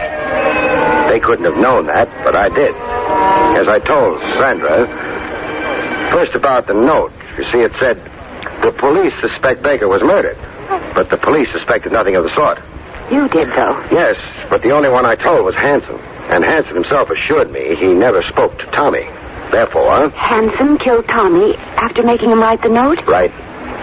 But, Barry, what about the man who spoke to you in the middle of the night? He wasn't Hanson. No. Well, he couldn't have been Tommy. No. Well, then who was he? Sandra, there were 3 people involved in Baker's possible murder, we thought. You, Hanson, and Tommy. That's so. We were wrong. There were 4 people involved. 4? Who's the 4th? The murderer. Baker himself. Oh. Then we asked, why did the man come to me in the first place? Well, he said to make sure his method of murdering somebody would never be detected. Yeah, that's what he said. But in coming to me, didn't he make sure of the very opposite? Wasn't he making sure that it would be detected? Oh, Barry, you're very, very brilliant. Oh, wait a minute. Now, Baker knew he was going to jail. He also knew that very probably Hanson would try to murder him. He didn't care very much. He was an old man and a sick one, but he did want to make sure his murderer would be punished. That's funny. What is? If Hanson hadn't tried to make doubly sure he was safe, he probably would be safe. I doubt whether there'd have been enough evidence to convict him of your uncle's murder. But he'll hang for Tommy.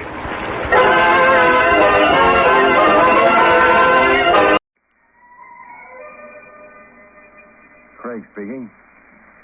There's nothing like a college education. The hallowed halls of Ivy is the perfect cure for moss on the brain. I had my own wits nicely sharpened a case or 2 ago, matriculating in an institution of higher learning known across the land as Blankhurst U. I'd been summoned to the dean's office.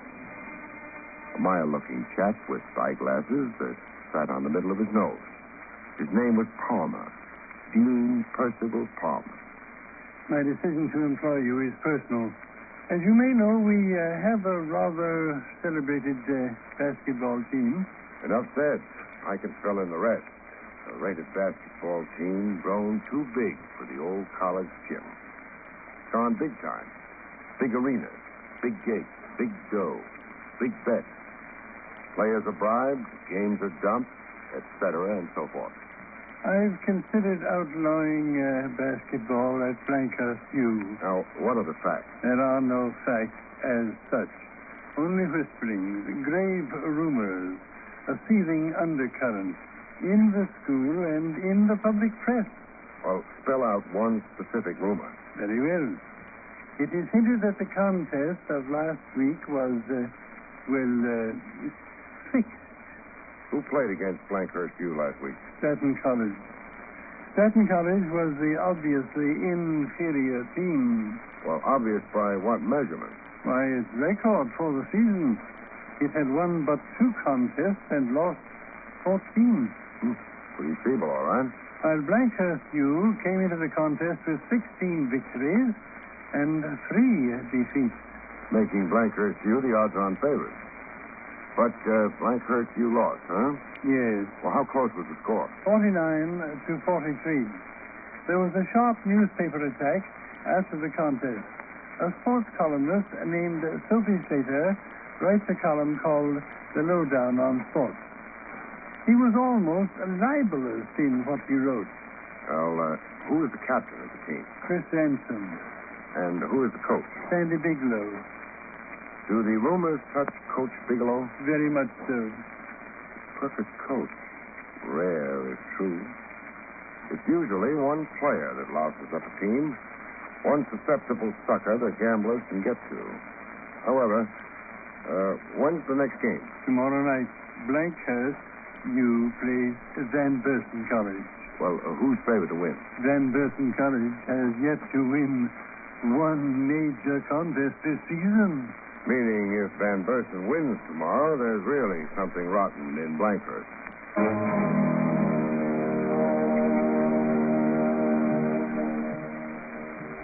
The next night, I was a spectator, along with 20,000 other basketball fans. The game was played in the $1 million Bates Coliseum. Everybody invited, regardless of pedigree, nobody barred. Just pay the admission tab. Look over your shoulder and see half the graduating class of Sing Sing, 1935 to 55. College basketball was sure rubbing elbows with riffraff. Blankhurst just figured to be a walk-away winner on its record. Only it wasn't. It was trailing in the last quarter, 67 to Van Bursten, 74. Trailing with only minutes left on the big clock. And then the final whistle blew. The catcalls and boos could be heard in Siam. If Blankhurst had lost legitimately, nobody, but nobody believed it.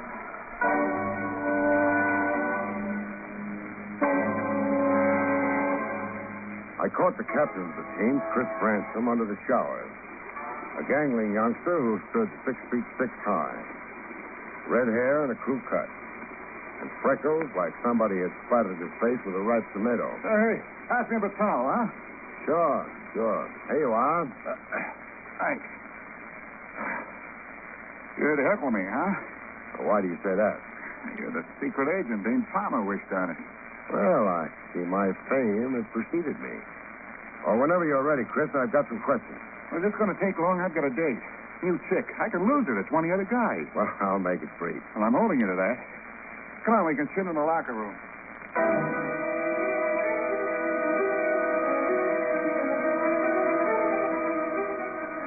Captain Chris Ransom wasn't too candid a witness. So we lost a few games. Why all the hullabaloo?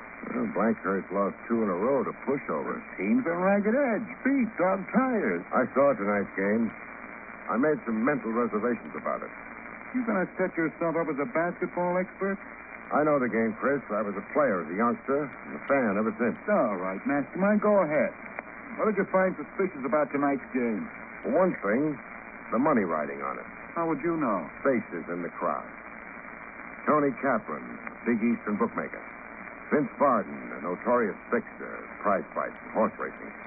Barden's been convicted for both. And then Johnny Minton, One-Eyed Meyer, Richie Silk, Bozo the Bull. Oh, you had a prize gallery of fans in the Coliseum tonight. Is that the team's fault?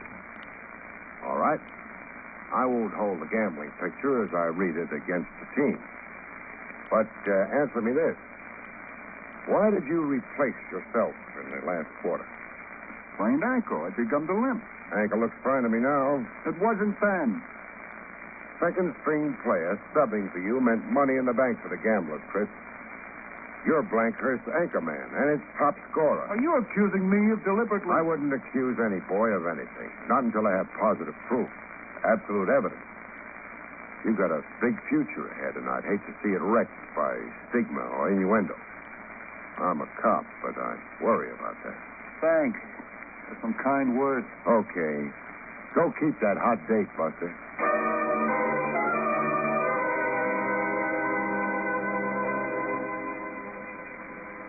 Coach Sandy Bigelow was even less cooperative, let alone friendly, than his team captain.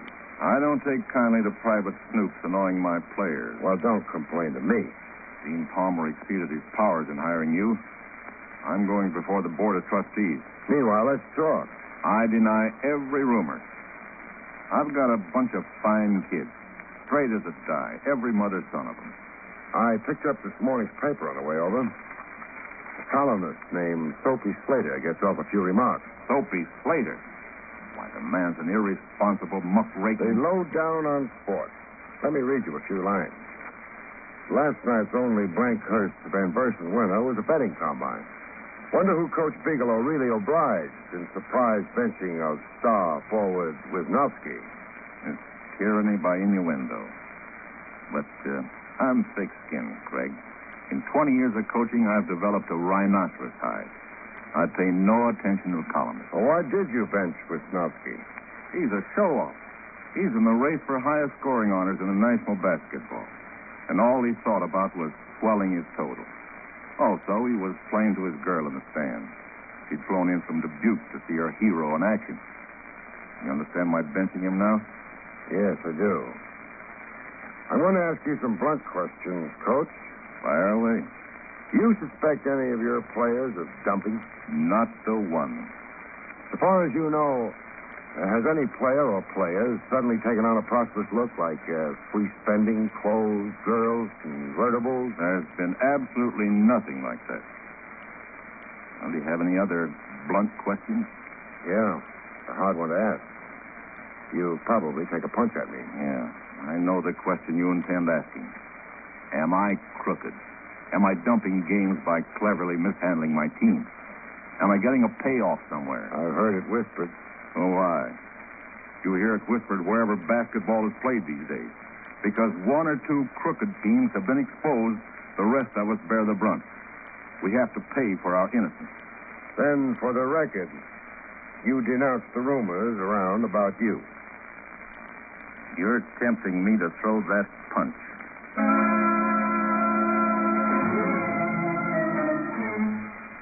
Sunday in a college town is a day of cemetery quiet. I checked into the nearest recreation lounge. The joint was the annex to a hotel, the Hotel Olympia. I had a key to room 222. The bartender, drink, please. You decide what. I want to be surprised. I was halfway through a drink advertised as Campus Conniption, 99 cents, when a gent came close enough to breathe on me. He looked more of a stranger in town than me.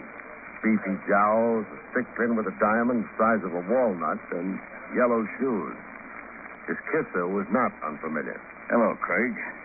Place the face? Yes. I didn't know the circus was in town. The New York joke's out of place here. So are you, Smiley? I got a sister living here in town. I'm visiting. Why?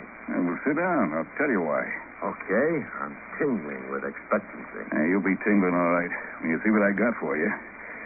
Here. For your old age. Well, what's inside the brown wrapping? $1,000 in 20s. For me? For you. For what? For nothing. And I got something else for you. Let's see. Yeah. Here in my vest pocket. For you, Craig, my compliments. A railroad ticket. One way. Clear to Times Square. One look at you at the bar, I knew you were homesick. Your train's in an hour. Give my regards to Broadway. Very sorry, Smiley. You're gonna be foolish? I am. The boys and me are making a buck. What's it to you? Nothing. That's a job for the authorities. I'm here to crack down on fixing and fixers. Stop the corruption of a basketball squad. And you're here for nothing, Craig. There's nothing to it. No fix, no bribing players. You expect me to believe that? Sounds corny to say, I know, but we haven't been able to reach a player. We try, but no dice. Then why try so hard to ship me home? We're running lucky. We don't want a jinx. So the boys made up a pool. $1,000. Get rid of you. They don't want no evil eye. If you don't grab the G, you're a sap. Put it back in your pocket, Smiley.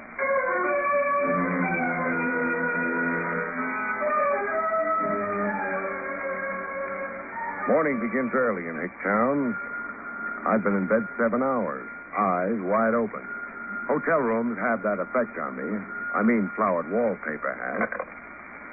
State who you are. This is Soapy Slater of the Herald Gazette. Good morning. It will be in 2 hours. Rise and shine. It's 7 o'clock. Oh, do I hate cheerful early rising. Mr. Craig, can I see you? Why? Something pertinent to your work on behalf of Dean Palmer. Oh. In an hour, say? Well, since I'm now doomed to stay awake. At your hotel, then, I'll join you at the breakfast table. Good enough.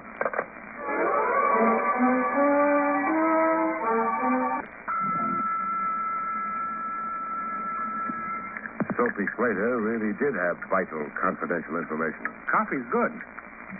Now, at least 3 games were dumped by Blankhurst Youth. Well, give me concrete proof. I got another kind of proof. Guesswork's no good, Slater. Let's not be callous about the reputations and futures of a lot of young men. Oh, I respect your sensitivity there. I hate to see any young man stigmatized, but suppose my criminal information doesn't concern any of the young men. None of the players? No player, just the coach. Sandy Bigelow? Sandy Bigelow, yes. Now, if you'll listen. Shoot. I'm a newspaper man. I have sources of information. Now, get down to it. What information did you receive about Sandy Bigelow? That he was seen consorted with gamblers in an out-of-the-way roadhouse called the Blue Lantern, run by Gussie Daniels. Now, drive out and talk to Gussie, why don't you? You'll find her very frank and cooperative. What else against Sandy Bigelow? I have information that Bigelow made a substantial cash deposit in his bank account, the Craigmore Savings Bank. That's a bank in another county, mind you. A fact significant in itself.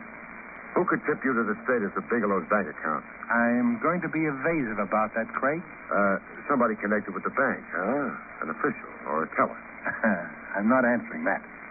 Why are you giving me these facts against Sandy Bigelow?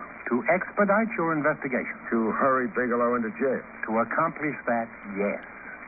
Why not use the facts yourself for an expose feature? You're a newspaper man. I tried to. My paper refused to use it.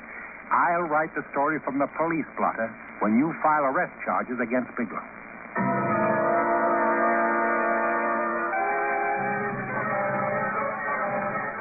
In the Cragmore Savings Bank, 70 miles across the county line, I persuaded the bank manager to give me a detailed memorandum on Bigelow's savings account.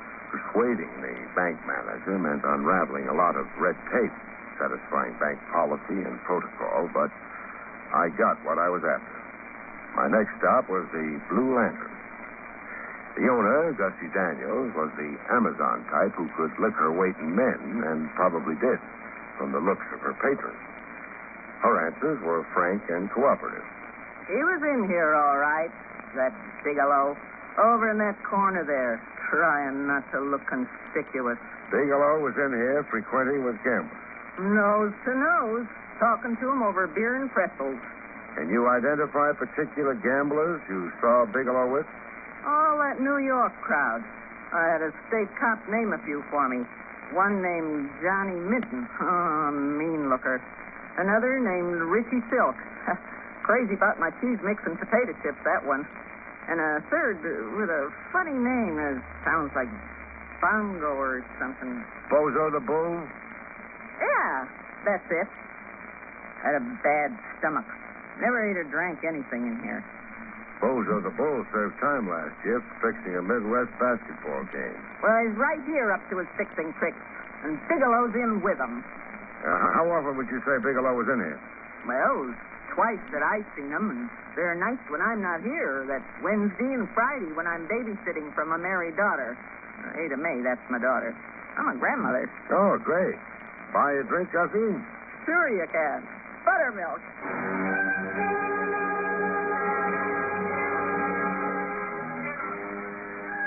Before making a cause célèbre of the coach, I had a talk with him. Circumstances could be damning on their face, yet untrue. I've been a cop too long not to know that. Bigelow tried explaining his meetings with known gamblers. I've nothing to be ashamed of. I sought those certain gentry out in order to warn them. Warn them of what? To keep away from my boys. You see, there's been anonymous phone calls to Wisnowski and to Chris Ransom. Open hints of offered bribes. And both Wisnowski and Ransom reported the incidents to me. I told them to say nothing. So you met with the gamblers discreetly to tell them all? I threatened them with police action if they ever bothered my boys again. Well, you believe me, Craig? Frankly, I'm not sure I do.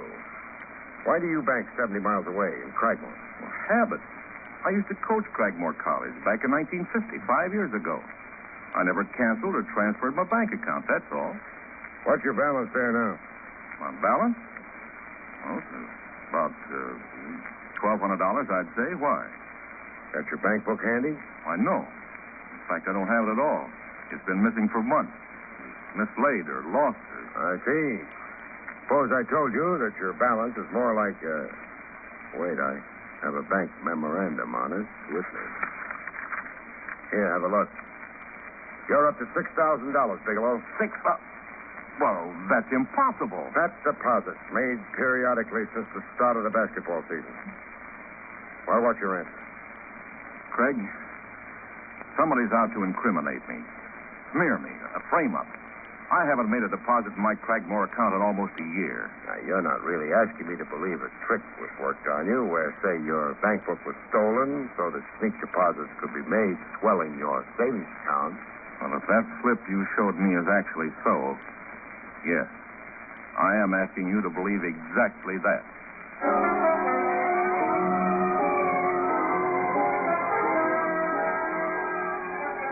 Character assassination through frame-up. I postpone judgment on Coach Bigelow for the time being. And pretty soon, events justified my discretion there. The team captain, Chris Ransom, had again been contacted by the gambling mob. And this time, Bigelow brought his boy to me. A man named Smiley. He spoke to me in Leary's drugstore. How much did he offer you? $5,000 to be divided between myself and one other player I could recruit. He suggested I talk to Wisnowski. Which game does the mob want dumped?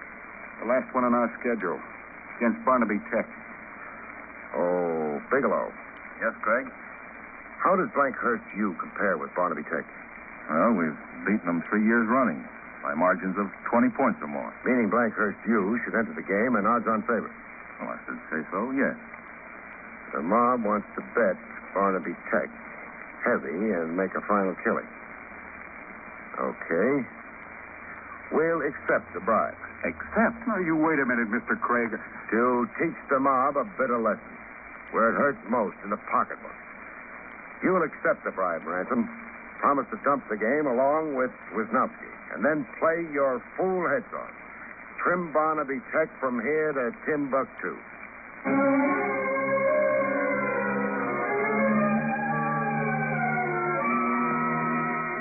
The game against Barnaby was played as scheduled. Wisnowski and Chris Ransom played the best ball of that or any other year. They scored almost at will. At the final whistle, the score was 76-38, favoring Blankhurst. I've never seen a more shattered bunch than that gambling clique. They looked as if the specter of the breadline haunted them. The Blankhurst team got a rising ovation.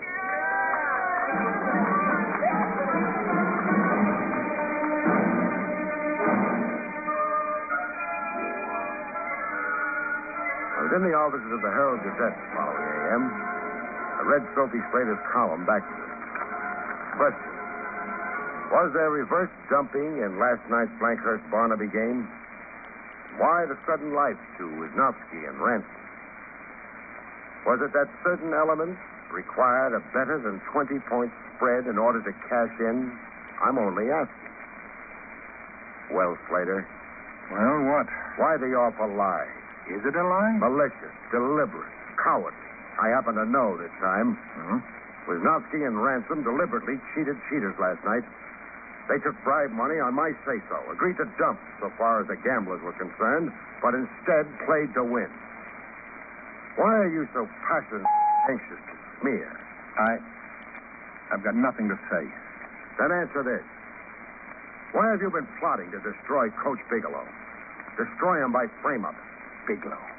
Bigelow rates everything I can dish out to him. That man isn't human. Then there's a personal motive against Bigelow. What, Slater? Go on, talk. Bigelow is a paragon of virtue. Thinks of himself as a god. He sees life as a blackboard maxim. You're either very good or very bad. No shadings in between. If you're very good, he loves and adores you. If you're bad or weak or just a fool, Bigelow will crucify you. No mercy, no quarter, no human understanding.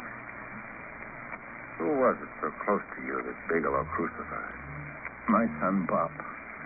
Bob played for Crabmore College once, 8 years ago, when Bigelow coached there. Bob made a slip. Your son took a bribe. Yeah.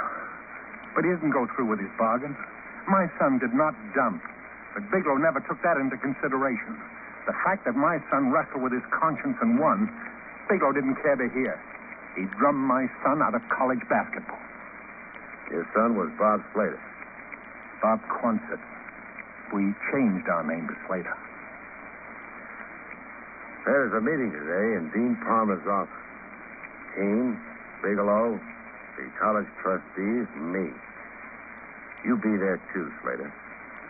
We'll get all the truth there, out in the open. As a kind of catharsis for everybody. When we're done, we let the police study the minutes of our meeting. Decide what action they want to take. You come, huh, Slater? Get it off your chest.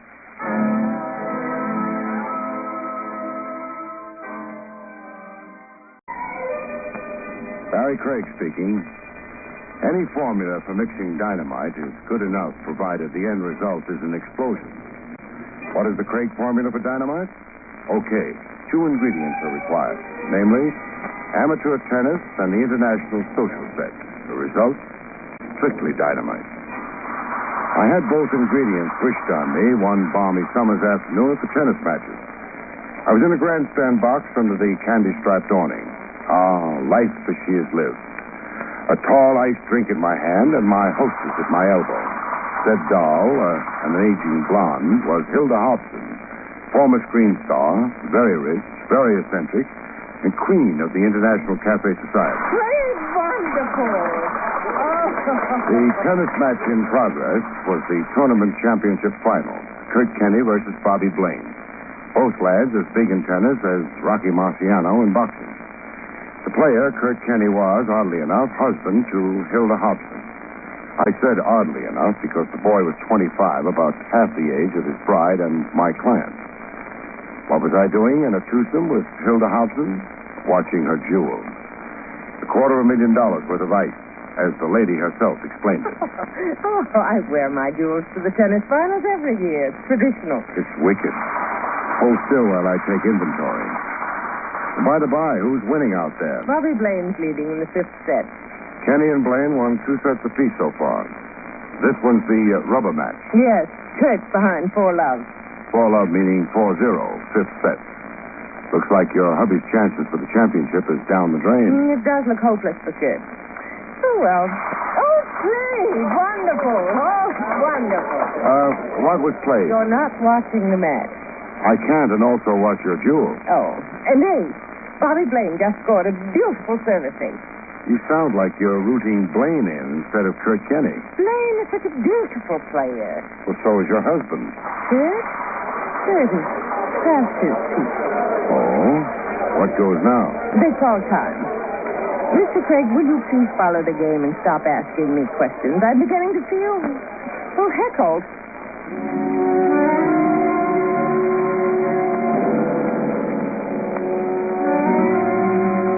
Time called meant a minute's pause. Time for the players to sponge their brows, swallow salt and energy tablets, guzzle soda pop kept in a handy ice bucket. I watched Kenny and Blaine return to the court. The only thing, there was no action. It was Bobby Blaine's service, but he wasn't serving. He was stalling, looking a bit wobbly in the knees. Why doesn't Blaine serve? I don't know. Ask me, he looks a little sick. Sick? Good heavens, he just needs one more point for the game. Blaine's down. He's flat on his face in the dirt. Give me those binoculars. What's Blaine just lying there? Unconscious. I mean, if only unconscious. If only unconscious. The heart, milady. 5 grueling sets in a 90-degree heat, or are tennis players immune to heart attacks?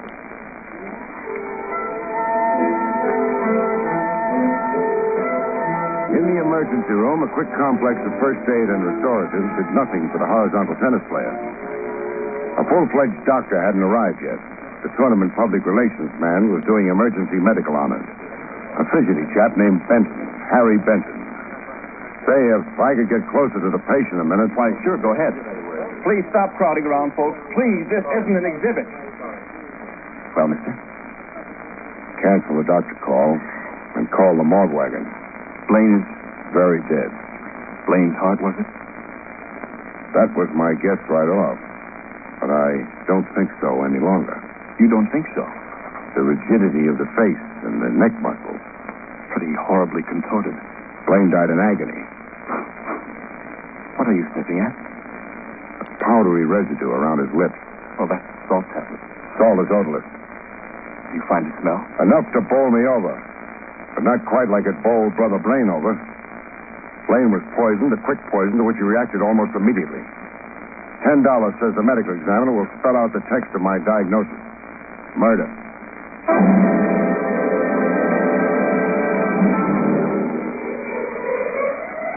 The deputy medical examiner pronounced it death by poison. The murder made big evening headlines and juicy gossip among the tennis set. I had an evening drink with the public relations man, Harry Benson, at Benson's request. We met in a place called the J. Cretan Memorial Club. I want to engage your professional services, Mr. Craig. To do what? Clear up the mystery. Who murdered Bobby Blaine and why? Yes. Well, have some faith in the police. We want a private operative working in close liaison with us. We and us? Explain the plural. Well, sir, I represent the J. Cretan Memorial Tennis Association. You know the name J. Cretan? Hazily. A champ tennis player once upon a time. A tennis giant, Mr. Craig. Cretan died in the 20s. He left a $5 million trust fund to endow tennis, encourage and develop young players. Et cetera, et cetera. It's embarrassing. It's bad public relations. It's a black eye for the J. Cretan Foundation. Yes. Will you take the job? I took it 10 minutes ago. I'd love some of the J. Cretan Memorial loot for myself. What have I got against money? Now, orient me. Who in Tennis Society had murderous impulses toward the late Bobby Blaine? Tennis Society is a world unto itself. Pretty peculiar. You've no idea, Mr. Craig. You're a guy who just loves talking around the mulberry bush, making with the long-winded preambles. Come on, Benton. Take me inside tennis.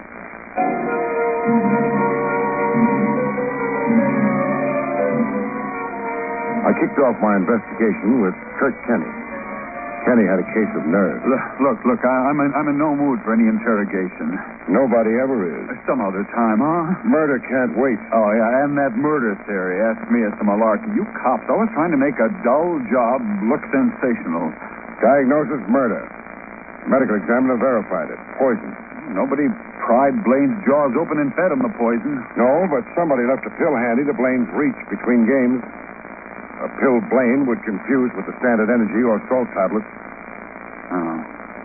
Is that the autopsy report? I'm betting it will be. Well, now, why would anyone poison Blaine? Why would anybody poison Blaine on a tennis court? And at the exact time it happened. Is that an oblique dig at me? You're the only beneficiary to Blaine's death I know. Yet. How am I a beneficiary? The incident saved you from defeat. I think you wanted to win today with every fiber of you. And for more reasons than just the title. Now, what other reasons would I... To stay on top. Be tops with Hilda Hobson.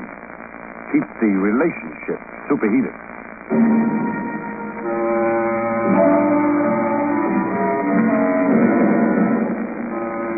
If Hilda Hobson had any inhibitions, they weren't showing. You deserted me there in the stadium. I'm sorry. Corpse generally has priorities. I suppose you've come to ask me embarrassing questions. You could just let me read your diary. Oh, not on your life. Ask your first question. At the game today, I guessed you to be sour on Kenny and sweet on Bobby Blaine. Was it so obvious? And how did Blaine feel? That is, before he lost all feeling. Very eager for my company.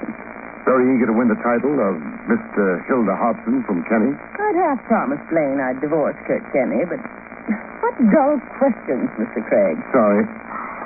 What power do you wield over these young athletes? I'm worth $5 million, Mr. Craig. My husbands enjoy liberal allowances. Oh, walking around money. Answer me this. What fatal appeal do these young men have for you? Can I get a frank answer? No, you can't. Well, then give me a funny answer. As a girl, I idolized the classic Greek gods. At 50, I still do. Now, who murdered Bobby Blaine? I suppose Kurt Kenny, poor deluded boy. As if the removal of Blaine could possibly help him with me. Won't it? No. Some other Greek god on the horizon? One always happens along. Oh, sure. There are 6 major tournaments before the close of the year. Your young Greek gods, all born poor on the wrong side of the track. All crazy to get invited to the best places, using a tennis racket to club their way into society. Oh, it's a nice, vicious circle.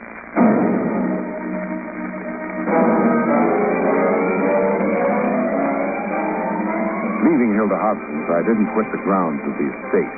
Not yet. I headed for the garage. The Hobson chauffeur had an apartment over the garage. A chap named Pepe Zaretti. He'd figured in the purple gossip the public relations man Harry Benton had passed along to me. Like his boss lady, Pepe was but totally uninhibited. Was I once the husband of Hilda? Yes. I had that unforgettable pleasure. We were a South American tennis title holder once. I was the best tennis player in the world once. Until Hilda married you and put you on an allowance. Yes, I have no regrets. It was a charming interlude, our marriage. Guinea hen, champagne, skin diving in Bimini. Whose idea was it for you to stay on as chauffeur after the divorce? We arrived at the idea, how you say, simultaneously. Hilda does not love Pepe anymore, but she does not hate me. So I stayed to serve her this way, as her good friend and chauffeur. How's your tennis? I am fat here in the middle, and here in my wrist, rheumatism. Very sad. So who poisoned Bobby Blaine? You want me to answer that? I'd appreciate it. Poor Kurt Kenny. How terrible it's Pepe Zaretti sent him to the electric chair, huh? You're saying Kurt Kenny did it? Yes, I say. I say what I see. Now, what did you see and where? Driving to the stadium this morning for the championship final, I am driving Kurt Kenny. We have stopped to give Bobby Blaine a lift. Cozy. The opposition riding to the battle together. It's a courtesy. Blaine's car is broken down. He's stranded on the highway as we pass. Go on. Well, in the car, I hear with my ears Bobby Blaine saying that he forgot his energy pills, that they are left in the dashboard compartment of his car.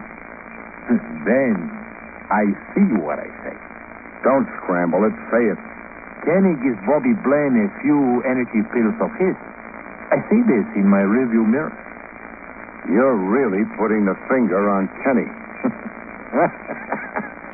To think that I should be the one. Now tell me, who succeeded you as Hilda's husband?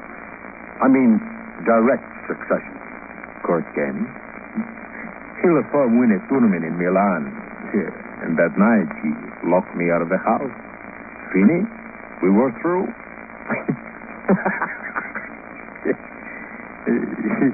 You think I'm revengeful against Kurt Kenny? Aren't you? Yes, I am. I would tell any lie to hurt him. Like now? No. This time I'm telling the truth. The electric chair for Kurt Kenny. What a delicious possibility.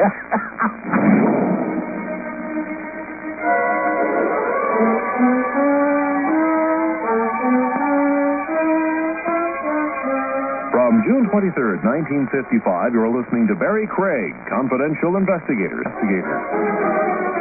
I found Blaine's buggy in a Tilex garage, where it had been towed for repairs. I had to force the lock of the dashboard compartment. There was at least some truth to Pepe Zaretti's testimony. I found a small cardboard box. The box contained square white tablets, energy pills, presumably. It now looked like the late Bobby Blaine could have borrowed a few pills from Kenny. A few pills with one of them doctored with a deadly poison.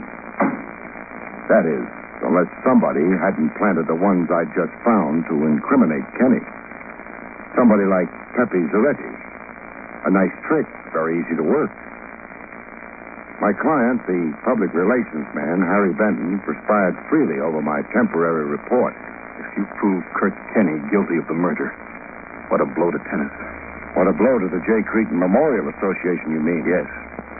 The association originally discovered and sponsored both Kenny and Blaine.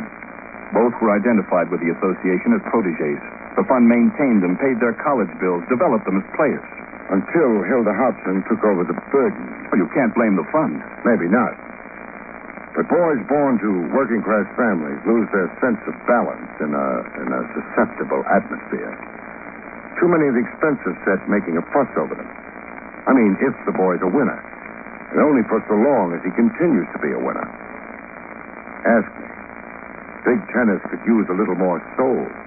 However... That's neither here nor there. Mr. Craig, the problem now is how to restrain the press. Restrain the press from what? From sensationalizing Kurt Kenny's arrest. I've got to get them to play it down in the interest of tennis. You're being a little previous, Benton. Kenny hasn't been arrested. Nor is it sure he will be. I'm not fully convinced of his guilt. Yes, but I am.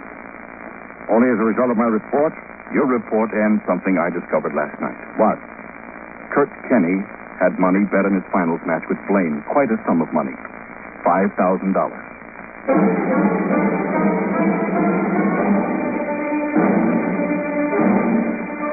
Looked like a pickup jury had already found Kenny guilty. Hilda Hobson, Harry Benton, Pepe Zaretti. No vote there for Kenny's innocence. One vote for Kenny's innocence came along, however, out of left field. In the J. Cretan Memorial Club, exclusive for members only. A girl who looked as if she'd crashed, dressed in a plain business suit, no sequins in her hair, no expensive look. She caught me at the bar in the middle of a swallow. Mr. Craig, I must talk to you. Well, what about? Kurt Kenny. Your brother? No, Kurt's just a good friend. And you are? Polly Blair. Well, talk. The infamous stories about Kurt, they're all lies. Kurt's fine and gentle. He couldn't hurt a fly. Nice character reference, but how well do you know him? As I know myself. That's a pretty broad statement. I know his true nature, his dreams, ambitions, his inner thoughts. You see, Kurt confides in me. I'm someone he can talk to, frankly and openly. You sound like a sweetheart. Kurt's a married man. Well, husbands sometimes stray. Don't please add to the infamy circulating about Kurt. Isn't it difficult enough for him? It is. Help Kurt. Believe in him as I believe in him. The stories you hear that Kurt could poison.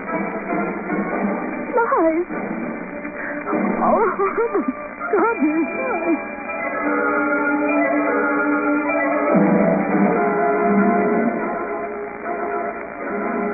Time, I figured, for a follow-up examination of Kurt Kenny. To get Kenny, I had to sit through a tennis match. I occupied my same seat in the grandstand box under the candy-striped awning. Same deal as before. A tall ice drink in my hand, compliments of Hilda Hobson. Hilda herself was loudly in evidence. My, but Kurt is sharp today. Yeah, going great. Service aces, passing shots, drop shots, right on his game. Like he didn't have a care in the world. Kurt, without a care in the world. You know better, huh? Oh, I live with the man. Been drinking like a fish. Up all night with insomnia. Why, he hasn't had a bite of food for days. Playing on sheer nerves. Oh, it's tough. Booze, insomnia, starvation. So when does he begin being homeless, Hilda? Homeless? You're giving him the boot, I remember you saying. Or was there a change of heart then? There hasn't been. I want especially to be fancy-free for the eliminations this summer in Rome. Besides, I've got more reasons than ever to send Kurt packing. Meaning Kenny's fatal match with Bobby Blaine of the other day? You want a bandy word. Suppose you spell it out. Kurt poisoned Bobby Blaine. You have proof? Oh, you're the detective. I'm just an intuitive wife. And your intuition convinces you, huh? Beyond a doubt. It's all over, Kurt.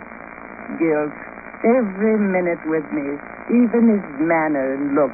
Guilt. I see. Well, the set's over. Kurt won at 6-2. That evens the match. Third set coming up. This is where it began, Hilda. It began? That other day, the fatal day. Time out before the third set, remember? Kenny and Blaine just where Kenny and Corbett are now. Under the referee stand, sponging off, gulping salt tablets and energy pills. And 2 minutes later, Blaine fell dead. Poor Bobby Blaine. Yeah, weep for the dead. Tell me something, Hilda. Tell you what? Womanly intuition. You remarked on it before.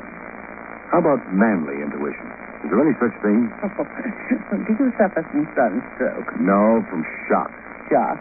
The shock of maybe soon seeing Kurt Kenny swallow an energy pill, then move over to the baseline to open service and fall down dead. Will he, Hilda? What does your intuition tell you?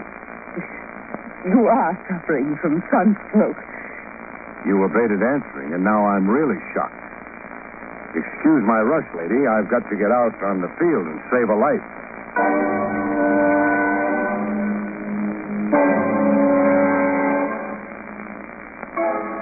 I was on the field in time to prevent Kenny from swallowing a white pill, salt or energy. I had to wrestle him out of his hand. Now, come on, get off, Sonny. You've gone insane. Maybe I have. If cop goes intuitive, he could be shaping up for a psychiatric ward. But intuitive? Well, what's your idea about these pills? I see you're getting kind of intuitive yourself. I want these pills sent to the police chemical lab for testing. If they're okay, call me impulsive. If they contain poison, call Hilda Hobson, Madam Bluebeard.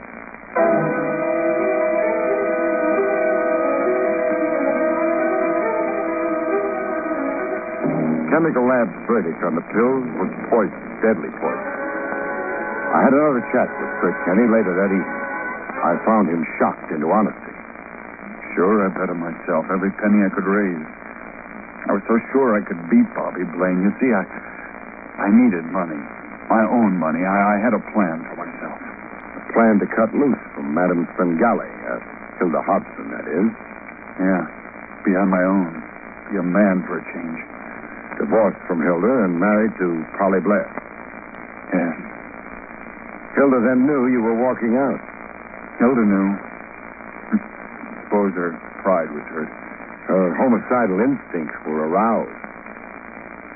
The fatal tablet Blaine swallowed was meant for you.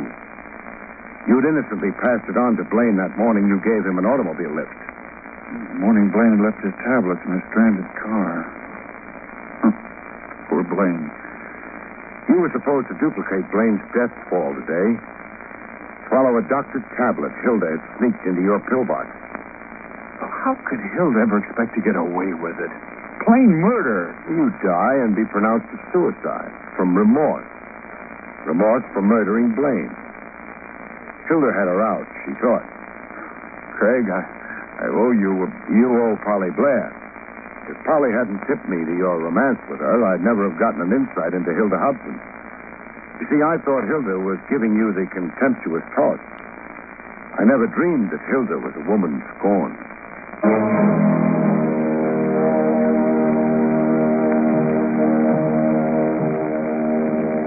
I had a few parting words with Hilda Hobson in police headquarters, watching her get mugged and fingerprinted. Kurt was leaving me. Leaving me, Hilda Hobson, for a cheap little gammon. For a girl he could have equality with. I suddenly saw myself as old and unwanted. Unwanted. Very moving scene, Hilda. Normally I'm a softy for tragic emotions.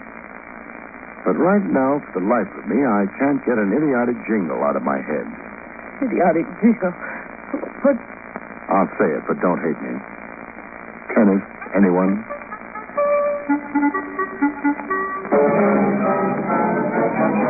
Barrie Craig, confidential investigator. Cerebral Cinema hopes you have enjoyed this movie of the mind.